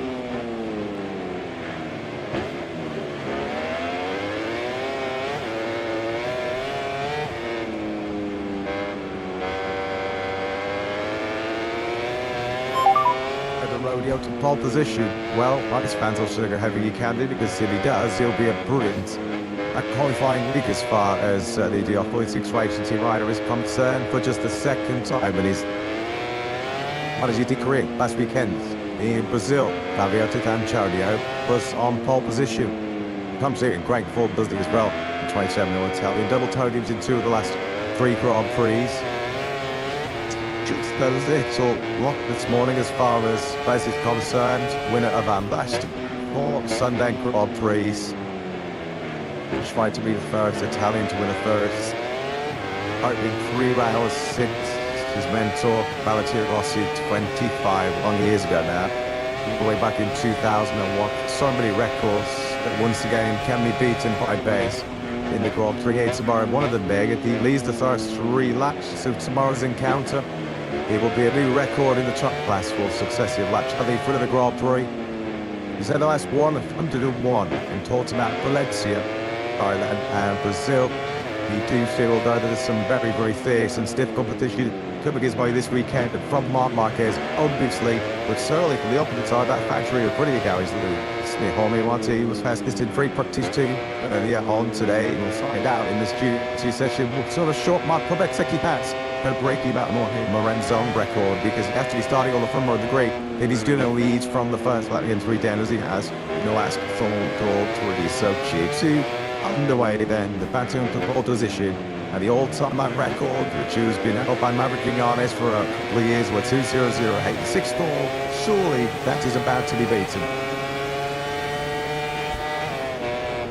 Fans, each of the observation tower. There's been so many pulls so far here this weekend. We're up to 13 of our 21 remaining runners who've fallen off so far this weekend. So let's go down for an update on where my rat 1 or 2 flights for Q2 Jack. Yeah, I'm sure as you guys have mentioned, just like last week, Marco Ben said you the World Championship leader, having to do with only 1 motorcycle. The same goes for Alex Marquez as well. Hayagura, Paul Jewett with the Japanese rider.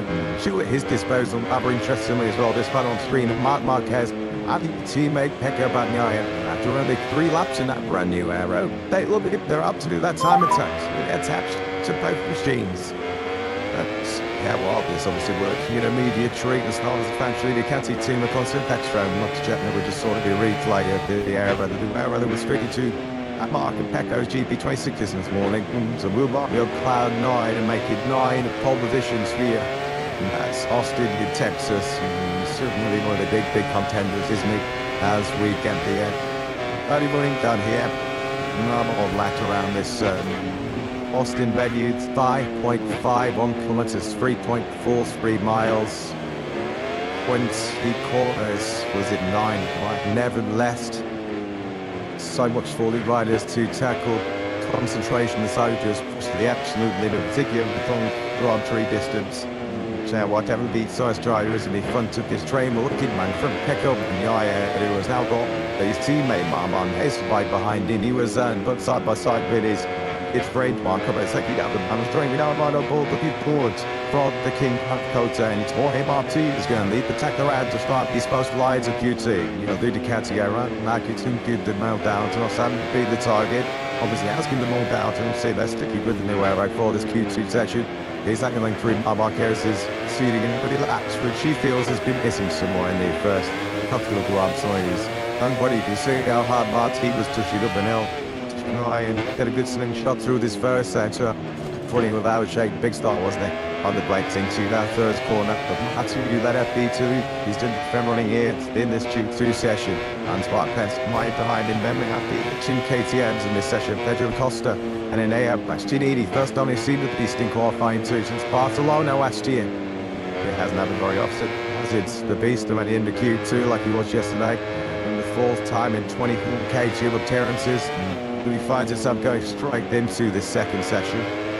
Gets into a decent top position. He was doing a good one at both Martin and Alex as they drop down into turn 11. He want to nail the Ratex here and then get the tire function to get a real big slingshot. That one is the longest straight on the entire Grand Prix calendar. And he's going on. I mean, I'll leave like doing 350 clicks. So, but the beat is this back straight. And Costa's got the toe ropes out to try and mitigate them. Straight line speeding out, as about K10, but like on his markdowns was also slightly loud. There, 12, it's not going to get in the way of the Costa. Inside Gura and Marco Basecki, who both had crashes on the Aprilias this morning at P2. Gura already with the unwanted after it. And Isaiah Gura ever, he's never been a frequent clash as the Japanese one. I mean, he's ever had 3 spills on the same Grand Prix weekend. Yes, to do the Moto2 on this is part of the Japanese riders come to looking back with Durla to the 72 bike. Another about 3 good hands of Marco Bezzecchi and Mangaya is the fastest of the forward tracking of the body of sprints. Tecto's about 3/10 up on his teammate Marquez into the final centre. Bezzecchi almost tripping up now over his fellow Tonia. Yeah, he was right to the rear, tired of Gula 390, just had to make that dash.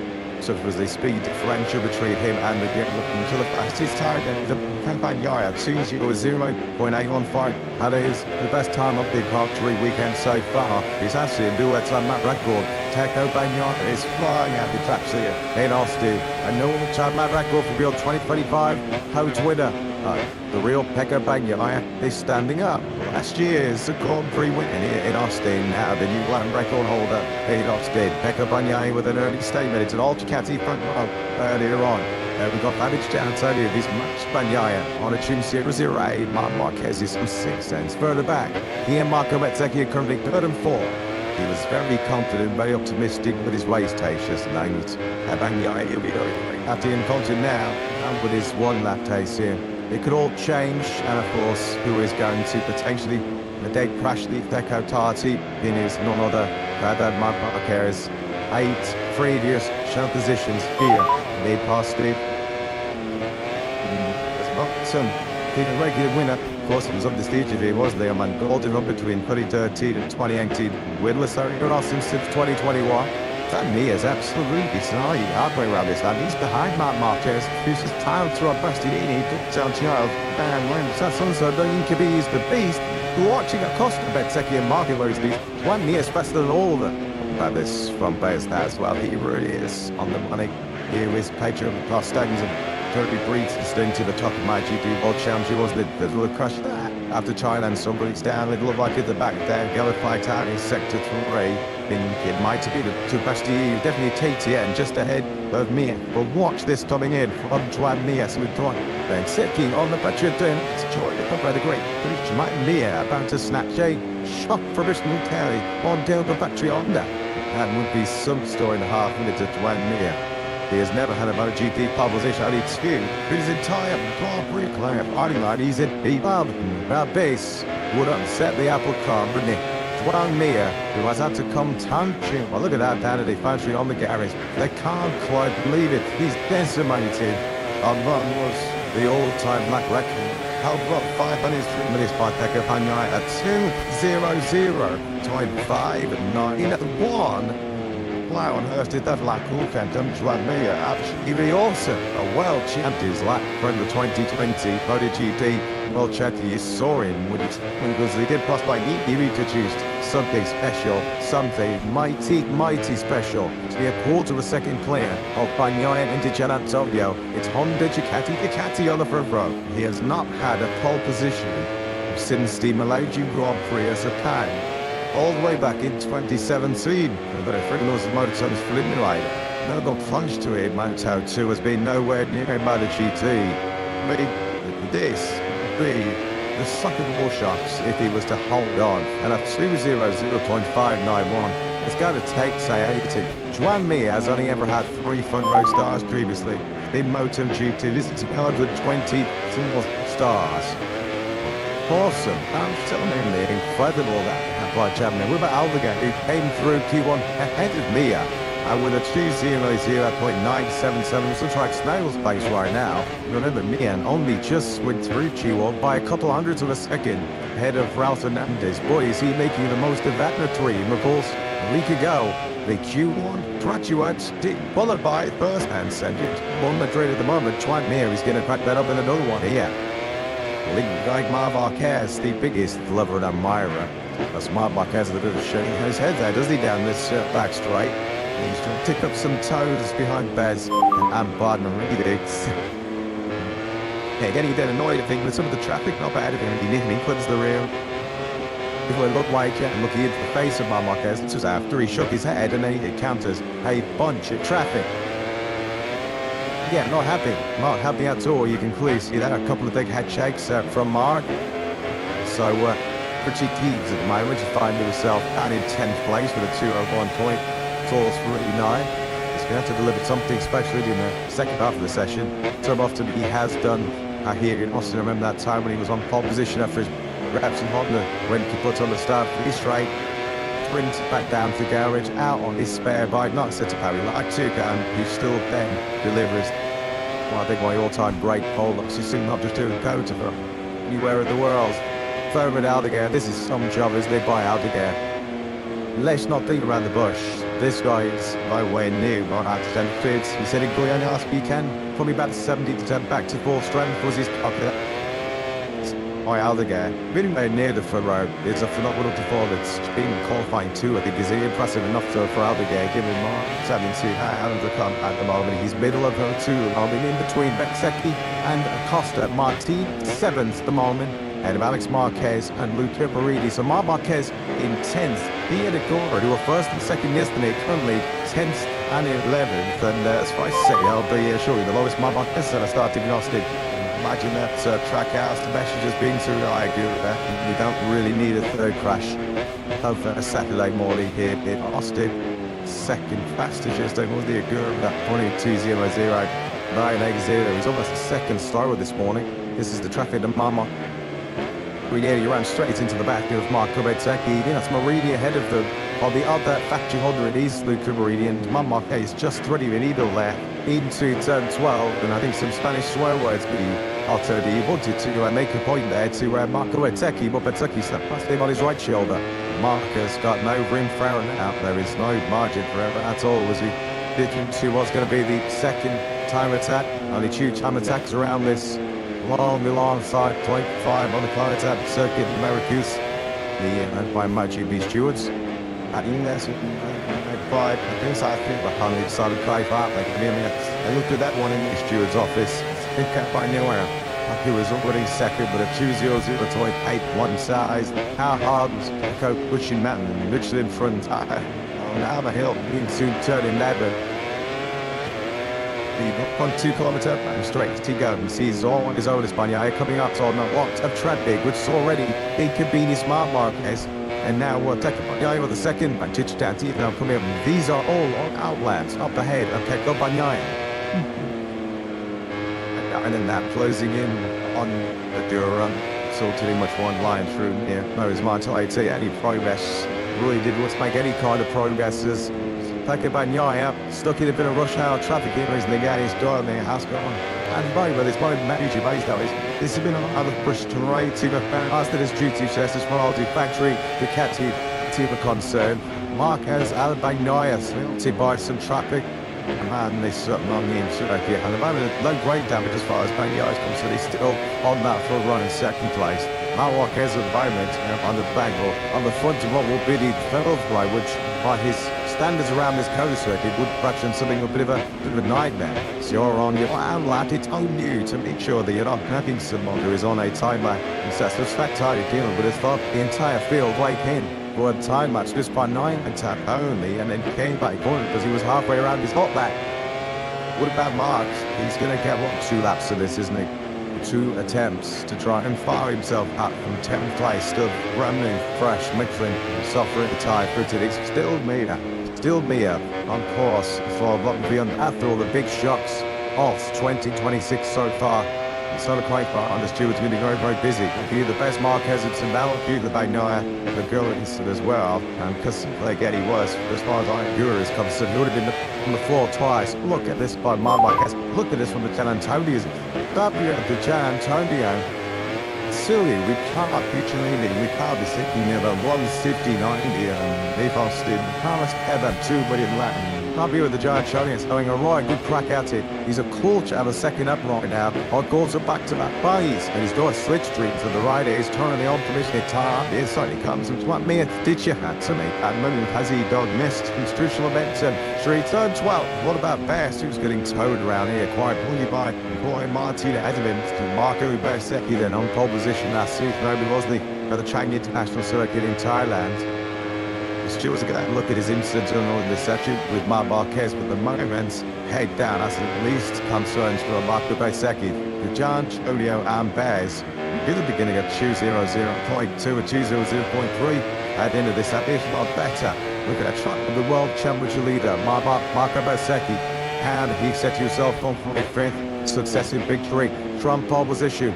From the final turn back to Newcastle, Mom going first and foremost. Up to second, Bersecki is in P1. It is a Tuesday, he's in the front. But W at the Giant Time on the course of Bantaban, Boggs he did the business in Goya at the result last weekend. So close to our first ever 169, 2:00.13 Sitch in Fabio Antonio.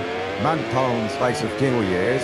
And now attempts to tune the most 7 days. And in amongst all of that, Tetra Acosta went to the front row on the KTM. He did a 2:00 field. So Mead is now filled this Ducati Aprilia. KTM Honda, the top one. Marquez is on him. Down his 5th place. Long down with Bob Team Curve on that either. And he's gave over. Marquez is rolled out of it. So he's going to be at best 5th on the grid. A 2:00.637 for Mark. That is over half the second smaller. But it's Fabio Di Gianantonio who's once again delivered something super special on Sprint Saturday. Absolutely incredibly job that by did you? And Tiso what is coming his way. What about Marco Bersecki? Can he deliver any May fireworks? More than May, but nothing going right now to base down this long start. Back straight. Yeah, somebody's had some real misfortune in this latter stage. Is Pecco Bagnaia, who was second before these runs began. He is still on a personal best. He might just lift himself. Practically at the 3rd run. We're chucking the bottom of your screech was by 9. Torn all that traffic. Have to go in penalty. We're now on board with the 63. Who's now back on 1-3. Yeah, he's going to be livid. He's going to be raging right now, isn't he? Pecco Bagnaia. I do a shocking Saturday. 2 crashes. In potential trouble with the stewards after balking Bagnaia. And now is the fact that this puck as well needs 1.6 seconds off the taste. By Gura it is 8/10, nearly 9/10 odd than anything he managed yesterday. How good is this guy to get in terms of Bagnaia and Maton? But it's about our side, Steve Fenton, catches through the lawn, hand of turn 18, 2 corners, now remaining there. For the number 63, 2025, Austin Grand Prix winner. Can he push himself on the front row? There's been so many talking points. One stay in this 15-minute Q2 section up to P4. Sunshine close to Bagnaia. Misses out on the front row by less than 0.08 of a second. When he's Fabio Di Gianantonio, they can't quite believe he can make down in VR46 racing. What a 7 days in qualifying now has been for the number 39 Oldbuster shooting last weekend in Goiânia for the 3rd time to Spaggiano 2022. Head to New York, a bit of sightseeing. He's made downtown Manhattan, sporting a special American Grand Prix over here tomorrow. And a special lap, an incredible lap from Fabio Di Gianantonio. That 2:00.136. Really 2/10 of a second faster The Marco Bezzecchi's repeated our 1-2 on the grid from Brazil last weekend. A 7/10 of a second inside of Walt Knowles to Maverick Vinales' 2024 all-time lap record. All the way down to the look. Alex Marquez in 8th place. The top 8 riders in that section were inside of the 2024 all-time lap record. What a session. Coach has delivered once again. So this is Marquez factory rolled out and see they nearly getting there. Someone he almost distracted gets in the way of an air Bastididi. Marquez is waiting his fitness. HM63 rider did withdraw during the lunch break near yesterday. Screw has worked loose all times. The operation process and recovery process they had after suffering a nasty left shoulder injury at Q2 the Saturday. Vinales already put his way back to Europe last year. Surgery in Italy on Tuesday just to reattach the screw to the tendon. Vinales hoping to be back in action for turn 1-3 in or less. The back end of April touched 11 riders fighting then for that 2 places in Q2 coming up shortly.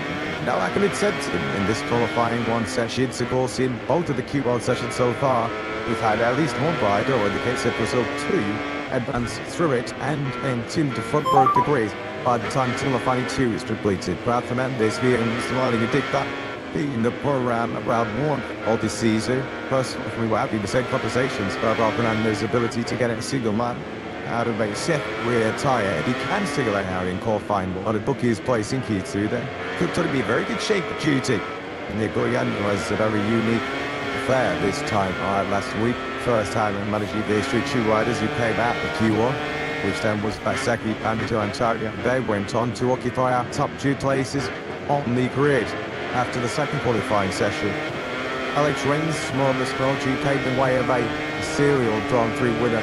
Maybe came to just to the moment when he was on time attack to that position in 7th and was didn't get both of those V4 powered M1s fired up down in pit lane.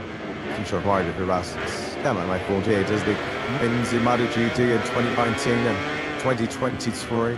At 2023, making first penalty on the discount top so bullet term as in 2018. Only rider ever to win at Austin with 2 different brands of winners for Suzuki and for Honda. And he's the only rider actually on circuit here in Texas who's won across all the 3 Grand Prix classes. Moto3, Moto2 and MotoGP. It's just a shame of 40 the moment amateur industries. There's never actually attacks a motorcycle underneath him. Had to attack for a little win here about his beloved Kota.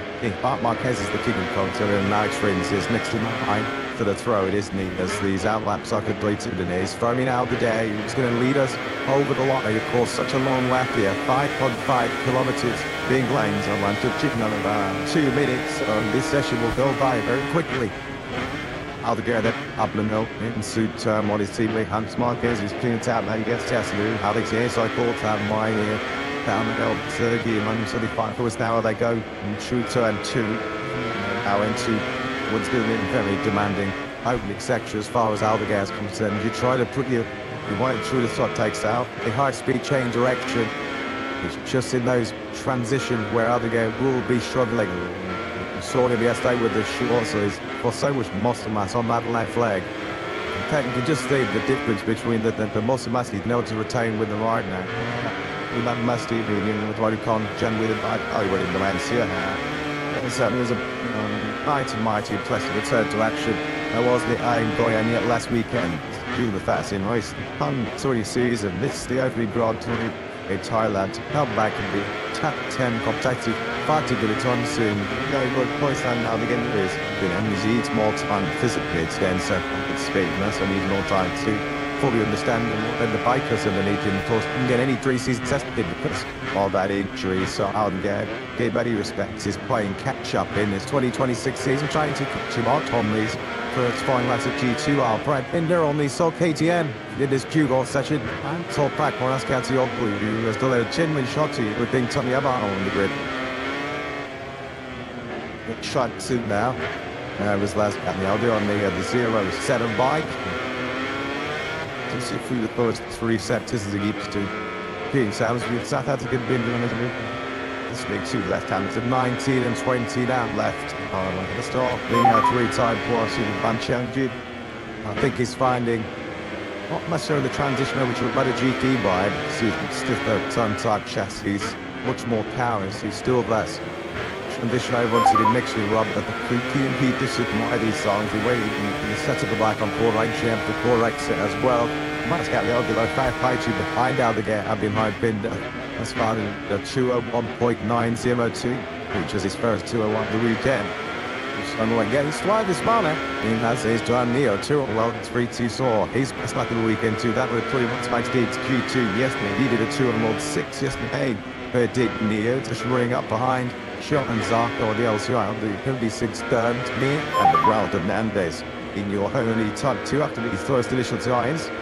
With the cooler conditions, much cooler than the experience yesterday. I mean, how far the lap times dropped compared to what we did see yesterday. 2:00.86 saw. It's the absolute Maverick Vinales all-time lap record on that. The incredible weekend. The top gun had even in 2017 when he just won away with our weekend when he was on the factory at 20th in pole position. The split victory. And then the side band soon as the LG took the run to win on Sunday. 20 and Maverick Vinales, 2 Spaniards at the moment. So going through into King2. Goodness and Lauren tested. Getting my step the alternate here. These two, this is the sense though, isn't it, Matt? Where he's going to lose time on that. And by more Yamaha, or is Nia has a very strong second sector too. We tick up top track now through the third sector, which will complete as he just comes out of the tight left and on 15. That might help to the course. It's only the top added in for Brad in this KTM. The top track 53, the third sector now, and he's lost game 10 to the second. Really poison. Got getting massive dropped here by both Mia being definitely isolated to maybe ticket 1 spot. 20 already. I puts on this Q1 session. Just look at it closer today. His place at the top by 2:01.32. So that was somebody who salvaged that. Looked at Malukas, who's near was 4/10 of a second clear than anybody else out on the circuit. Fast got the loop improves so that the actual 2:01.7 slow 5. 2 plus 2 on both side. Looking on circulation. Fast got the ultimate in moments is at 2:01.7 slow 5 is 8 times a second. Quick pedal and rise to make jump. Rise just close that gap down to be fair to Miller. He just put himself in the 2:01s. Fabio Quartararo at the moment is right at the very back on the time of speed. Miller flags out in sectors right. Quartararo is doing nothing better than a high 2:05 at the moment. There's only Ian Renz in the third sector. It is Quartararo down in the third sector. So he's down, I think, at turn 15, one of the slowest corners on the circuit. But Quartararo's difficult weekend showing no signs of improving here. Yeah, just like you fell up the side of that Yamaha. Almost got slapped in the face there as well, kicking him while he was down. It's like he just had the moment. There was enough to sort of just drive off the side of the bike, and that was it. He was on to the right. So at the moment, Fabio Quartararo halfway through this Q1 section. You can never quickly meet at the bike and get back to pit lane. As he stands right now, this can't have happened too many times because his MotoGP career. Fabio Quartararo was starting outside of the top 20. 11th places at the moment. It does not make the touchy reading for the factory Yamaha team at all, doesn't it? Because at the moment, Alex Rins will be starting 20th. Fabio Quartararo 21st. I mean, right now, those two are being not only outpaced, but outpassed by Vasquez, the Alto and Villa. The Monster ORs beat Monster both from at the moment. And you can't say he does good things about what Top Rack's doing in this session. He's only a tenth of a second at the moment away from back-to-back qualifying twos, and it would be a heroic effort if Top Rack can do that. So Top Rack verticals are in 11th, not really represents the black time to his game yet. This is part of the reason why, as he now watches with us, what happened to turn 15. So the front end is momentarily washed away, and then he's got to make a decision to let go of the bike because he's hanging on to it. He doesn't want to wound the engine. He can restart by going ultimately have to make a decision to let go of the bike before he ran over it. And suddenly found himself this deep on the grid potentially. He has to about time to rectify the situation. It was when he was 23rd in the grid of the Spanish Grand Prix at Arrests in 2024, nigh on to 4 years ago. So after the exchange in Q1, it is Nia and Ralph Hernandez that will be going through. To say at the moment, Nia's coasting this. He's exactly 4 tenths clear. That's Hernandez in second place. Without scandalously riding the rodeo. He's certainly also commitment. He's not backing off, is he, at all? He tries to find a tube out of that before.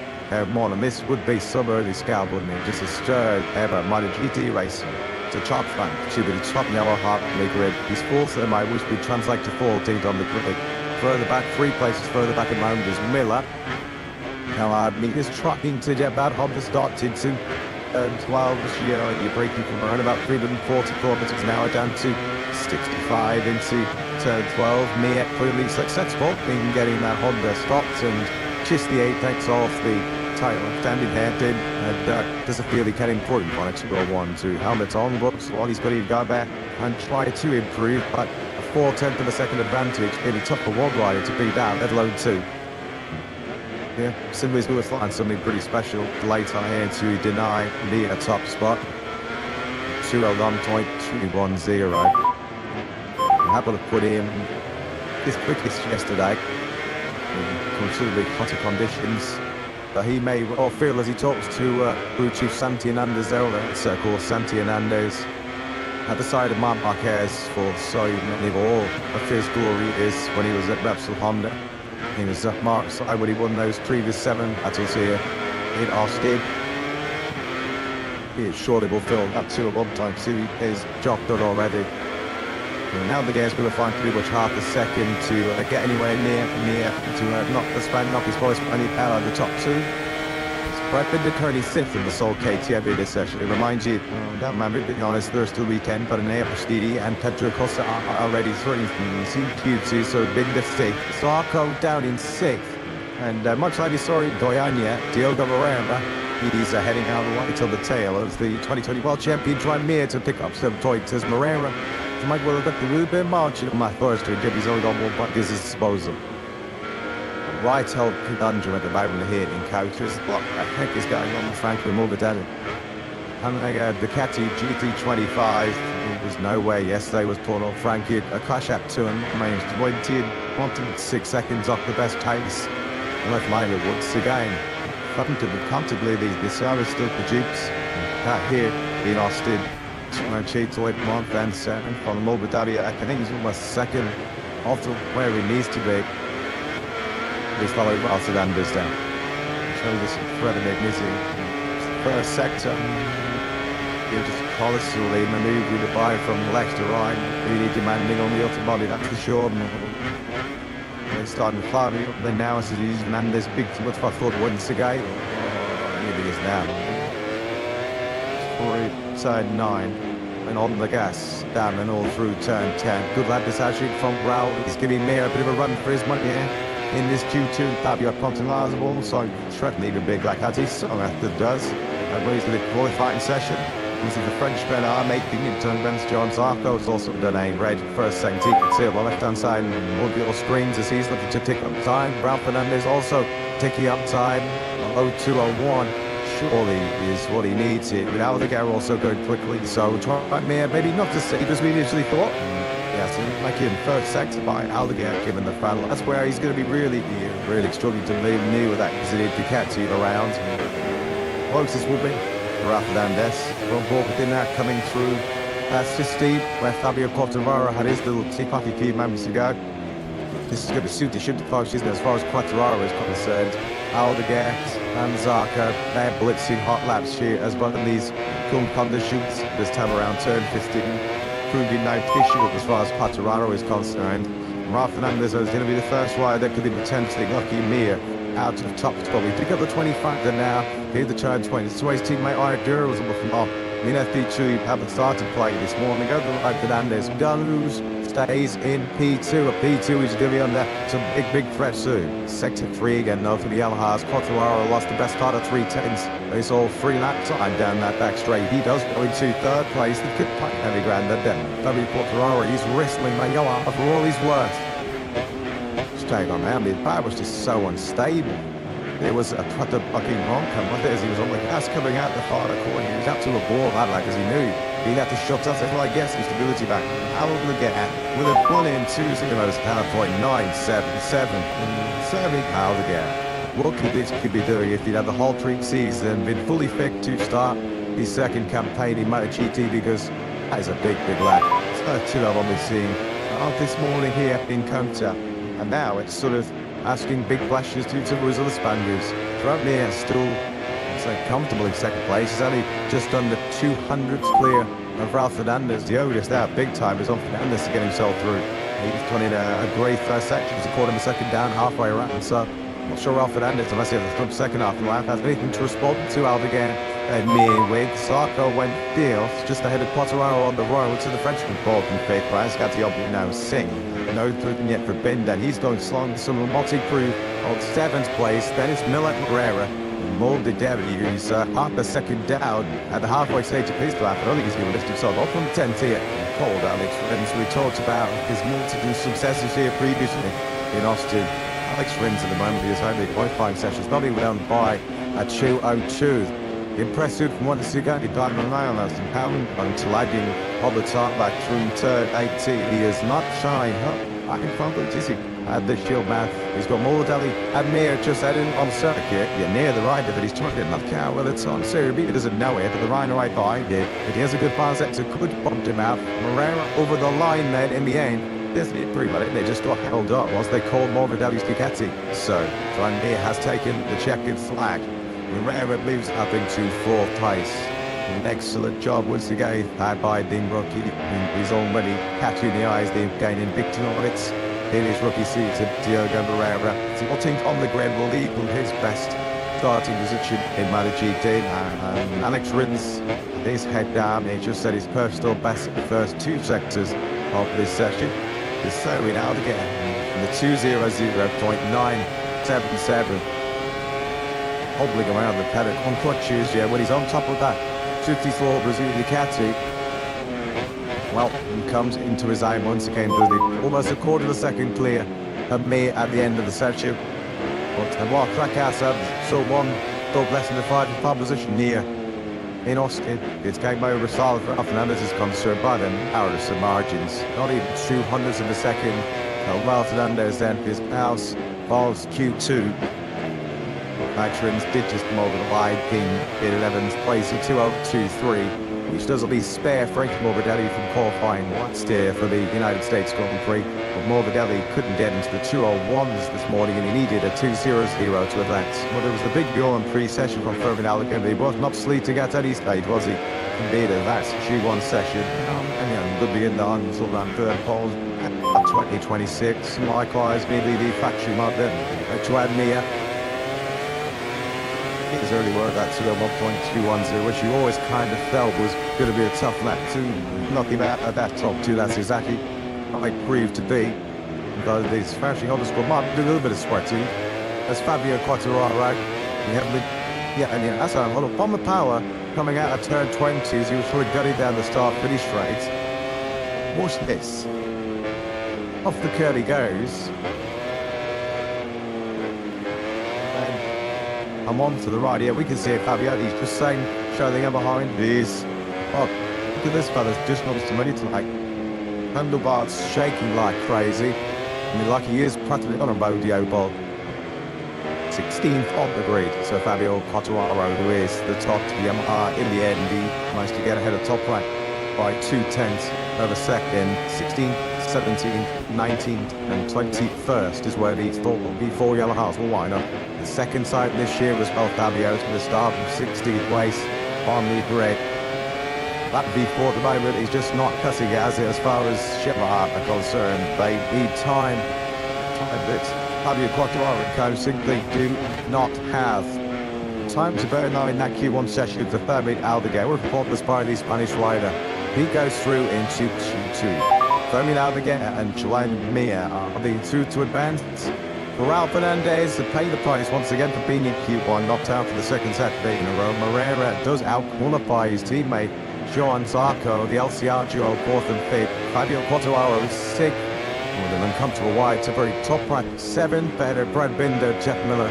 Frankie Morbidelli will start 20th for the United States tomorrow. 5 places lower than even he was in Brazil. Alex Rins completing the field. Somebody's out there then, and the 2 Spaniards stood to fly themselves into contenders still for the top position here in Austin, Texas.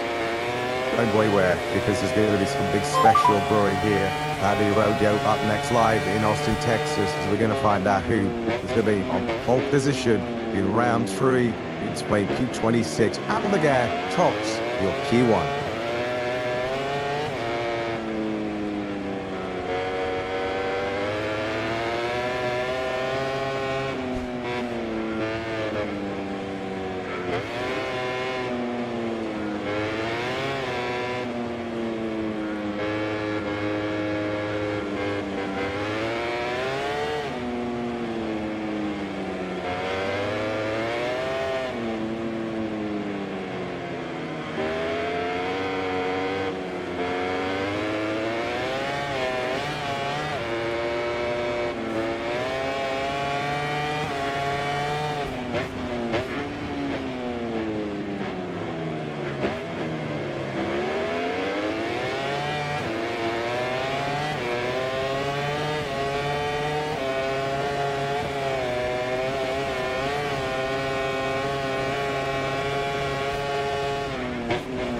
Welcome back to Austin in Texas. We are set scene what is traditionally some of the most dramatic 15 minutes of the entire lottery weekend. We have rocked up at the rodeo. It's time for the world's special riders to tackle one of the world's best circuits here. It's the Red Bull Grand Prix of the United States. Round 3 in 2026. That's tomorrow. Over 20 laps at 3 local time. The question, can Marquez finally reclaim his crown as the king of Maverick Vinales and tumbled out of the lead in 2024 and in 2025 he tumbled out of early contention. Now every tactic session here yesterday. I can't speed as always here in Austin. Supremely fast and looks like the favourite going into the Saturday with springs over 10 laps. Saturday Grand Prix over 3 laps here tomorrow. Marquez led the way on day 1 with a 2:00.927 despite the big crash yesterday morning at turn 10. Joined in this set boy contest by Ayogura, and after down weekend the other roller coaster for the Japanese rider. Fast, very fast, with already 3 crashes in the column for the Trackhouse 3 rider. Already through the Q2 yesterday afternoon in baking hot conditions. It's a lot cooler and cloudy here this morning, as you can see from these live pictures. We'll be down towards downtown Austin. Fabio Di Gianantonio on pole position in Brazil last weekend. Will Chelsea the Marco Bezzecchi, who had a tip of a turn section empty 2. Alex Marquez, Pedro Costa, Hoy Martin, Bacabanyaya, Luca Marini, Adenea Bastianini, on 10 brought safely through the Q2 yesterday. Bacabanyaya, Kulosti, Grand 2 winner here last year. And also vying for pole position here in the United States. He's studying Aldegar and Tranmere. The 2 Spaniards have just come out with always a very tough Q1 session. He is a serial winner around Kota so many times. He has also qualified on pole position as he Marquez. And he is in pain. He's going to have to do the hard way. He's going to have to grit his teeth and he needs to get back on the top 7 of the podium here in Austin. Switching a new rear aero update. This morning was Mark on the factory captain. That was some shots we grabbed of him in FB2 this morning. His 33-year-old Spaniard inside the top 3. A session this morning was led by Hoy Martin on the factory Aprilia. Pole here last year, then was the Marquez with a 2:01.088. It's going to be a series of big contender. Many people's favourite Lewis to find himself back-to-back poles at his beloved Austin. In all those lap times you saw the previous pole sitters on the bottom right corner of the screens are going to cut the mustard in this Q2 session. We've already been in the 2 minutes earlier on this morning with Fermin Aldegar, a 2:00.9. Already. Did he update yet?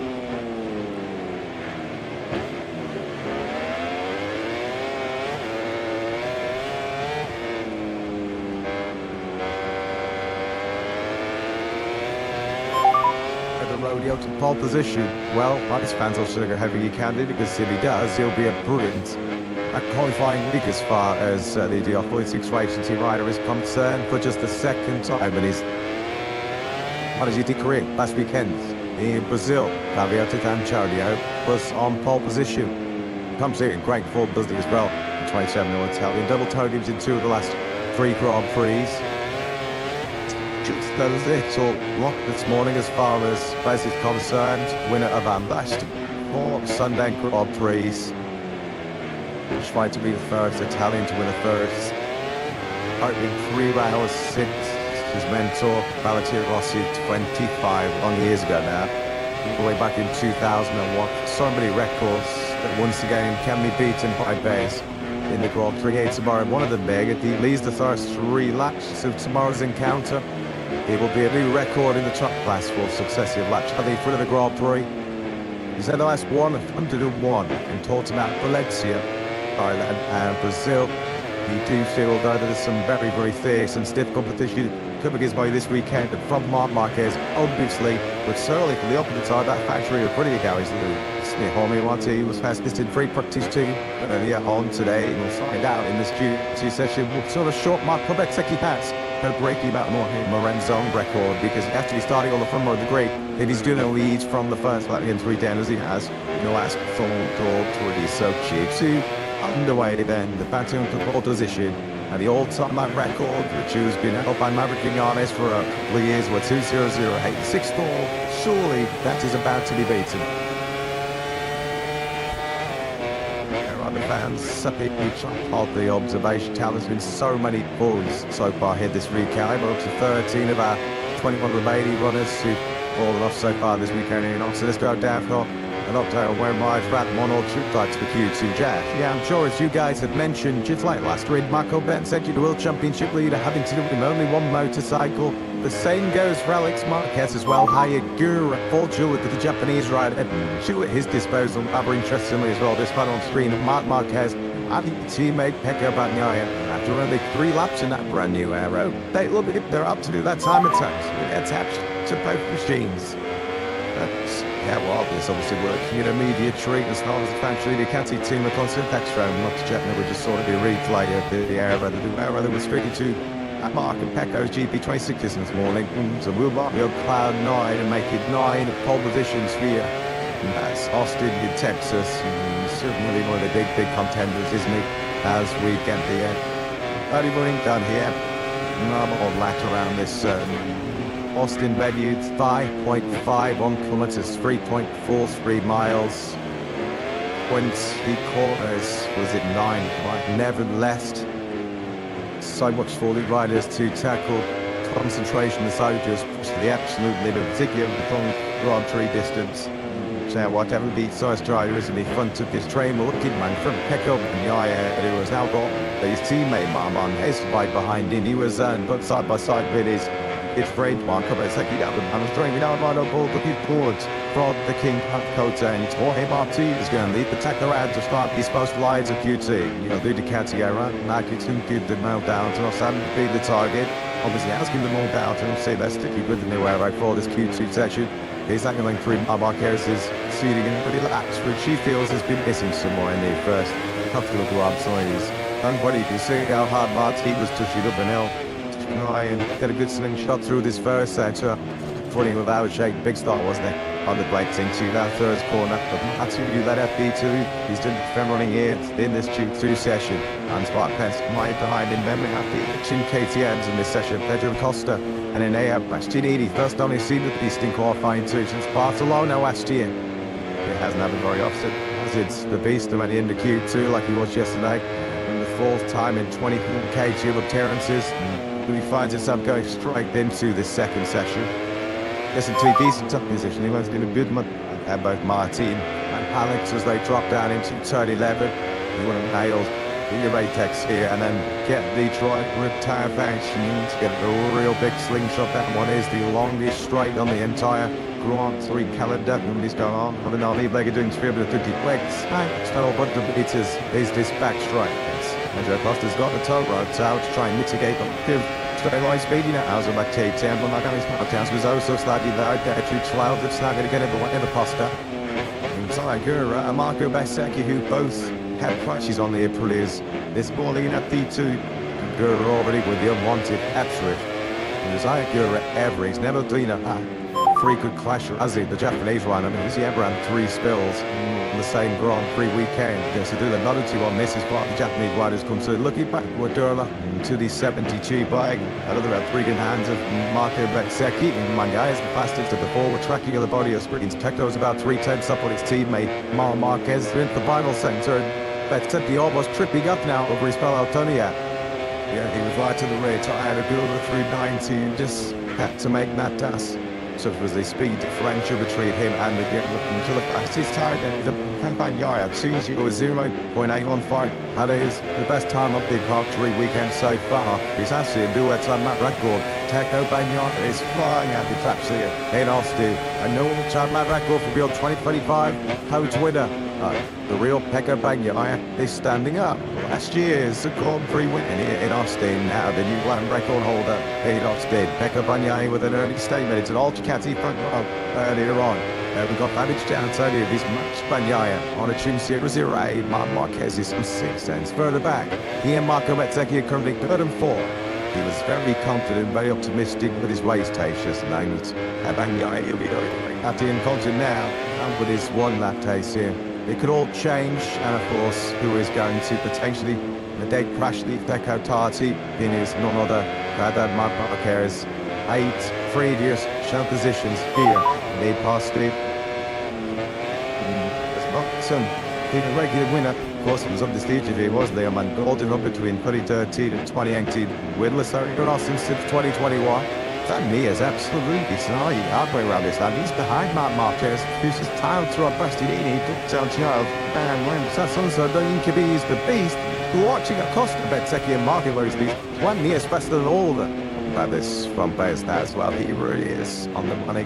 Here is Patreon Costains and currently breathes into the top of my GP World Championship. Was the little crush there after Thailand. Somebody's down. It looked like at the back there. Yellow flag out in sector 3.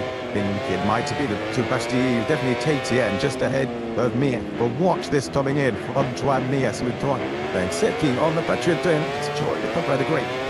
Mia about to snatch a shot for Bristol Terry on down the battery on that. That would be some story in a half minute to Juan Mia. He has never had a MotoGP pole position. Only 2 his entire Grand Prix claim. Artie he's in P-Bob. That base would upset the apple cart, wouldn't it?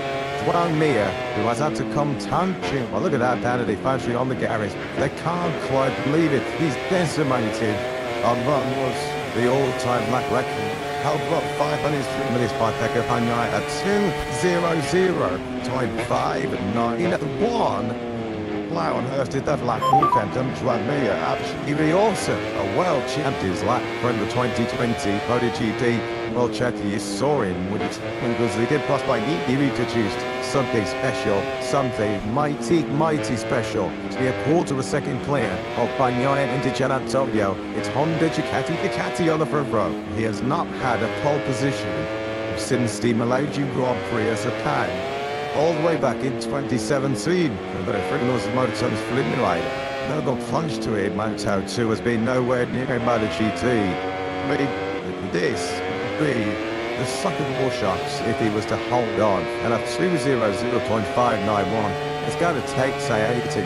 Juan Mia has only ever had 3 front row stars previously in MotoGP. This is 120 single stars.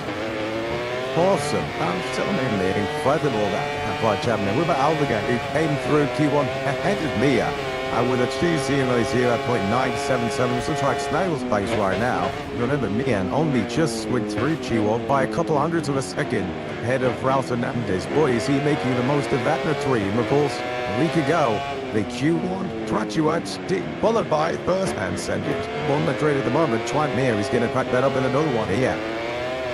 Like Marquez, the biggest lover and admirer. That's Marquez with a bit of shaking his head there, does he, down this back straight? He's trying to tick up some toes behind Bez and Barden and Reed. Yeah, getting a bit annoyed, I think, with some of the traffic. Not bad, he clips the rear. Before it looked like looking into the face of Marquez. This was after he shook his head and then he encounters a bunch of traffic. Yeah, not happy at all. You can clearly see that. A couple of big head shakes from Mark. So, pretty keen at the moment to find himself down in 10th place with a 2:01.439. His He's going to have to deliver something, especially in the second half of the session. So often he has done here in Austin. I remember that time when he was on pole position after his reps in Honda, when he put on the start for his straight, sprint back down to the garage, out on his spare bike, not set to parry like two, and he still then delivers, well, I think my all-time break pole. He's still not just doing Kota, but anywhere in the world. Further with Aldeguer, this is some jobbers, they buy Aldeguer. Let's not think around the bush. This guy is nowhere near 100% fit. He said in Guyana last weekend, probably about 70% back to full strength was his target. By Aldeguer, really nowhere near the front row. It's a phenomenal performance. Being qualifying too, I think, is impressive enough for Aldeguer, given Mark 72 Adams at the moment. He's middle of her two, in between Bezzecchi and Acosta. Martin, 7th at the moment, ahead of Alex Marquez and Luca Moridi. So Marquez in 10th. He had a corner who were 1st and 2nd yesterday, currently 10th and 11th. And as far as I say, I'll be surely the lowest Marquez that I started agnostic. Imagine that track house, the messages being too high. We don't really need a third crash. Hope for a Saturday morning here in Austin. Second fastest yesterday was the Agura, that 22.00, 9.80. He's almost a second slower this morning. This is the traffic at Mama. He ran straight into the back of Marco Bezzecchi. That's Moridi ahead of them. On the other factory Honda, it is Luca Moridi, and Marquez just threading the needle there into turn 12. And I think some Spanish swear words being uttered. He wanted to make a point there to Marco Bezzecchi, but Bezzecchi slapped past him on his right shoulder. Marquez got no room for error now. There is no margin for error at all as we did into what's going to be the second time attack. Only 2 time attacks around this long side, 0.5 on the car attack circuit in Marquez. The by MotoGP stewards. At Ines, 5, I guess I think behind the side of Clive Hartley. I looked at that one in the steward's office. I think kept by nowhere. He was already second, but a 2.00.81 size. How hard was the pushing Mountain and literally in front. Now the hill, being soon turning 11. On 2 kilometre and straight to go and sees all on his own Espana coming up on a lot of traffic, which is already inconvenient Mark Marquez. And now we'll take a with the second and Tichtanti now coming up. These are all on outlands up ahead of Pecco Bagnaia. And then that closing in on the Dura, so pretty much one line through here. No, it's my to say any progress. Really did let's make any kind of progress as Pecco Bagnaia stuck in a bit of rush hour traffic here as the guy is done there, has gone. And by with his mind managed base though, this has been another frustrating affair. After this duty test as far as the factory Ducati team are concerned. Marquez Bagnaia tilted by some traffic. And they certainly on the inside here. And the moment low grade damage as far as Bagnaia is concerned. He's still on that full run in second place. Marquez at the moment on the back or on the front of what will be the third fly, which by his standards around this coast circuit would perhaps something a bit of a nightmare. So you're on your lap, it's on you to make sure that you're not having someone who is on a time lap and sets a spectacular deal, but it's thought the entire field right in for a time match just by 9 and tap only, and then came back on because he was halfway around his hot lap. What about Marks? He's going to get 2 laps of this, isn't he? 2 attempts to try and fire himself up from 10th place, still brand new, fresh, Michelin, suffering the tie footed. It's still me on course for what will be after all the big shocks of 2026 so far. It's not quite far, and the stewards going to be very, very busy. You're the best Marquez at Simbal, you're the Bagnaia, the girl instant as well. And because like Eddie was, as far as Agura is concerned, he would have been on the floor twice. Look at this by Marquez. Look at this from the Gian Antonios. W at the Gian Antonio. Silly, we can't be training, we can't be sitting near the 150-90 and they've Austin. Carlos Evan, 2 million Latin. Happy with the Giant Antonio, it's having a right good crack at it. He's a clutch out of second up right now. Our goals are back-to-back buys. And he's got a slipstream to the right. He's turning the on-permission tire. Here's slightly comes and what me did you have to make that move? Has he dog missed? Institutional Benton. Street turn 12. What about Bass? Who's getting towed around here? Quite bully by Boy Martin ahead of him. To Marco Bezzecchi then on pole position last week. Nobody was the for the China International Circuit in Thailand. The stewards are going to look at his incident in this section with Marquez, but the moment head down as at least concerns for Marco Bezzecchi. The Gian Antonio and Bears in the beginning of 2.00.2 and 2.00.3 at the end of this, that is a lot better. Look at that shot of the World Championship leader, Marquez. And he set himself on for a fifth successive victory from pole position.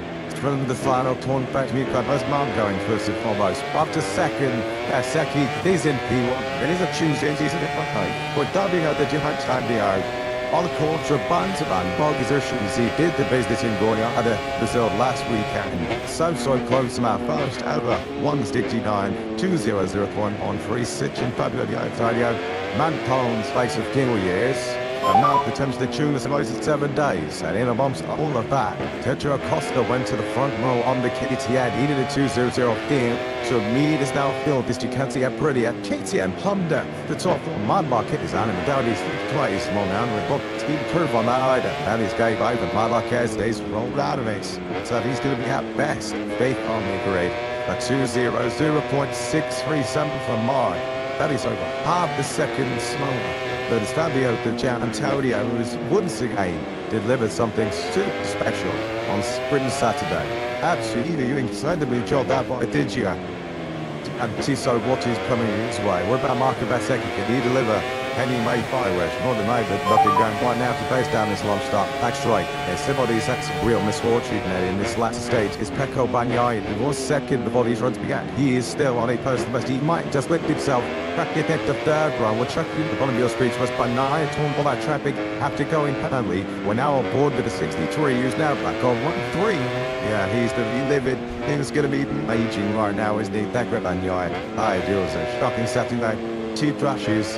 In potential trouble with the stewards after balking Bagnaia, and now is the back of this puck as well, needs 1.6 seconds off the taste. By Gura it is 8/10, nearly 9/10 odd than anything he managed yesterday. How good is this guy to get in terms of Bagnaia and Maton? But it's about Alasai, Sufanchum, Katu through the lawn, ahead of turn 18, 2 corners now remaining there. For the number 63, 2025, Austin Grand Prix winner. Currently push himself on this front row. There's been so many talking points. One stay in this 15 minute Q2 section up to P4. Sunshine close to Bagnaia. Misses out on the front row by less than 800ths of a second. When it's Fabio Di Gianantonio, they can't quite believe he can make down in VR 46 racing.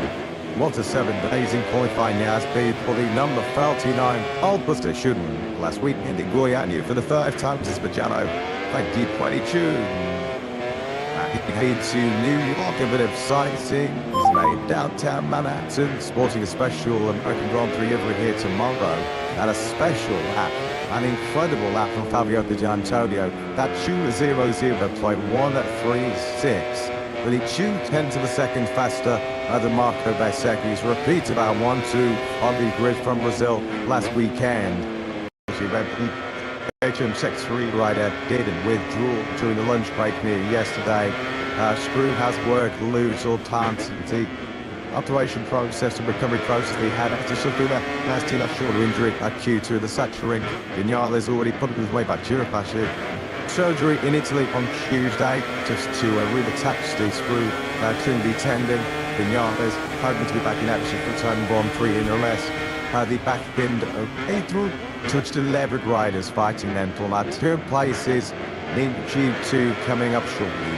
Now, like I said in this qualifying 1 session, of course, in both of the Q1 sessions so far, we've had at least 1 rider, or in the case of Brazil 2, advance through it and into the front row degrees by the time qualifying 2 is completed. Brad Fernandez here and Mr. Riley who did that in the program around 1 of the season. Personally, we were having the same conversations about Fernandez's ability to get a single man out of a set rear tyre. If he can single it out in qualifying 1 and book his place in Q2, then could totally be in very good shape for duty. Goiânia was a very unique affair this time last week. First time in MotoGP history, 2 riders who came out of Q1, which then was Bassecchi and Di Gianantonio. They went on to occupy our top 2 places on the grid after the second qualifying session. Alex Rins, more of the World GP in way of a serial Grand Prix winner, maybe Canton, just to the moment when he was on time attack to them at position 7 and was still getting both of those V4 powered M1s fired up down in pit lane. I'm sure rider for us. My 48 as the wins in MotoGP in 2019 and 2023. at 2023, making first penalty on the just kept up so bullet term as in 2018. Only rider ever to win at Austin with two different brands of winning for Suzuki and so Honda. And he's the only rider actually on circuit here in Texas who's won across only three Grand Touring classes. Moto3, Moto2 and MotoGP. Just the shape of 40 the baby amateur industries. There's never actually attacks a motorcycle underneath him. Had to attack for a little win here about his beloved Kota. Marquez is the king of Kota and now Trins is next to mine for the throw, it isn't he? As these outlaps are completed and he's throwing out the day. He's going to lead us over the line. Of course, such a long lap here, 5.5 kilometers being lanes on one to chicken on about 2 minutes. So this session will go by very quickly. Altogether, up the hill, in suit what is teammate Hans Marquez, who's clean out now, gets Tesla, Alex here, so I called to have mine here, down the hill, Sergey, 175 was now they go, and shootout and 2, now into what's going to be very demanding opening section as far as Altogether is concerned. You try to put your weight through the shot takes out, the high speed change direction, it's just in those transitions where Altogether will be struggling. Saw him yesterday with the short, so he's got so much muscle mass on that left leg. You can just see the difference between the muscle mass he's able to retain with the right now. With that mass deep with what he can't gen with it, I would in the man see it. It was a mighty impressive return to action. That was the aim going on yet last weekend during the fasting race. Sorry season, this is the opening Grand Tour in Thailand to come back and be top 10 competitive. Fighting good at on soon. Good points now again is and he needs more time physically extend so it's speed and that's what he needs more time to fully understand and the bikers underneath him of course can get any 3 seasons tested because all that injury. So I'll get many respects is playing catch up in his 2026 season, trying to catch him out on these first final laps of Q2. I'll Brad Binder on the Sol KTM in this Q1 session and Sol Pack for us Catty Old Blue who has still a chinman shot to you with being Tommy Abba on the grid. Shot soon now. His last company I'll do on the 07 bike. To see through the first 3 sectors as he keeps to King Sounds with South African been doing it. This big 2 left handed 19 and 20 down left. The start being a 3-time plus in Banchangid. I think he's finding not necessarily the transition over to a better GT bike. Stiffer ton type chassis, much more power. So he's still less. Transition over onto the mixture rub of the Key and Pete Discipline these songs. The way you set up the bike on 4 range champ, the 4 exit as well. Might get the old below 5 fight you behind out the gate. I've been high binder as far as the 201.902, which is his first 201 the weekend. So again, stride this morning. He has his John Neo 2 well 3-2 saw. He's best luck of the weekend too. That would pretty much make Steve Q2 yesterday. He did a 2 on Mod 6 yesterday. But Dick Neo just running up behind. Shot and Zarko, the LCI on the 56 turn to me and the Brown Hernandez in your only top 2 after these first initial times with the cooler conditions, much cooler than we experienced yesterday. How far the lap times dropped compared to what we did see yesterday. 2:00.86 saw. It's the absolute Maverick Vinales is all-time lap record on that. The Cuddle weekend, the top gun had here in 2017 when just running away with our weekend when he was on the factory at 20th and 12th position, the spread victory, and then the side bang soon as they all cheated the Grand 2 win on Sunday. Just 20 and Maverick Vinales, 2 Spaniards at the moment, going through into King2. Goodness and Lauren testing, committing my step the alternate here. These 2 this is the same though, isn't it, man? Where he's going to lose time on that. And by more Yamaha is Nia has a very strong second sector 2. We tick up top track now through the 3rd sector, which will complete as he just comes out of the tight left and on 15. That might have helped to the course. He's only doing the time to added in for Brad in this KTM. The top track 53, the 3rd sector now, and he's lost 10 to the 2nd.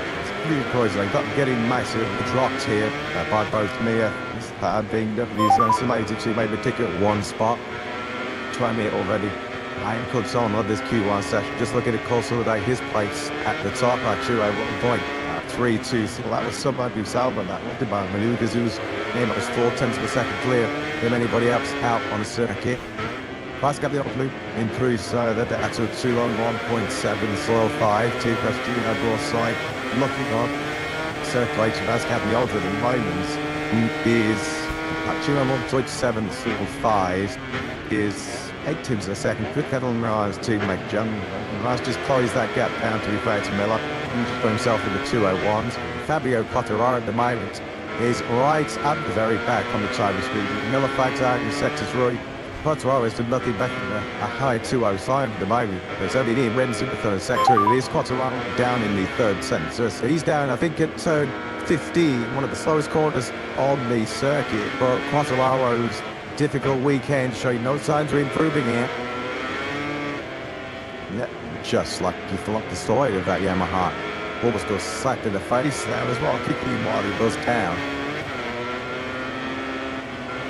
It's like he just had the moment. There was enough to sort of just drive off the side of the bike, and that was it. He was on to the right. So at the moment, Fabio Quartararo, halfway through this Q1 session, you can never quickly meet at the bike and get back to pit lane. As he stands right now, this car I've had too many times is his MotoGP career. Fabio Quartararo was starting outside of the top 20. 11th places at the moment. It does not make the touchy reading for the factory Yamaha team at all, does it? Because at the moment, Alex Rins will be starting 20th. Fabio Quartararo 21st. I mean, right now, those two are being not only outpaced, but outclassed by Vasgagliolto and Villa. The Monster DLRs beat Monster both from out Abamon, and you can't say enough good things about what Toprak's doing in this session. He's only a tenth of a second at the moment away from back-to-back qualifying twos, and it would be a heroic effort if Toprak can do that.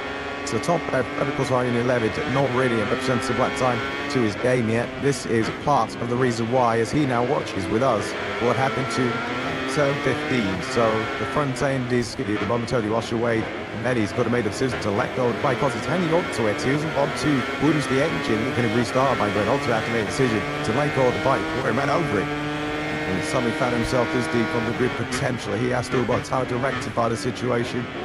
It was when he was 23rd in the grid of the Spanish Grand Prix at Forest in 2024, nigh on to 4 years ago. So after the opening exchange in Q1, it is Mia and Ralph Fernandez that will be going through. To say at the moment, Mia's coasting this. He's exactly 4 tenths clear of Fernandez in second place. Without Vasgagliolto riding the rodeo.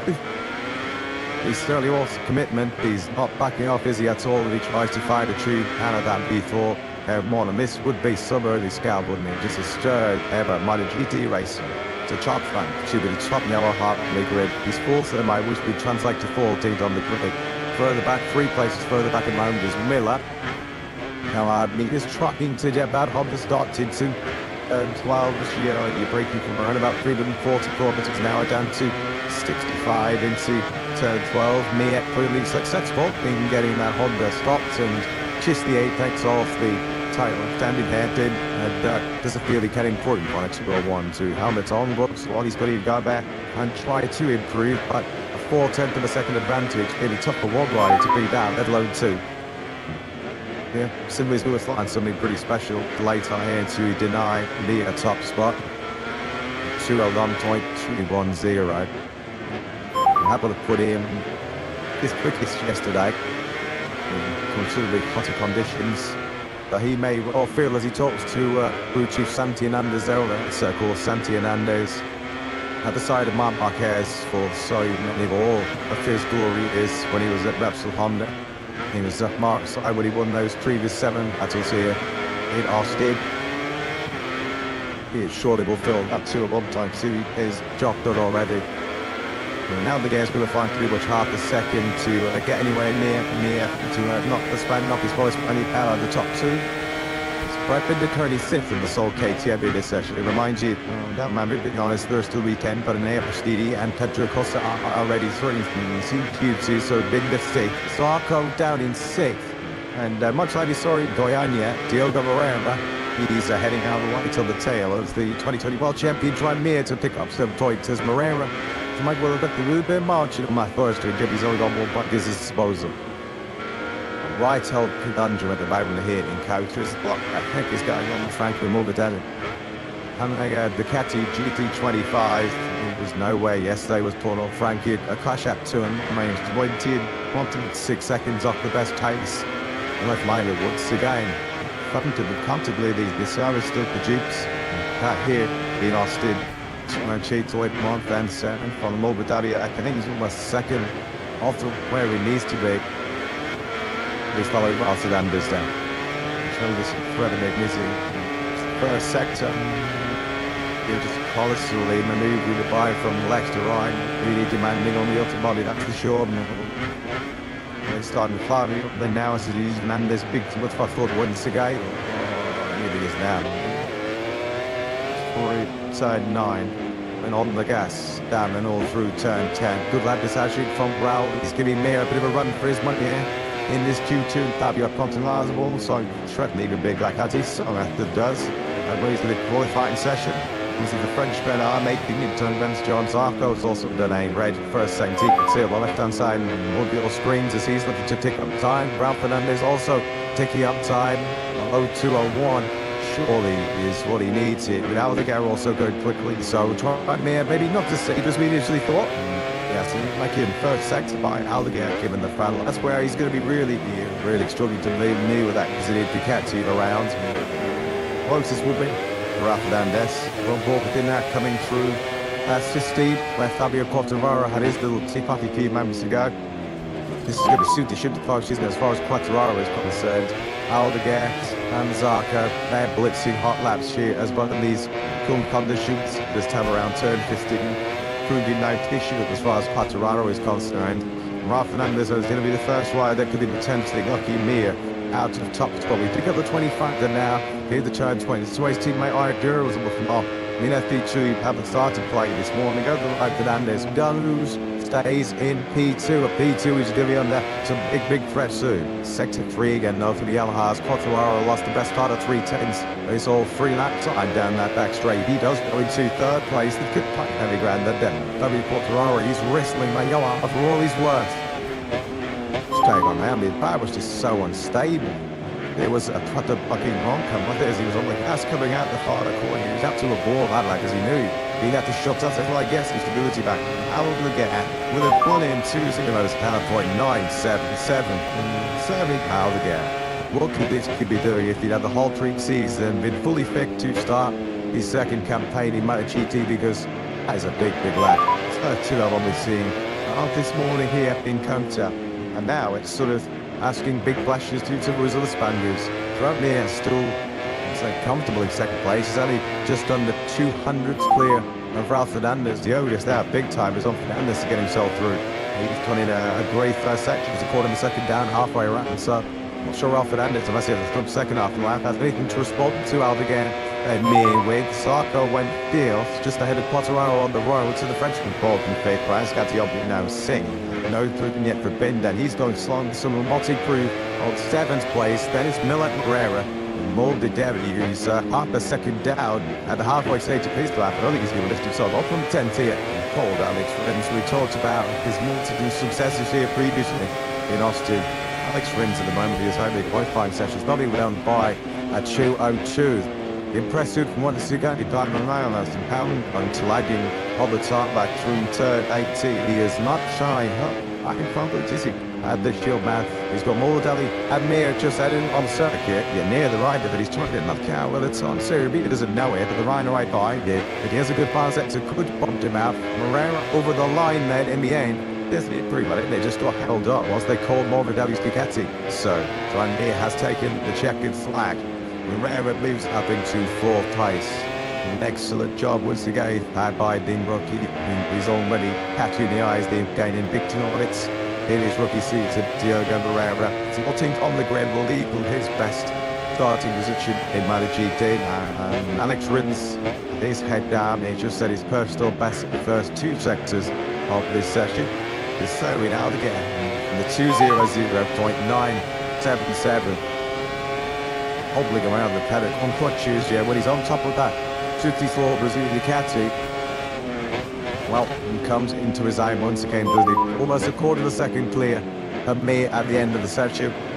But and while crack ourselves, so one dog less than the 5 position here in Austin. It's game over as far as Ralph Fernandez is concerned by the narrowest of margins. Not even 200ths of a second. Ralph Fernandez then his house falls Q2. Patrons did just come over the line in 11th place at 2:02.3, which does at least spare Frankie Morbidelli from qualifying last year for the United States Grand Prix. But Morbidelli couldn't get into the 2:01s this morning, and he needed a 2:00 to advance. Well, there was the big Bjorn pre-session from Vinales, and he was not sleeting at any stage, was he? Indeed, that's Q1 session. And good begin on sort of third pole at 2026. Likewise, maybe the factory model to add Mia. His early work at 1.210, which you always kind of felt was going to be a tough lap to knock him out at that top two. That's exactly what it proved to be. Because this factory on the squad might do a little bit of sweating. As Fabio Quartararo, that's a lot of bomber power coming out of turn 20 as he was sort of gutting down the start-finish straight. Watch this. Off the curve he goes. And I'm on to the right here. We can see Fabio. He's just saying, showing him behind. He's, oh, look at this fella's just noticed the money tonight. Handlebars shaking like crazy. I mean, like he is practically on a rodeo ball. 16th on the grid. So Fabio Quartararo, who is the top Yamaha, in the end, he managed to get ahead of top rank by 0.2 of a second. 16th, 17th, 19th, and 21st is where these four Yamahas will wind up.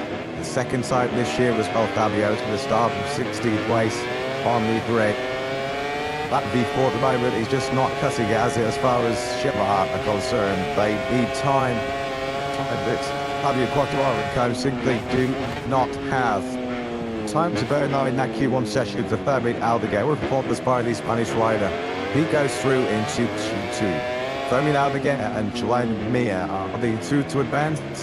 Raul Fernandez paid the price once again for being in Q1, knocked out for the second Saturday in a row. Moreira does out-qualify his teammate Johan Zarco, the LCR duo, 4th and 5th. Fabio Quartararo is 6th.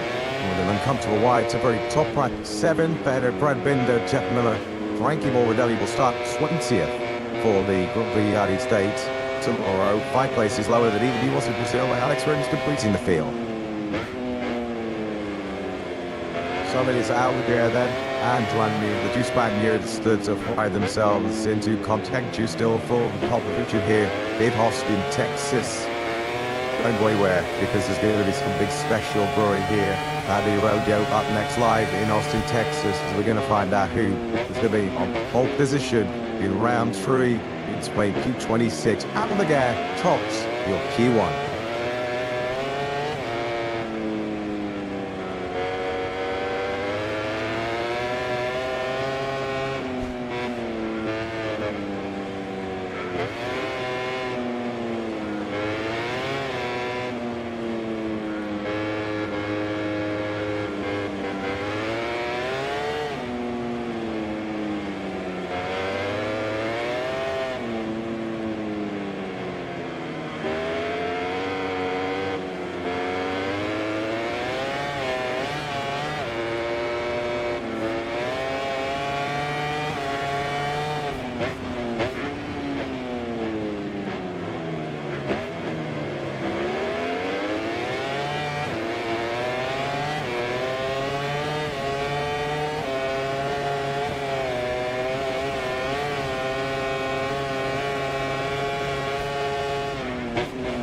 Welcome back to Austin in Texas. We are set to see what is traditionally some of the most dramatic 15 minutes of the entire Glory weekend. We have rocked up at the rodeo. It's time for the world's best riders to tackle one of the world's best circuits here. It's the Red Bull Grand Prix of the United States. Round 3 in 2026. That's tomorrow. Over 20 laps, 3 local time. The question, can Marquez finally reclaim his crown as the champion of Moto2? And he's tumbled out of the lead in 2024 and in 2025. He tumbled out of early contention. Now every tackle session here yesterday. I can't speed as always here in Austin. Supremely fast and looks like the favourite going into this afternoon of Springs. Over 10 laps. And the main Grand Prix over 3 laps here tomorrow. Marquez led the way on day 1 with a 2:00.927 despite the big crash yesterday morning at turn 10. joined in this segway contest by Ayogura. And after a down weekend here, the roller coaster for the Japanese rider. Fast, very, very fast, with already 3 crashes in the column for the Trackhouse 3 rider. Already through the Q2 yesterday afternoon in baking hot conditions. It's a lot cooler and cloudy here this morning, as you can see from these live pictures. We'll be down towards downtown Austin. Fabio Di Gianantonio on pole position in Brazil last weekend. World champs leader Marco Bezzecchi, who had a tip of a third section after 2. Alex Marquez, Pedro Costa, Hoy Marti, Becca Bagnaia, Luca Marini, Adenea Bastianini, Ida Temple, safely through the Q2 yesterday. Becca Bagnaia, cool Steve Grand Team winner here last year. And also vying for pole position here in the United States is Stubby Aldegar and Tramia. 2 Spaniards have just come out with always a very tough Q1 session. He is a serial winner around Kota so many times. He has also qualified on pole position as he Marquez. When he is in pain, he's going to have to do it the hard way. He's got to grit his teeth and he is to get back on the top 7 of the title here in Austin. So you can do the rear aero updates. This morning was Mark on the factory captain. That was some shots we grabbed of him in FB2 this morning. His 33-year-old Spaniard inside the top 3. A session this morning was led by Hoy Marti on the factory Aprilia. Pole here last year, there was the Marc Marquez with a 201.088. He's going to be a series of big contender. Many people's favourite lyrics to find himself back-to-back poles at his beloved Austin. And on those lap times you saw the previous pole sitters on the bottom right corner screens are going to cut the mustard in this Q2 session. We've already been in the 2 minutes earlier on this morning with Fermin Aldegar, a 2:00.9 already. Did he update yet?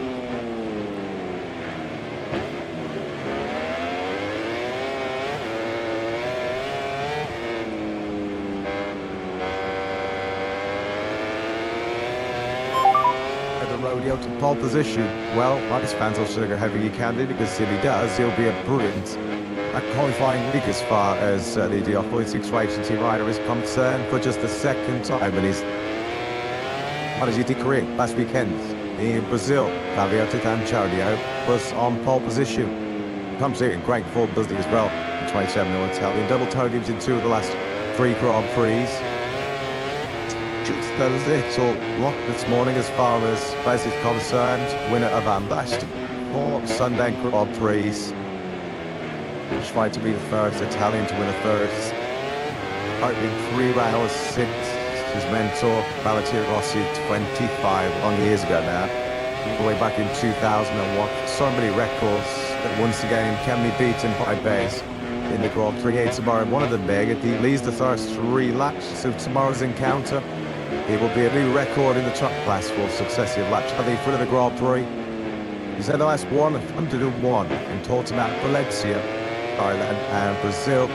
You do feel though that there's some very fierce and stiff competition coming his way this weekend from Marc Marquez, obviously, but certainly from the opposite side, that factory of Aprilia garage, Hoy Marti was fastest in free practice 2 earlier on today. We'll find out in this Q2 session what sort of short Marco Bezzecchi has. Going to break him out more here, Morenzo's record, because he has to be starting on the front row of the grid if he's going to lead from the first lap in 3 down as he has in the last 4 Grand Prix. So Q2 underway then, the battle for pole position and the all-time lap record, which has been held by Maverick Vinales for a couple of years, were 2:00.86. Surely that is about to be beaten. Fans, each of the observation tower. There's been so many bulls so far here this weekend. We're up to 13 of our 21 remaining runners who've fallen off so far this weekend. So let's go down for an update on where my flat 1 or 2 types for Q2 Jack. Yeah, I'm sure as you guys have mentioned, just like last week, Marco Bezzecchi, the World Championship leader, having to do with only 1 motorcycle. The same goes for Alex Marquez as well. Hayagura, Paul Jewett, the Japanese rider, Jewett at his disposal. Rather interestingly as well, this one on screen of Marc Marquez and teammate Pecco Bagnaia. After only 3 laps in that brand new aero, they look like they're up to do that time attached to both machines. That's how this obviously working in a media treat as far as the factory. The Catty team of constant extra, not to check, never just sort of a replay of the aero that was speaking to at Mark and Pecco's GP26 this morning. So we'll be cloud 9 and make it 9 pole positions here. And that's Austin in Texas. And certainly one of the big contenders, isn't it? As we get the early morning done here. Normal lap around this Austin venue. It's 5.51 kilometers, 3.43 miles. 20 corners, was it 9? Right. Nevertheless, so much for the riders to tackle. Concentration and soldiers push to the absolute limit, particularly from Grand Prix distance. Now, whatever the size driver is in the front of his train, looking man from Pecco and Yaya, who has now got his teammate Marmon, his right behind him. He was but side by side with his friend Marco, but it's like he got the man throwing it out right on board, looking forward.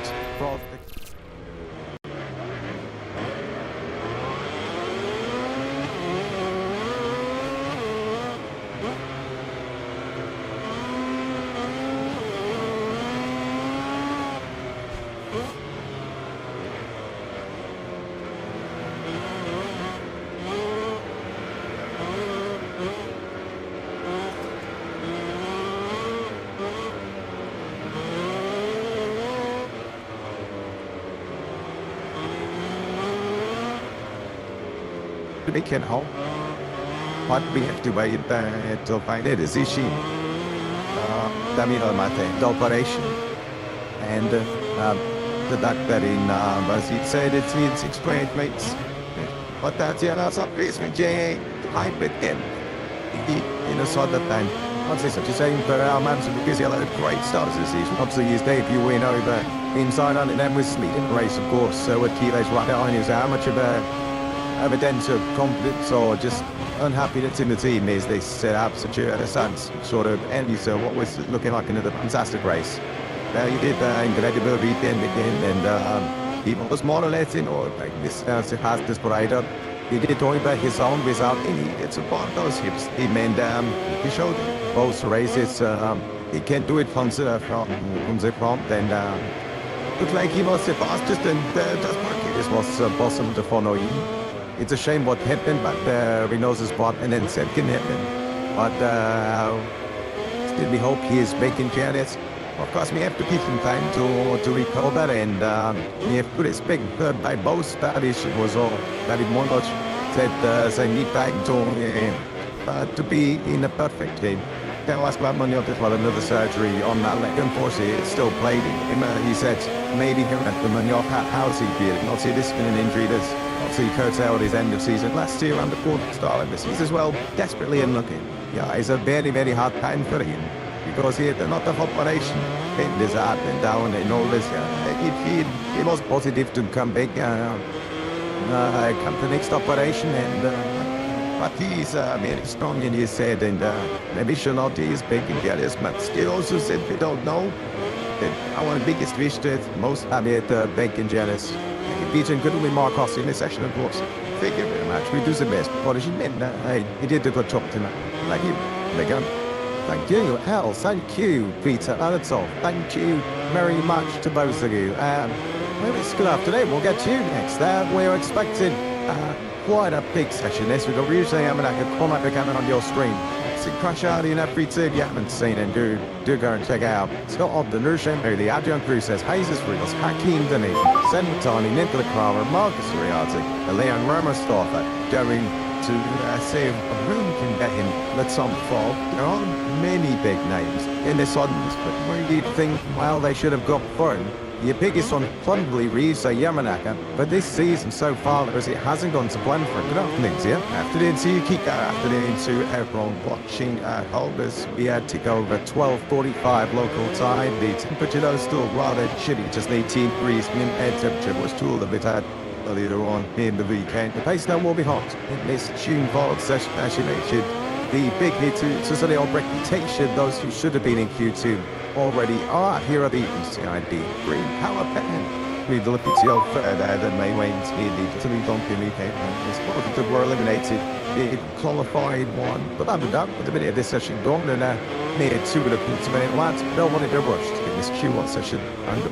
Yeah, everyone just holding fire for the moment. Good point you make about the 2 CRT Green Power.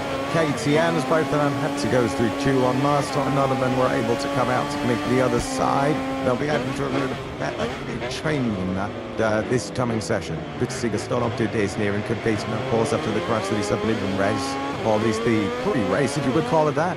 Especially designated as a non-starter. He did already wrong since his crash. They pulled out the race flag. It's a little bit, I say, pre-weekend. Little check. He was successful. And he was 17th at the end of British me. Yes, indeed he was. And Scott did, in fact, should get the feeling each one of the riders he should be doing. So, Maverick Vinales desperately unlucky actually not to be going 30 straight away like he did last week in Brazil. It crashed this morning. He has been declared fit. You've seen him with his helmet on and his landers on. He's going to be going out to the track very, very soon. But what describes fit doesn't mean not battered and bruised hands. And it's certainly both of those things. After this morning's get out of him, so he just landed watching. But I can't shade the free practice to this morning. It was an absolute mortality.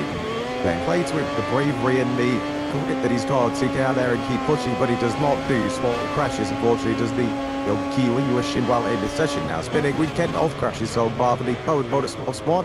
His team Maverick really went down yesterday. Yeah, down yesterday at a real crunch time. At that time would have really, it's hard to say whatever it would have definitely put him in the top 14 because we'll never know, but he was definitely threatening them. So the Code Motorsport, let's say at KTM's, definitely unfortunate. At least one of them should be moving through in this Q1 session. They're trying to go again for the circuit on the Americas. They've got to pull out laps totally of the runs to change them. They session one only rider just to draw attention to it was they can Palbaro Cup. They knew will be busy in Q2, and that gives us Rios, the 54, who is in this Q1 session always again in the racetrack. He had to serve a good on the empty. It's one of those United States 1-3. It's a cap, let's pretend the restart was on. Let's if you wonder where he is, he's already come through up into Q2. He had his best riding really since his injury, probably his best day since he took pole and podium last year at Kota. So keep an eye out for Matteo Batali. We're getting ready, so Reading rocked in all here. We've had Leo Ramersdorf and Zen Matani, and out our 2 rookies. Now we're going to get the rest of the field as the fans watch on for one of the best views and scariest views around here. At the Kota circuit, kept me going up the stairs. I'll take VIP treatment in the lift, thank you very much. It's clear flow there as well. Chavik Lusemi, other fingers to that messy in our stomach. I haven't been up there. I'm very happy to be on Glenmurray. If I just look inside, the edges to a tick plane here. Happy circular the inheritance. Much nicer, closer to the hospitality as well, which is exactly where we want to be. Not maroon, all up in the sky. Senwatani will be looking to be marooned up into Q2. Later on tonight, came through it last time out. So she'll have a very, very impressive Batani. Although the Japanese rookie does still chase his first point in this 2026 campaign. Will this weekend be the weekend at the number 32? Does get inside the top 15 by the champion tag on Sunday. It could become much closer in Brazil in that 5 lands. Wins to be had. Post Scotland, the Crash Batani, then Butterfly in 16th place at the end of all that corporate. Sometimes a weekend so far near it will stay on Moto2 the scenery Albira Cup earlier on this morning did a 2:13.190. That compares to a 2:13.7 from Max Tiles in practice yesterday afternoon. That is a new all-time record for Albira Cup. It does again through this Q1 session. He'd expecting my times in the 1:2:40 to sort of mention that. Yeah, I reckon Moto2 40s high 2:13 to surely absolutely throw. We'll talk about 2:13, that is maybe even a high 2:12 when we get into Q2 when we are in that pole position shootout. But at the moment, say Ramsdorf, who's not making an apex down at turn 12. And it is in Matavi who comes through. We sent for the Code Motorsport KTM as well, looking to try and come through this session. Some might say they're unlucky to not be already in Q2. Let's find the thoughts of the team owner, Jose Bronte. This talking to our Mario, and in your help. Yes, how is Jose? Great speed to you for the first time this season. Obviously, Paul Mac was a bit Bandun heading, and well, coming away from Brazil, and of course, a huge rush this morning. Just talk us through how is it? Now he's through, and after 2 bit pressures, it's like a little mad. He's okay to ride. As you can imagine, it's not going to be easy for him. He said coming into the pre-season after Thailand that he's made a good step this year. You see on the track as well. He obviously was having a good weekend until the crash in Brazil. Hey, yes, I thought I'd get a step thing on. Having got in speed. How do you know? Man, he done. think they're doing like this, and for sure, one of the most important part is trying to avoid the crashes. You'll continue dreaming. I always appreciate being on the other side of the box, but I think it sounds like he made it a step forward in Brazil. He's like, well, this weekend, it's step by step going fast, which is good. Let's see if he can continue going fast as the previous day. I give that say like shootout as we go. Our first lap time in Zemmatani to be 15.5. He's going to need to up the ante. His positive time this morning was a 2:14.4. So there's time in the track. Zemmatani. Worth actually noting, both the CRT Glee power machines are in the top 10 this morning, though, so they've got pace in these cooler conditions, as we see Marcus Oriarte just try and come under Ryusei Yamanaka, I'd like to say that he was fast improved, unfortunately. Ryusei to 22nd this morning, so whatever's going on in the number 60 side of the box in 2026, it's not working. Moto2 Q1 in Brazil last weekend, but is still awaiting his first top 10 of the season, just 2 points next to his mate of the main up towards turn 11. This leads us on to the 1.2 kilometer back straight. It's a long back turn entirely soon. You'll feel like an eternity on these Moto3 machines. And slipstream is a vital factor here. It does go a little bit hard. You've also your slipstream all the way up towards turn 1. And that can get in tenths of seconds. It might just be the defining tenths of seconds between Q1 and Q2. That could be top position, or it could be 90. Best. But at the moment, Scott Ogden now with his own lap and Punjal in here for Ryusei Yamanaka. That's the number 88 of Marcus Oriarte, just behind, who is replacing David Almanza this weekend. So these three on track, and they're in that third sector right now. Fractured wide three-toe club, but not as wide as Oriarte. He went all the way off the racetrack on the exit, but he just tightened up on the exit. That toe 12, so difficult to get back on white. Some so easy to make a mistake, and often did lose a little bit of time with that error. Through turn 12 in the third sector, you're going white. Third is Chucky White, and the sequence of 16, 17, and 18. The pair of Mets complete the lap and not used out into the heart of turn 19. This is what he can have that big crash earlier on today. Ogden is now sinking through the final four laps out of 20, and this should be up first. 14 lap will be up for him. It should be, but he's still going to need to drop the time a little bit more. Of course, Ogden at 2:14.506. That's in 7 that saw it through this morning in FP2. So there's a lot of time still left out there. Obviously, notice that time's improved towards the end of the session. There was a lot more opportunity, plus some slipstream. We have less bikes on track in Q1, and of course we are still with more than 6 minutes on the clock. Bruce becomes confined Satan, teammate Big Cannon 7th, Cruz says 8, Rios 9, Hacking Indonesia, front row Stitter from last time out is selling the bits as it said lap time Nicola Crown. Likewise, he's Ogden Ariarte, Visa Yamanaka, Zemmatani, your fastest four so far with just under 6 on the clock. So say, oh, you have fun, I'm to go. Dennis was having some sort of problem on his name on his time lapse. He went out there in an hour lap and then came straight in at the end of his, it would have been his first time lapse, so he has no lap time next to his maiden name. But neither does Nicola Crown, so they must have seeded from England. So well done. His first lap, he's worth acting that Hakim Danish after his front row and top 10 finish last time out in Brazil hasn't really kicked on from where we expect him to be. 20th in FP1, 21st in practice. He had the crash, of course, in FP1 as well, and he was a little bit down in the dumps early on today as well in FP2. So Hakim Danish nearly 17th place. So just keep an eye on Hakim Danish. He might well be able to put a lap together here that gets him into the top 5, but he hasn't had pace. This isn't a big surprise to see him down in Q1 today. With such a long lap, 5.5 kilometers. He's not got an awful lot of time in the pace, but he has to be back out there. He's going to have the fast young time lap to try and rescue this weekend. Indeed, then 5 long. We've got a big lap coming in here from Hardy, who might be on the brink with the 2:13 here, doing it on his own. No one projects on the records. And when he saw the stitch doing behind on the Honda teammates machine, totally key to see some of the promoted subtlety potential this side of the teammates one of these has been his teammate, fellow rookie Beta Patama, who so far has got the headlines with Hiroshi Oyama's very well run squad across the line from Italia 2:41. I'm sure there's still a bit of time left in this. So it's Matani at the moment, who is your fastest rider. At the moment, Ogden's is going to cost a lot to beat him by 5,000 of a second. So still Ogden now 6th pretty in that P1 place. He's with Yusa Yamanaka behind him on the track, and behind him in the standings is Mom Yamanaka's 3rd.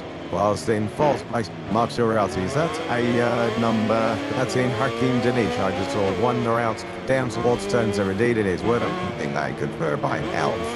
The Malinoida has returned to the track. Cruz says goes to Nick Carramo's first final up, sees him fall. And that's not good news for the other MC Helmets machine. Rusa Yamanaka now down to 5th as we see Cormac Buchanan getting all a little bit crossed up. How's that turn done?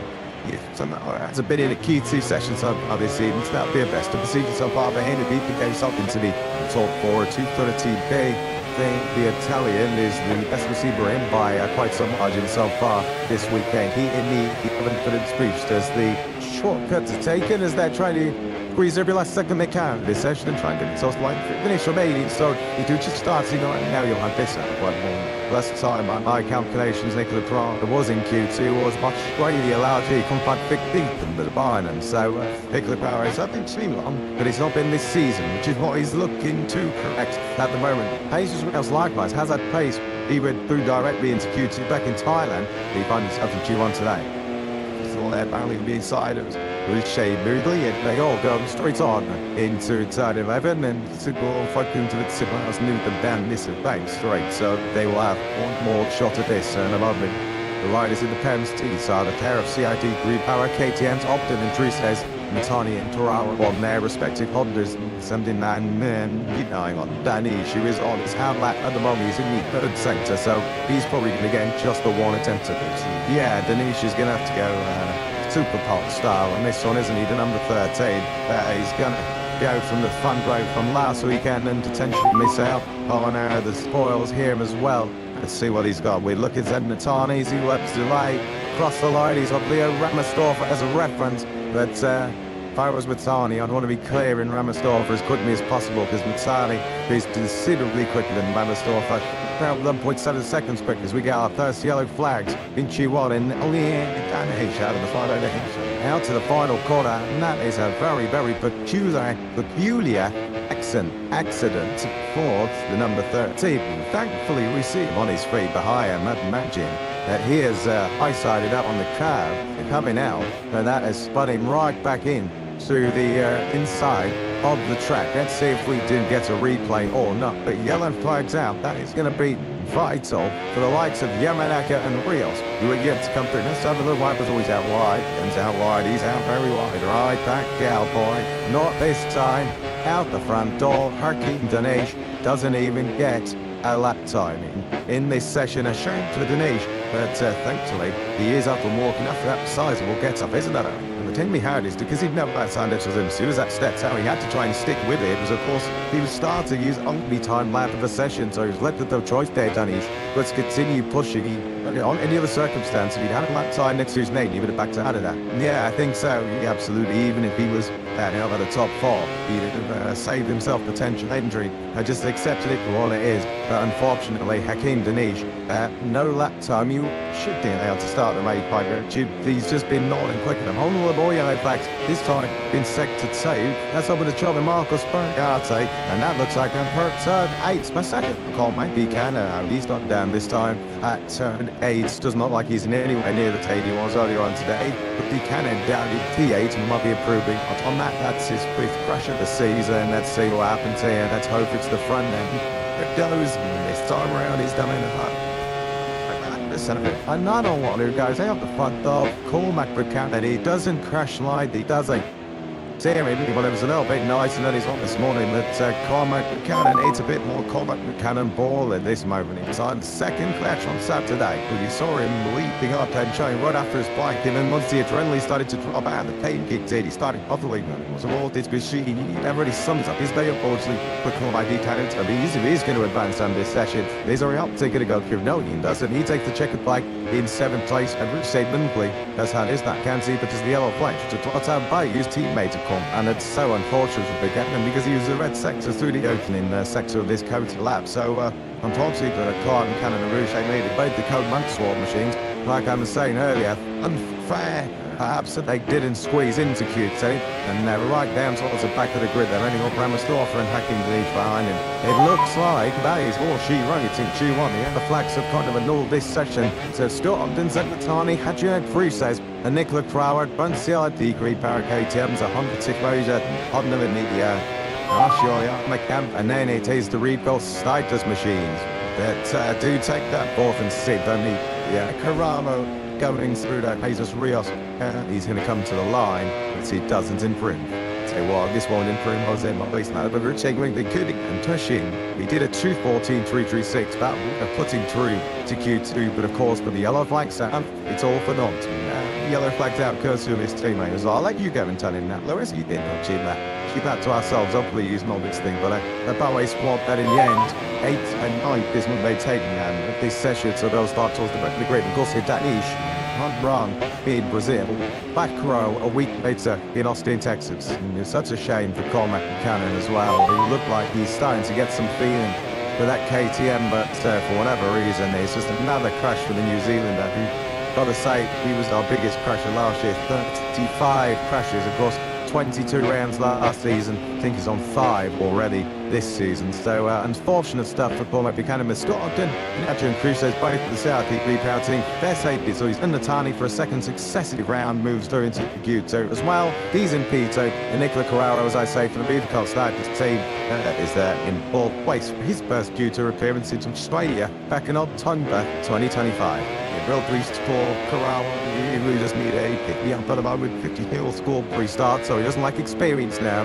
That is Corral, so no excuse at this level for such a long time out of qualifying to Adrian Cruzes, who certainly had a painful Q1 experience a week ago in Brazil. A successful one here this time for Cruzes, who we shouldn't forget did himself no credit here last year where he put him as a substitute. But injury substitute at CRP didn't us for another deputy in a piece to the top base. So those is where Uncota and doesn't do these. As we look at we do say out there coming to 10 bind. Fisk is just not cutting any garner mustard, is it? That's all for number 6. He will take solace that well, at least he was only a couple of tenths away from Nicola Carraro. But really, Busa Yamanaka has been a podium finisher as recently as last year. Would have expected more. A handshake between the two TRP Green Power KTM Scott Ogden and Adrian Cruz just smile on Alan Connick's face at least. After their W Top 10 appearance this morning, he was all a little bit too late, but they are just about on time to squeeze into Q2. Both of the Honda Teenage Riders will be representing the Insola. Would try and see the better Patano stuff to the side of the picture. Alongside his teammates, Zen Matani. Tavmo was full team yesterday. He's now joined by his young teammates. So both of the Team Asia Riders representing the Batek Cole to come. Back Indonesia, just chatting now or being spoken to by the team, probably asking what's happened, here's some advice for the next time. Indonesia's fast and he has got the potential today, just not the Malaysian's day unfortunately. He's going to qualify last, but tomorrow's going for it. Thought Ogden though could still qualify right at the front. He advances through Paul Apai Field, but introduced 3 he and Zebatani 5,000 speed, Walter Pricked on top. Matani second from Adrian Cruzes. And Nicola Carraro, this first beauty appearance since October last year. Yamanaka Pit, so he'll start 19th from the grid. And Ed of Rios, who has 2 on lap. The third to ball, and Marquez and Alto of the Salt in South KTM 7. And Ed of Pullak, he can't know who's shaping clean. In crash, really stopper notes of the other. Real Ramastorfer was 10. And with Bill side set up, crashing starting this final time lap. Aki Tani, shit it on bid now. Leads bump for CIP Green Power KTM the street to Q3. The batting up a pole position. Paying off detectors in Moto3. He's mother to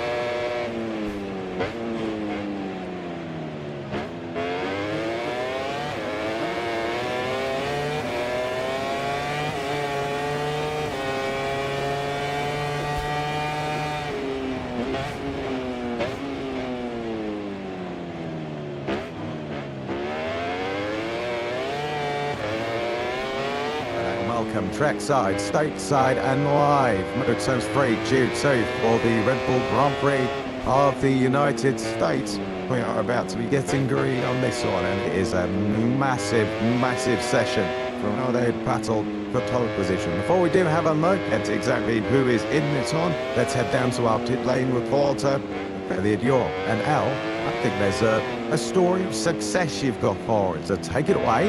Yeah, that certainly is. Down here with Michael, obviously great to speak to you for the first time this year, Michael, and both you artists in Q2 had a great weekend so far, a positive year. So prize, but to be said, how are you feeling about Joel and Eddie's progress this year? Yeah, really happy. It's been positive. Both Fred scoring points of the first 2 rounds. With Joel, we wanted a little more last time out in Brazil. I think the race basically had on Saturday. It could have been top 5 or bit even in that podium battle had the race gone forward. Since he just sort of in the back of the group. Then the second was Isu, right, going all the way back through to pretty much on the point scoring positions. But turning up here, he loves Texas and honestly worked well.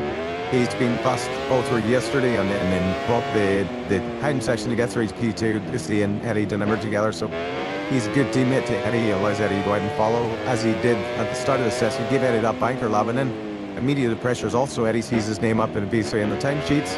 He went out and without chasing Joel, went and found his on time position and bettered his lap time. So I think those boys in a good place, like working well this morning. Lovett Cooler, a bit of an anomaly. He just used one tire and didn't connect too much, but they seem confident. The likes the team's working well. So I gotta say, very proud and happy how things are going in the right direction. Yeah, amateurs still helped. And I speaking to you last year and the advisory game from the team. Bringing Joel in was going to be a massive boost. Lots of experience, of course, and obviously an experience head next to Eddie, who's still in his trading message. How big of an asset and Joel being this year so far. Yeah, massive. It was a bit of a coup for us to get Joel at the end of the year. Hopefully take our team to the next level. So we've invested in building that in material and stuff. We changed a lot, but having someone like Joel, there's an expectation on him to perform and us as a team's delivered. So the pressure goes on our side. We know that one is a bit tougher than KTM, let's say, to be consistently there at the front and competitive every weekend, but I rather that Joel doesn't complain, doesn't moan about maybe has a lack of speed. Honda versus KTM, he just knows what he can do. And then I think that that's mirrored in the other side of the guys for Eddie. He's younger, not good Joel's experience, but he's learning from his approach and working to be better, trying to get the best out of the package. They've been working hard throughout the winter, been in the wind tunnel together, good relationship, good bond, and I think Eddie's took a lot from that. And for us, having a rider with Joel's caliber and experience of what he could do last year, it's been good to learn from that, and hopefully together we can achieve some results this year. So it'd be nice to obviously no massive expectation, but we hope to take that step forward. Yeah, that's right here. Now on the Eddie side as well, he seems to have made a good step in his own riding this year, but expect points for his first time in Moto3. His best Friday ever yesterday as well. So what steps has Eddie made? After he told us helped build in himself, what's Eddie done this year that's made him progress from last year? Honestly, I think it is the British riders, so Northern European riders typically mature a little later. So Eddie's beating through the junior GP scene, but if you watched him, it took to year 3 for him to really unlock his true potential. And then he's in there battling with him. I mean, the front runners in World Championship racing now, but he's beat them all on his day. So I believe it's that experience that you have to have a bit of time on your side. You have to have a patient team, which I believe we have been hopefully giving him that belief in himself, and he believes that we're there to support him. So I think it just all is beginning to come together, and Eddie can unlock his true potential. And yeah, I think he can grow from here. So we've got plans when we go back to Europe. We're working with a good doctor up in clinic in near Barcelona. He works with some of the top athletes and cyclists in the world. So just trying to unlock a little bit of the mental beliefs that I think must be Eddie's weakest, that belief in himself, and just give him all the tools that he needs. But I believe in his ability, and I think we'll see a bit more from this year. Great day, Michael. I thank you, B. So much appreciated, and good luck for the session. I see those 2 pass through the front. Thank you very much, Stu. Thank you, Elliot. Thank you, Michael Laverty. I know Michael has to be one of the busiest guys in this paddock here as a team. He does against his Walter Comer train, even when he's not in this paddock. He's only in another one near one of our listeners, probably around the world. So Michael Laverty, busy, fingers in lots of pies, and he's so eloquent as well. Coming up in this one, let's just run you through the riders who are Teamless, Alvaro Carby, balancing Brody, Joel Esselman, it's Vives, Guido, Heaney. So I just flick onto the correct inward adage just in case I did make it absolutely nice. No, this is what I got to see. I did great pals that are not in that partner. Keyless, Painting, Carpe, Patani, Priority, Esper, Elsa, South Mella, Marco Brani, Queso, Corbin, Harden, Jump Nutters, Eddie O'Shea, Vargo Reality, by the Patala. Thanks to the RP, great power machines are joined up in Mania due to Wanking's a lovely way graduations of Nicola Clara and Zen Matani for you've obviously just seen coming through G1. The green flag has shown. We are now counting down in Q2. You're in the company of some Kika Charles and Yoga. We've had on in pit lane. Louis Sudbury is with us up here as well in commentary. And this is the time shootouts at Texas at Content. Max Giles finally, and Shaki knows. I think he's in the show how much he knows down here. He has been electric this weekend so far. They'll want to find out exactly what Max Giles knows because he is on a different level, it feels like. To the rest of the Moto3 field, certainly the longer the going on of the fire. Further ahead, Kivas' dominance would appear to be. He was able to do such a consistent run in SD2 right here on today, able to lack so comfortably in the 213s that although no one else really was able to do. After he was able to do some 213, Moto2 Saturday section, now he was what he possibly got that soft man. I didn't lose to Austin, let's see. Rio, Kivas in some sort of 7 managed in the 230s and they want to high 230 iron, so there's no question that Keelas, the new world championship leader, is the runaway favorite. The man doesn't always guaranteeing pole position in Moto3. No, it doesn't, and actually Max Keelas has probably been from any of his armory in Moto3 in his Grand Prix career. It has been qualified. There's been a small chink. Not a total chink, of course he has been on pole before. He's had plenty of front rows, but it's not his strong point either. Like to lead in races from the front, so he's only waiting until tomorrow to do that. And Max Giles certainly pole in this one.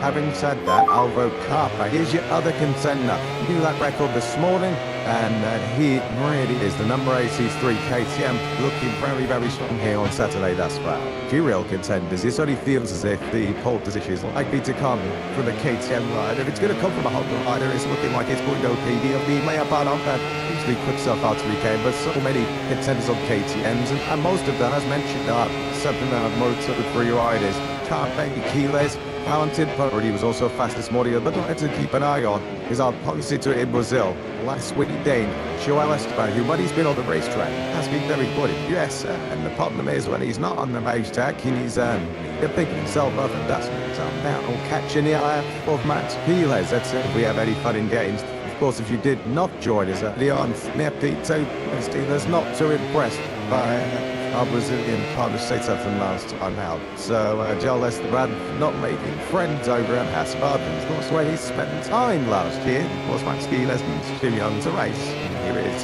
Guido Pidi, the aforementioned Italian, the layup part all day. He's taking the lead on then. Q2 this weekend in the setting because yesterday he split this body, but in both of those sessions he was the leading rider. Of course, another Gil's fan in his second Moto3 season. Hasn't really nailed qualifying so far this season and spinning it. I am again probably agree. But this feels like real cheats, but he's changed that. Yeah, Guido Pini has that. When at the moment he's own 9th rebound season master around in Brazil. So the ideal qualifying scenario for Guido Pini being handed you that whole last season. Of course, Bruno back on the Liquimon lead. KTM, he finds it 100 this year. Hongyu challenge for the number 94. Another challenge in others is keeping its wheels in the right way because he had a bit of a crash yesterday. He also, I don't know what the problem was earlier, but he had a technical glitch earlier on at the end of FD2. So that number 94 has seen a bit of panic as much as the pit lane in the racetrack over the last day or so. The tactics of 1 kilos of Fernandez. Here is Max Kilo straight through the pits. The end is out lap. Turns up, they try to shake that. Each chance is ready on the line. Is trying to follow them around to get a ton towards the front really great Kilo. So this whole thing has been really stand out. That is the ballers. And his pace up on this weekend is to doing these lap times for what he's up. Yeah, Kilos likes to go around and do it on his own. I think that's why he's probably looking to be on his own during this session. But of course, if you do pick up a little bit of slip creep, then you are so gaining free time effectively around this massive comes to second. It's very wow, straight down to business. Played at the time. But through the without singing one, that's this lap of the weekend. First lap ever in Moto3 here. That's all I want. Alvaro Carpe. Parker, Bear, and Brady Retention, Slough 5. Where does that come from? Alvaro Carpe, well, that is magnificent. We maybe high tune trials, we make it.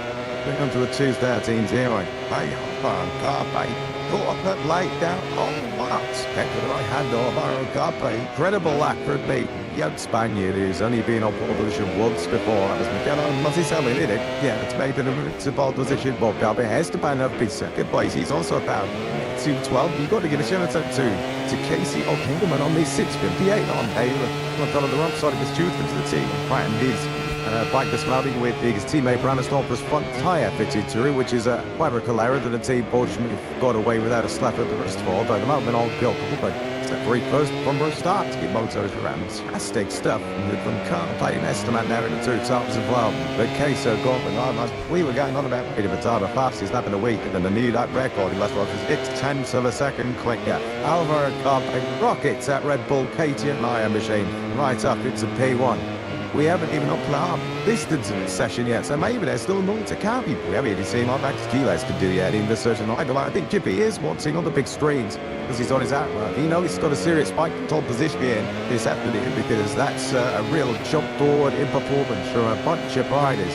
Get into the 212s and Moto2 13s primarily in Patamba, while on Moto2 13s, which is really shifting around this cul-de-sac. Given the right record coming into this weekend, the high 213. Yeah, on site we're true surprised to see through 12s because the pace has been there and we've had really stable conditions so far this weekend. But I am quite surprised that I'm joining you gathered at home to see a 212.5 by Alvaro Carbe. Oh, that looked nice. Max Giles is absolutely it in. I mean, towards turn one. Keithers at the moment now, starting his flying lap. Guido Tini goes into the 212 bracket as well, as does Ryder Bratama. All in the 212 it's only Carpe who's got out of the 212 and dropped to the 212.5. So Bratama, Pini, and Esteban at the moment, all those three in the 212. Then comes like Gorman in fifth.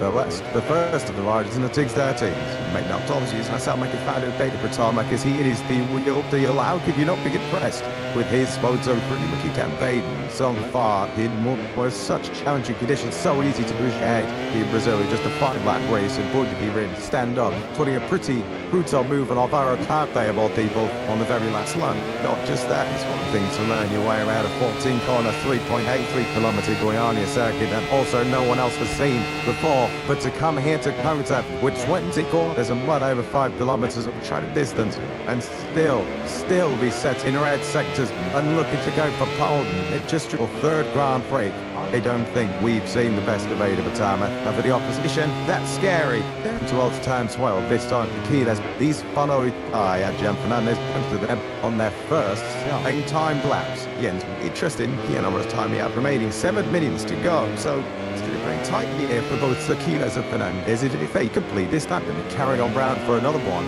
before we get back to the taste. They're going to be in the final 5 minutes of the session. So we look to work quick in Aspar and a Leopard.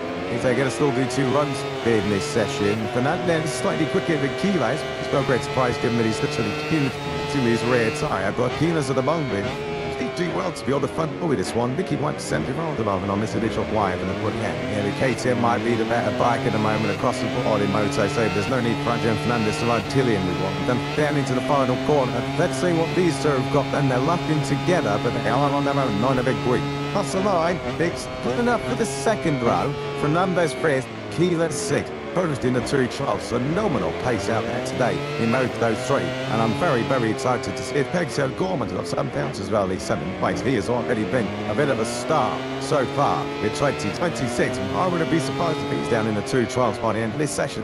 Yeah, if you told Max Q before this qualifying session started that your first fly will be at 212.9, he probably said, right, well, where's the T-Cell watch then? For pole position, but the pace has really picked up in this Moto3 session. The track ramping up, see with more very hot and cooler conditions today to also help the lap times, and that's why we see such a fast and do-up-on session. It's the way key lesson members are pushing on is that this is going to be their sole run at this Q2 session. I think that they are doing just one, and here Kiles looks like he's well now to it. He's got to be careful like he doesn't get in the way of Jan Fernandez. This rider's like Rio PD in the box at the moment, sitting pretty on the front car inside. A quarter of a second up for Alvaro Carpe has been able to. I wish we could have seen Alvaro Carpe's lap because I am absolutely certain it was meant to get at Fernandez. I think he was caught down behind a slowing key that's coming through turn 10. He's gone grey in the seconds.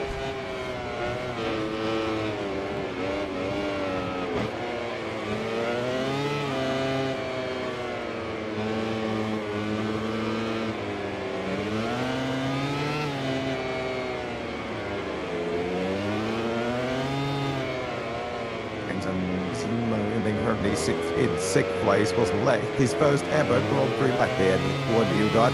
Rain ready aware of just few laps delays and also the kind of reputation and talent he had, but he really did explode onto the scene and let us all know how good he was there last year. I think he realised they had just a bit been too late, that Vinales was cruising up by Damon French just to 31 ever so slightly. There's still 5 minutes for the boat to shake his hand. To see if Simon Craig balanced on other women. Look at that. It didn't seem too bad. I think Keelan was trying his best just to realise a bit like, yeah, no, it's already had you have to make Kilos his time for one day after a happier than investigation into what was not on way.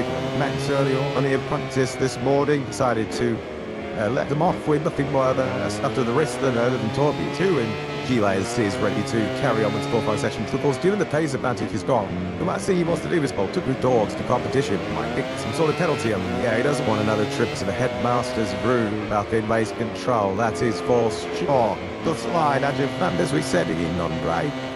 That is obviously nothing to write home about at the moment. He's still in fifth place, head of kilos. Oh, Adjafan, he's nervous watching him. He's back in absolutely everywhere. Talking of nervous watching, Guido Beardy's about to go fourth up on time attack mode for the last 4 minutes of this session. Talking of pole button on time attack mode, oh man, Carpe, not content by the 2:12.5. He's trying to better his lap time. He squeezes underbalance and promoting 8th, and that is so he can follow his teammate Brian Ariarte, who is having to be punching a massive hole in the air through this 1.2 kilometer backstretch.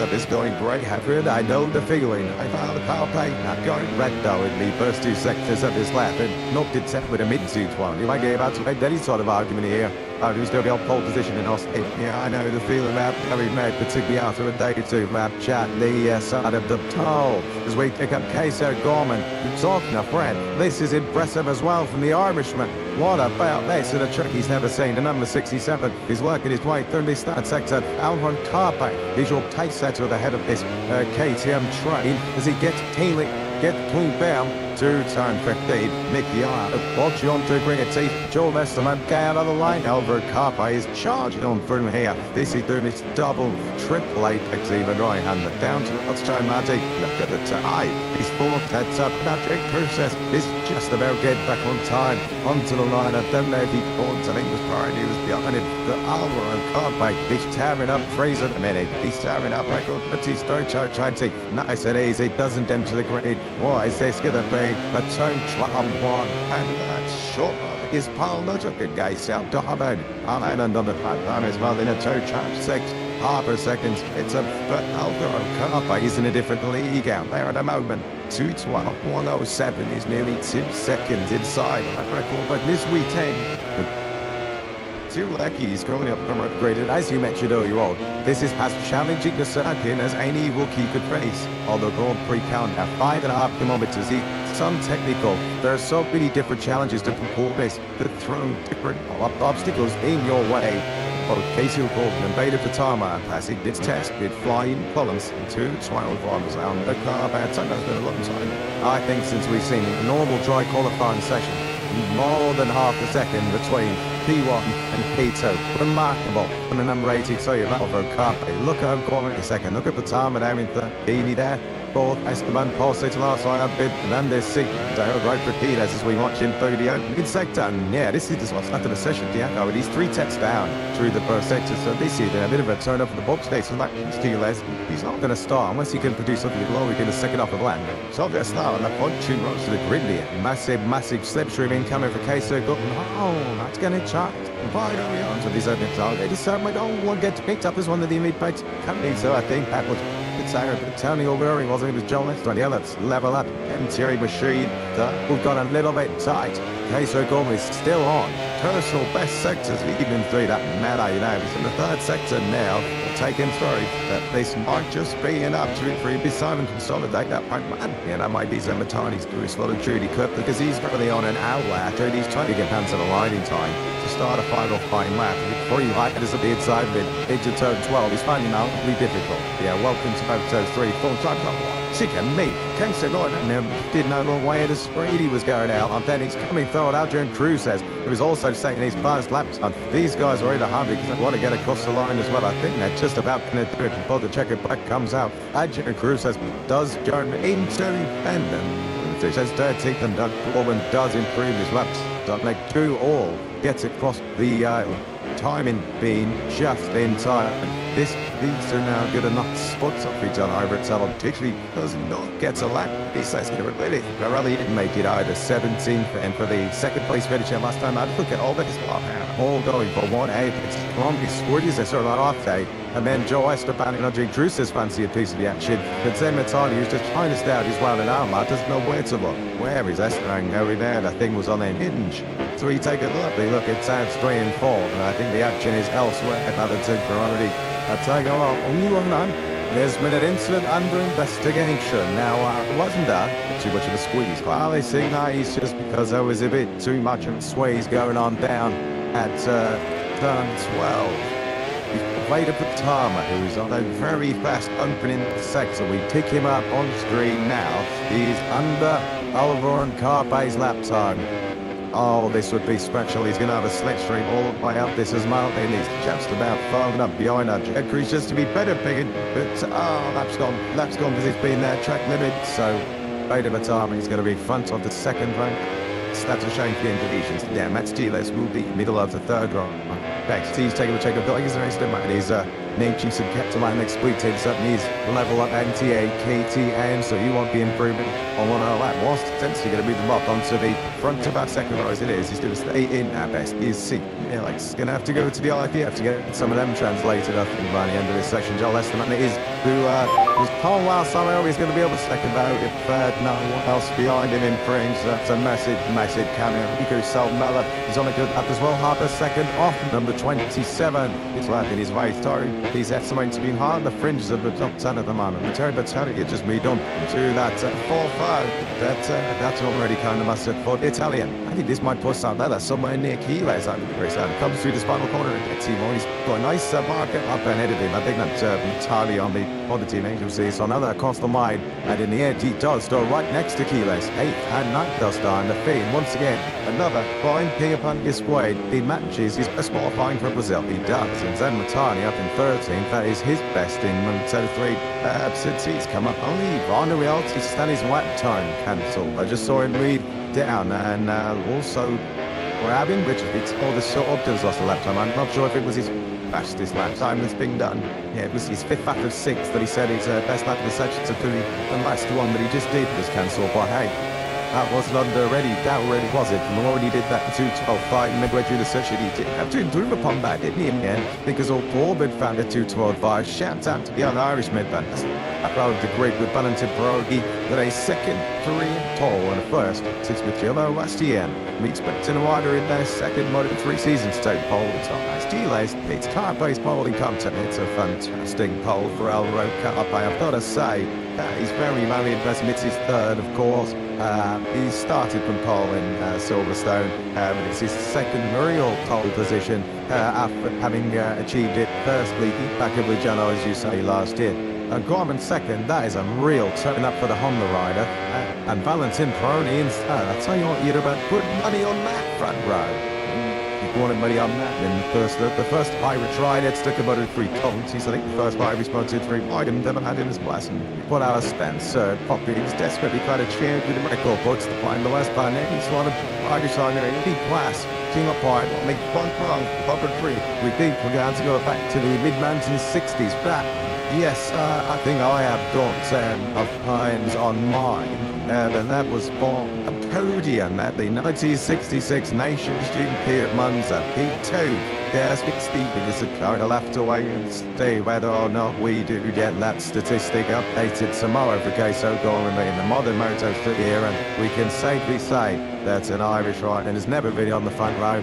That is until now. Fantastic subbies. Doug John is going to be jumping up and down. Fantastic brilliance from the Gordon plan. And really, I'll tell you what, after what was a tough last year, hell, Simon Johnny's going to be smart. And indeed, me and so will Honda's second and 5th rounds 5th on the grid. No further action taken after the Prodi Ariarte and several others continuing to turn 12. Then the time he brought with the 2 chef with how that ball played out, but as you mentioned, he getting himself up into 12th place. And what a fascinating Moto3 grid we've got.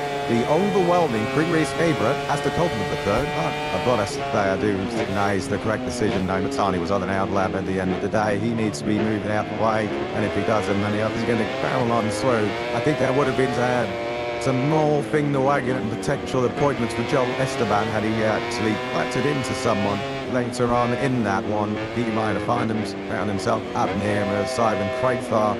But this side, I'm such God of the Ferrari.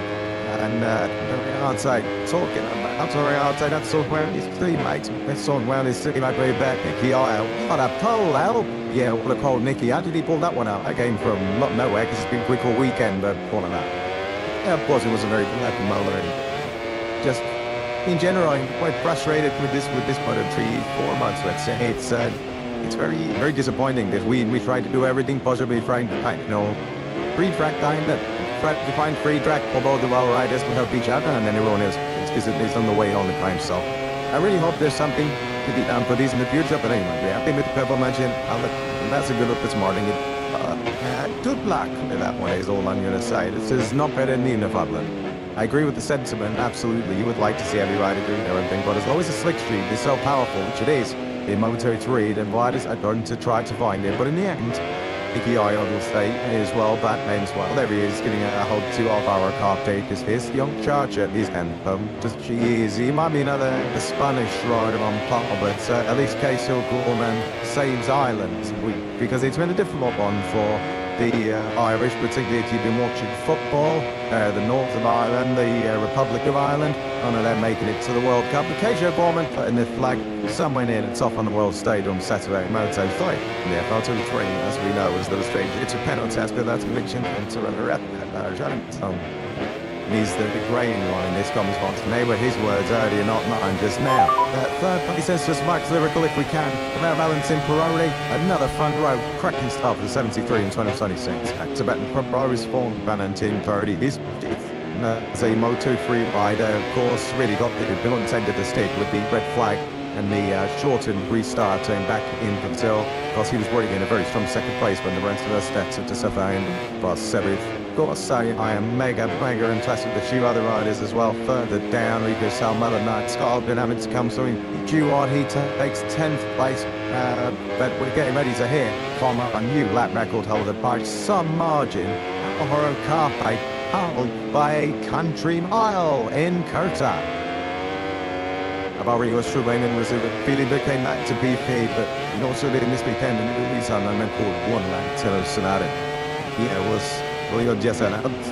I made 3-1 easy laps.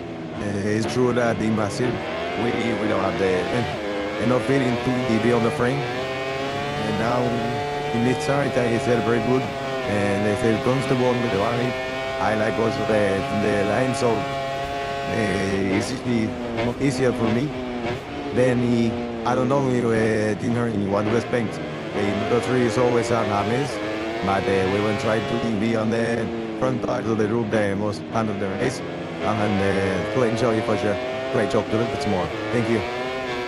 Top job from Alvaro Carpe, mainly because he reminded Ellie Isle, and it wasn't just one lap, it was two, and it was an absolute brace of fantastic outcome for Alvaro Carpe as he wheelies up on the exit of turn 9 down towards turn 7 where our super slow-mo camera is, but there was nothing and it's our camera guys and girls out there to do to slow Alvaro Carpe down today at 2:12.107. That is going to be the time to be moving forward in Kota as far as Moto3 is concerned. Great job from Carpe. Now our recorder might stand for a while. Alvaro Carpe or pole ahead of Casey O'Gorman starting second for the Irish youngster. Bounty Peroni back-to-back run was third. Bede Patana once again another fine job before that. Brito PD and Joao Esteban, Adeline Fernandez and Max Giles took their own strategy. It didn't really pay off. 7th and 8th there. Rito Samala and Scott off to the Moto2 Q1. Kelso Battardi next to him and Patani Oliarte. Adrian Truces Caron was best ball upon Union 16. Ed of Hedy O'Shea and Marco Morelli in team Q2. We see him at the next up there. The pace is real. You have 2 more matches tomorrow. Marcus of Real taking fleets first. Evan Coleman Buchanan and Rocher Bublé. The homeless crash really discovered hopes for the latter. 22nd and 23rd and a real brother Sofer. And Haki Mitanish with the footwell in Brazil to the front row in Austin. So what a session of our car is up on for the United States Grand Prix in Moto3. Moto2 qualifying is up next.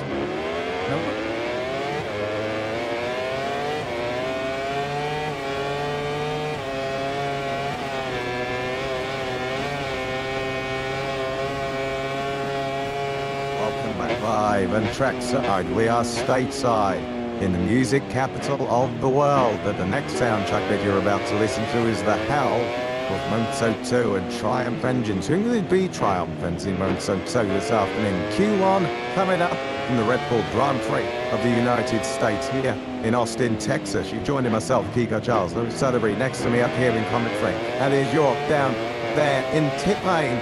And he's going to be bringing us all the stories across the Q1 and Q2 session. Giovanna Hubichisaki, Alex Estrella, Helper Counts, Alan Connect, Jorge Navarro, Danny Hongada, and in name, Sergio Garcia, Sons van der Goberg, Alberto Fernandez, Dennis Spoggio, Mario Aki, Jose Antonio Already, reigning Moto3 World Champion, along with Tara Ferrosato and Dennis Onshu, who was absolutely plumb last at the end of running yesterday. What a disaster. The praise of the Elfmark 3DS Racing Team machines. Any other day you'd be saying that most of them will be able to come through.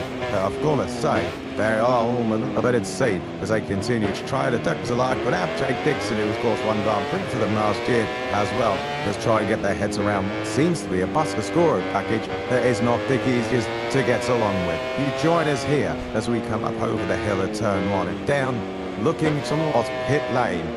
Who's it going to be? Who's going to graduate out of the top 4 placings in this one? Because this is not an easy prediction. No, it never is in this Moto2 class as competitive as it always is. But if Danny Holgado isn't one of them, then we have a major story on our hands. The World Championship leader in the end was benefiting from a Q1 adherence to Brazil to give him that extra wide track time and went on to take to pole position. Now, who would...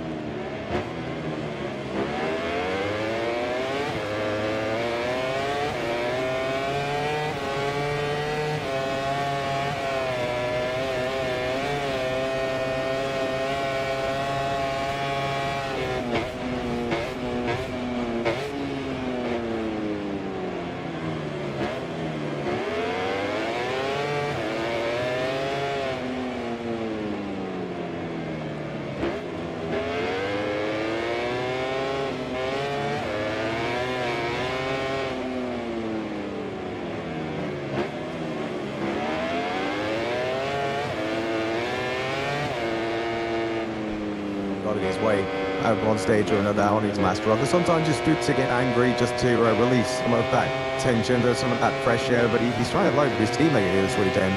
David Alonso, who's been the reference fastest yesterday in practice, and Aldado says that Alonso is just much more confident on the brakes than I am. I'm really struggling to have that same conviction when breaking into some of these long straights in Austin. That's something he's going to have to really improve upon. Whatever don't have to care, I suppose, this weekend. We already know he is going to carry a major handicap into tomorrow's United States Grand Prix. This is a new rule that came into force for 2026. If your bike's not running when you crash it, you are prohibited from restarting it at the side of the racetrack. The KRS did not follow those instructions.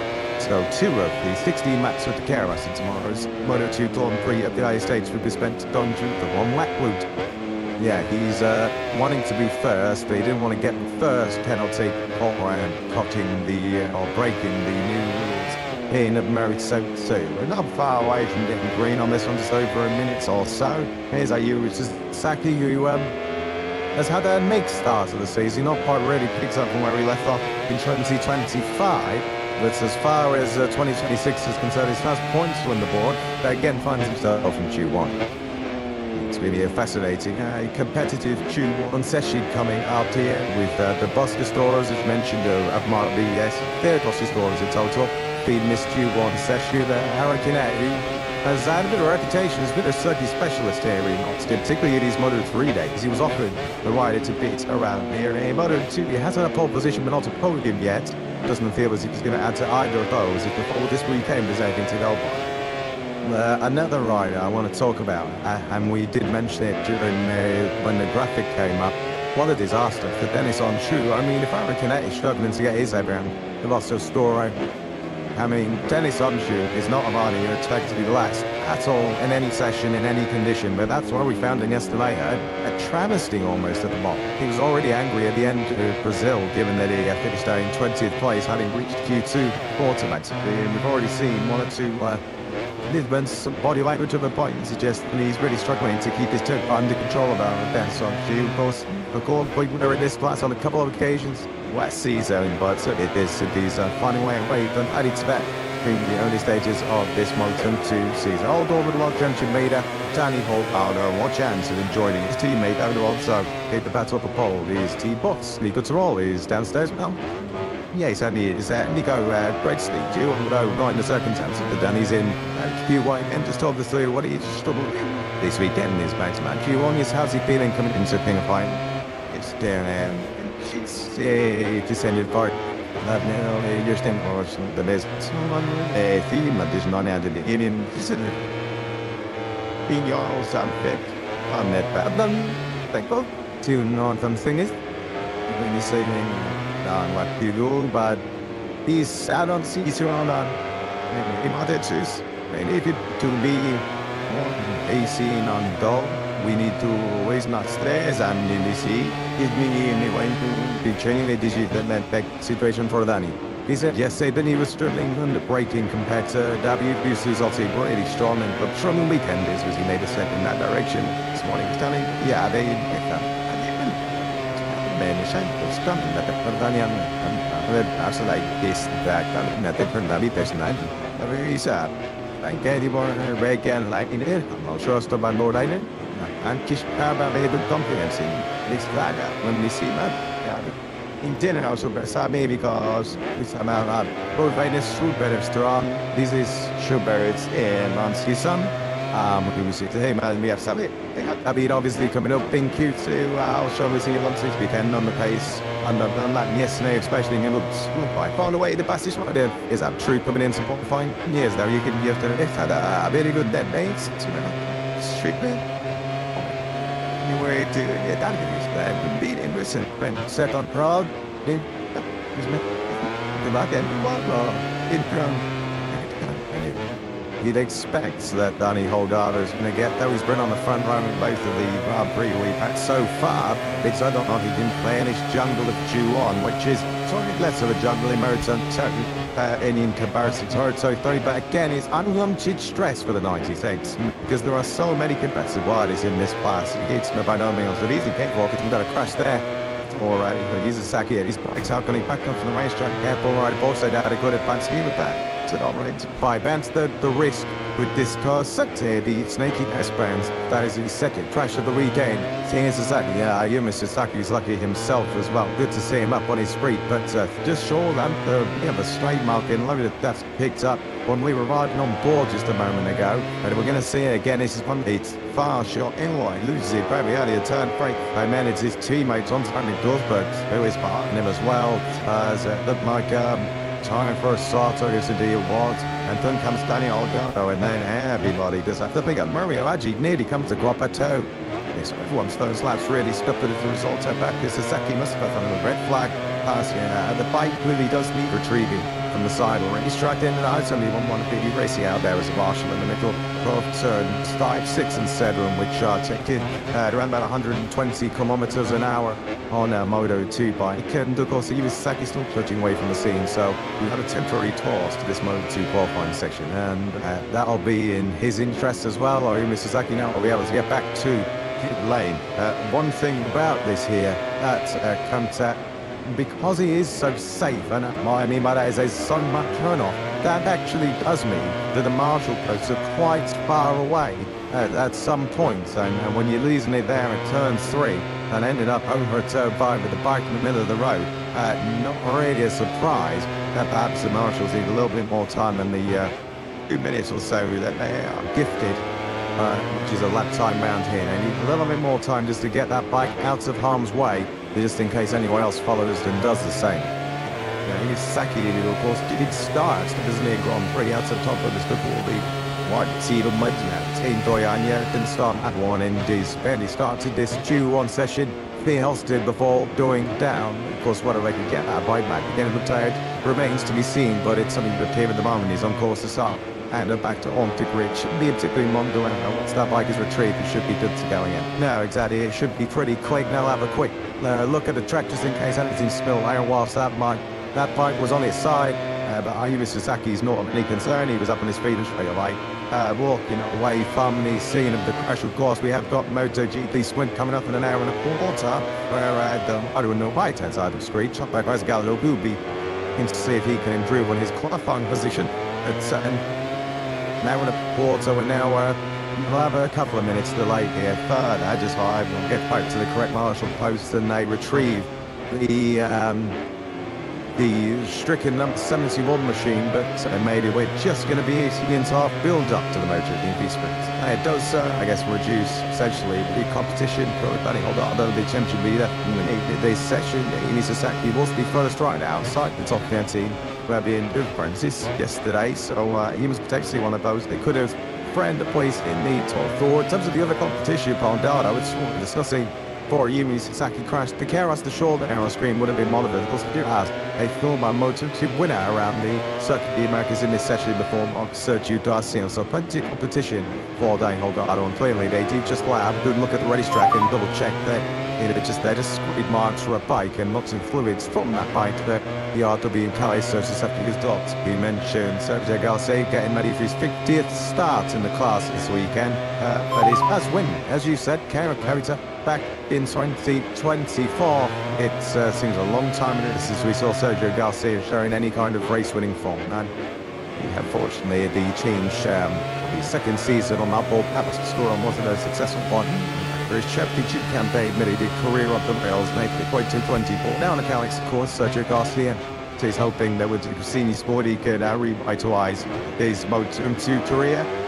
Daniel Holgado, this is all just about staying calm in these passage racing. So out in its control. Nothing he can do at the moment. Course at Gibson, away from the air, crash for Ayumu Sasaki. And the bike potentially took these fluids on the racetrack after it travelled a long way on its side. So a lot of experience in that Aspar team.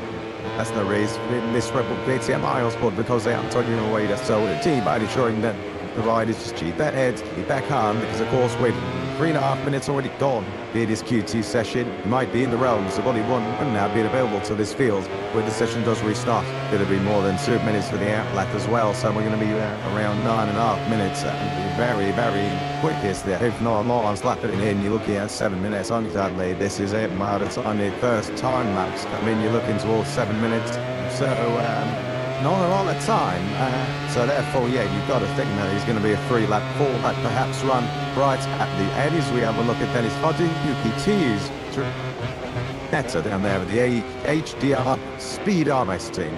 Yeah, we've all beaten Dennis Hodge, who dropped a bit from his bottle and didn't know where it had gone as he disappeared under his chair. He's in for the injured Luca Lunetta, we remind you, of course, this weekend. We should have those little caps on there, annoy us all when we're trying to drink from the bottle and ends up halfway up our hooter. But not over here in the States. Sounds like there's a little bit of fluid down at turn 5. That's what the concern is. Not oil, but some sort of coolant or fluid down at turn 5. So we're just going to be under red flag conditions for a little bit longer. Of course, safety absolutely paramount, saying motorcycle racing across the board, whether that's here, MotoGP, or in domestic championships or World Superbikes as well. Of course, racing this weekend. Horsey Mail, guilty of the results away, but Miguel Oliveira definitely doing the Hun crowd very, very well indeed earlier on today. Back here at Kota, Ayumu Sasaki has got back in his box, brought him a move, and Pedro Fogli at team. He's just down there now, getting a little bit of a chat to by the team. He'll be waiting to our bike to come back, and hopefully, so Ayumu, the number 71 in his session might not all be over just yet. Yeah, he's certainly making justice to the team. He's all on K. This was the moment Maverick Vinales of 3, and of course the bike making his way all the way to 5. Of course, I own its side through all of that, so that's where fluid is going to drop out as the bike is travelling all the way on its side, and as mentioned, all the trailing to the rides all following there. So of course the other couple of quarters to see always developing there, but all doing a fine job to avoid the Stripian 71. Also, we're under red flag conditions. Let's just check in with our pit lane reporter, and if you're what have you got for us? get down here, just not the MSI, no resources, I think, identifies name it on the planet, and sorry, champion of the land, unheld and George Z, neat, and been spying well, and more solid, and held out away, so I doubled on Howard's the unfortunately in this weekend, but he's looks really strong, and he's been 2 bumpers, what's the bike like on his side of the garage? Yeah, for sure, we are so happy with these improvements, and they made his showing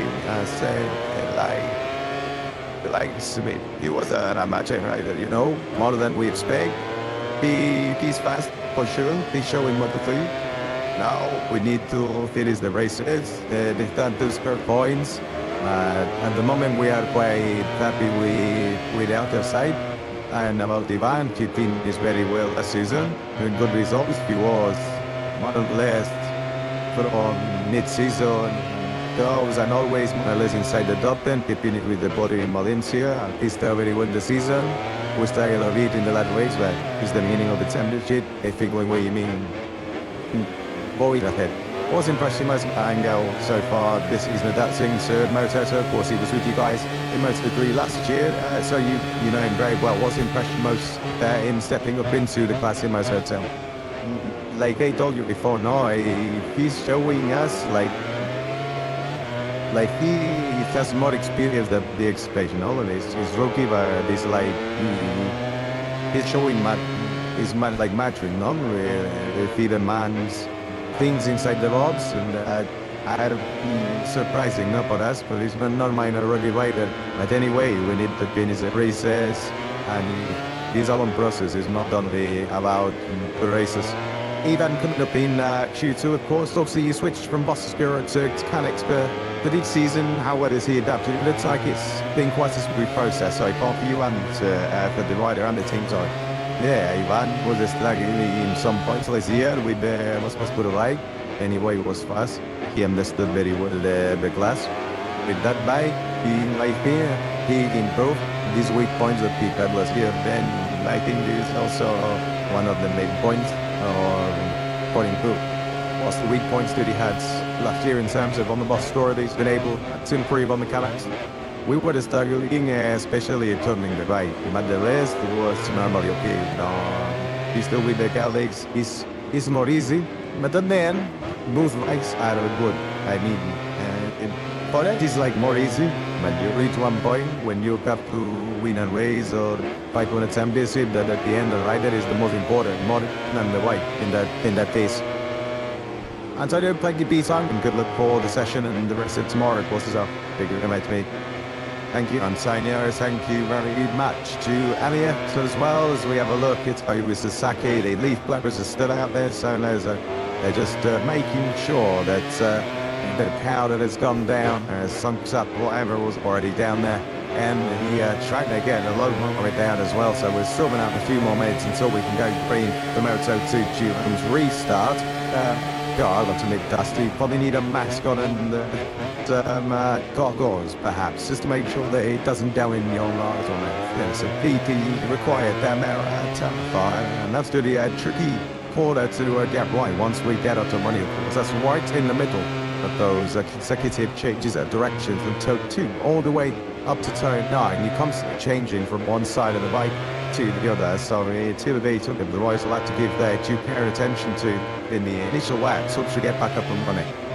We are hopefully not going to be too much longer there. It looked like they were just putting down the finishing touches and then getting in stride, so that's not even safe. Have a look at what is probably the best viewpoint of any racetrack anywhere in the world. Just don't go down, because that's when you start. Yeah, well, at least that's where I start. I mean, I know it may have a moment up there, but the Coaster Tower, just next to Hayden Hill, of course, this year there is a special celebration or commemoration going on the Hayden Hill. It's 20 years, of course, this year since Nicky Hayden not just won in the States for the second time, but also took the MotoGP crown in that thriller back in Valencia 2006. That one still living long in the memories of everyone in the paddock. Yeah, 1 or 2 American legends with their fingerprint on this circuit, and in Hill also, of course, Kevin Schwantz heavily involved in the designing of this race. That confirmation on our tiny screen, so the Moto2 Sport by session will restart at 13 8:56 local time, ladies and gentlemen. Far from it, indeed, not too far away. Whilst we're talking just briefly on MotoGP, American royalty, King Kenny Roberts inducted into the Hall of Fame proper this weekend. Not Andy's dude rock and kind of, you could say, MotoGP stall. Freddie Spencer along with Kevin Schwantz, they are all here this weekend, and I'm sure a couple now creep out onto the grid tomorrow. The Grand Prix of the United States, bit of a rename for this year, but it sounds proper when you've got King Kenny in the paddock. Their course from America points of view, the fans here in the grandstands. Very interesting study the qualifying two here in Moto2, where we find both of the American racing characters, including the sole American in this Moto2 field. Of course, he will attend the practice over the season. In Q2, we'll find out in 35 seconds and begin to find out which Bill White is the joint. Here, it was his best Friday of the year, Joe Roberts, of course. Missed the cut last time out, didn't get into Q2 directly, but he's looking to try and, if he can, qualify in the top 10 for the first time this year. Back is Aaron Canet and Dennis Onchu. They make their way down towards the end of pit lane. This is also Alberto Fernandez.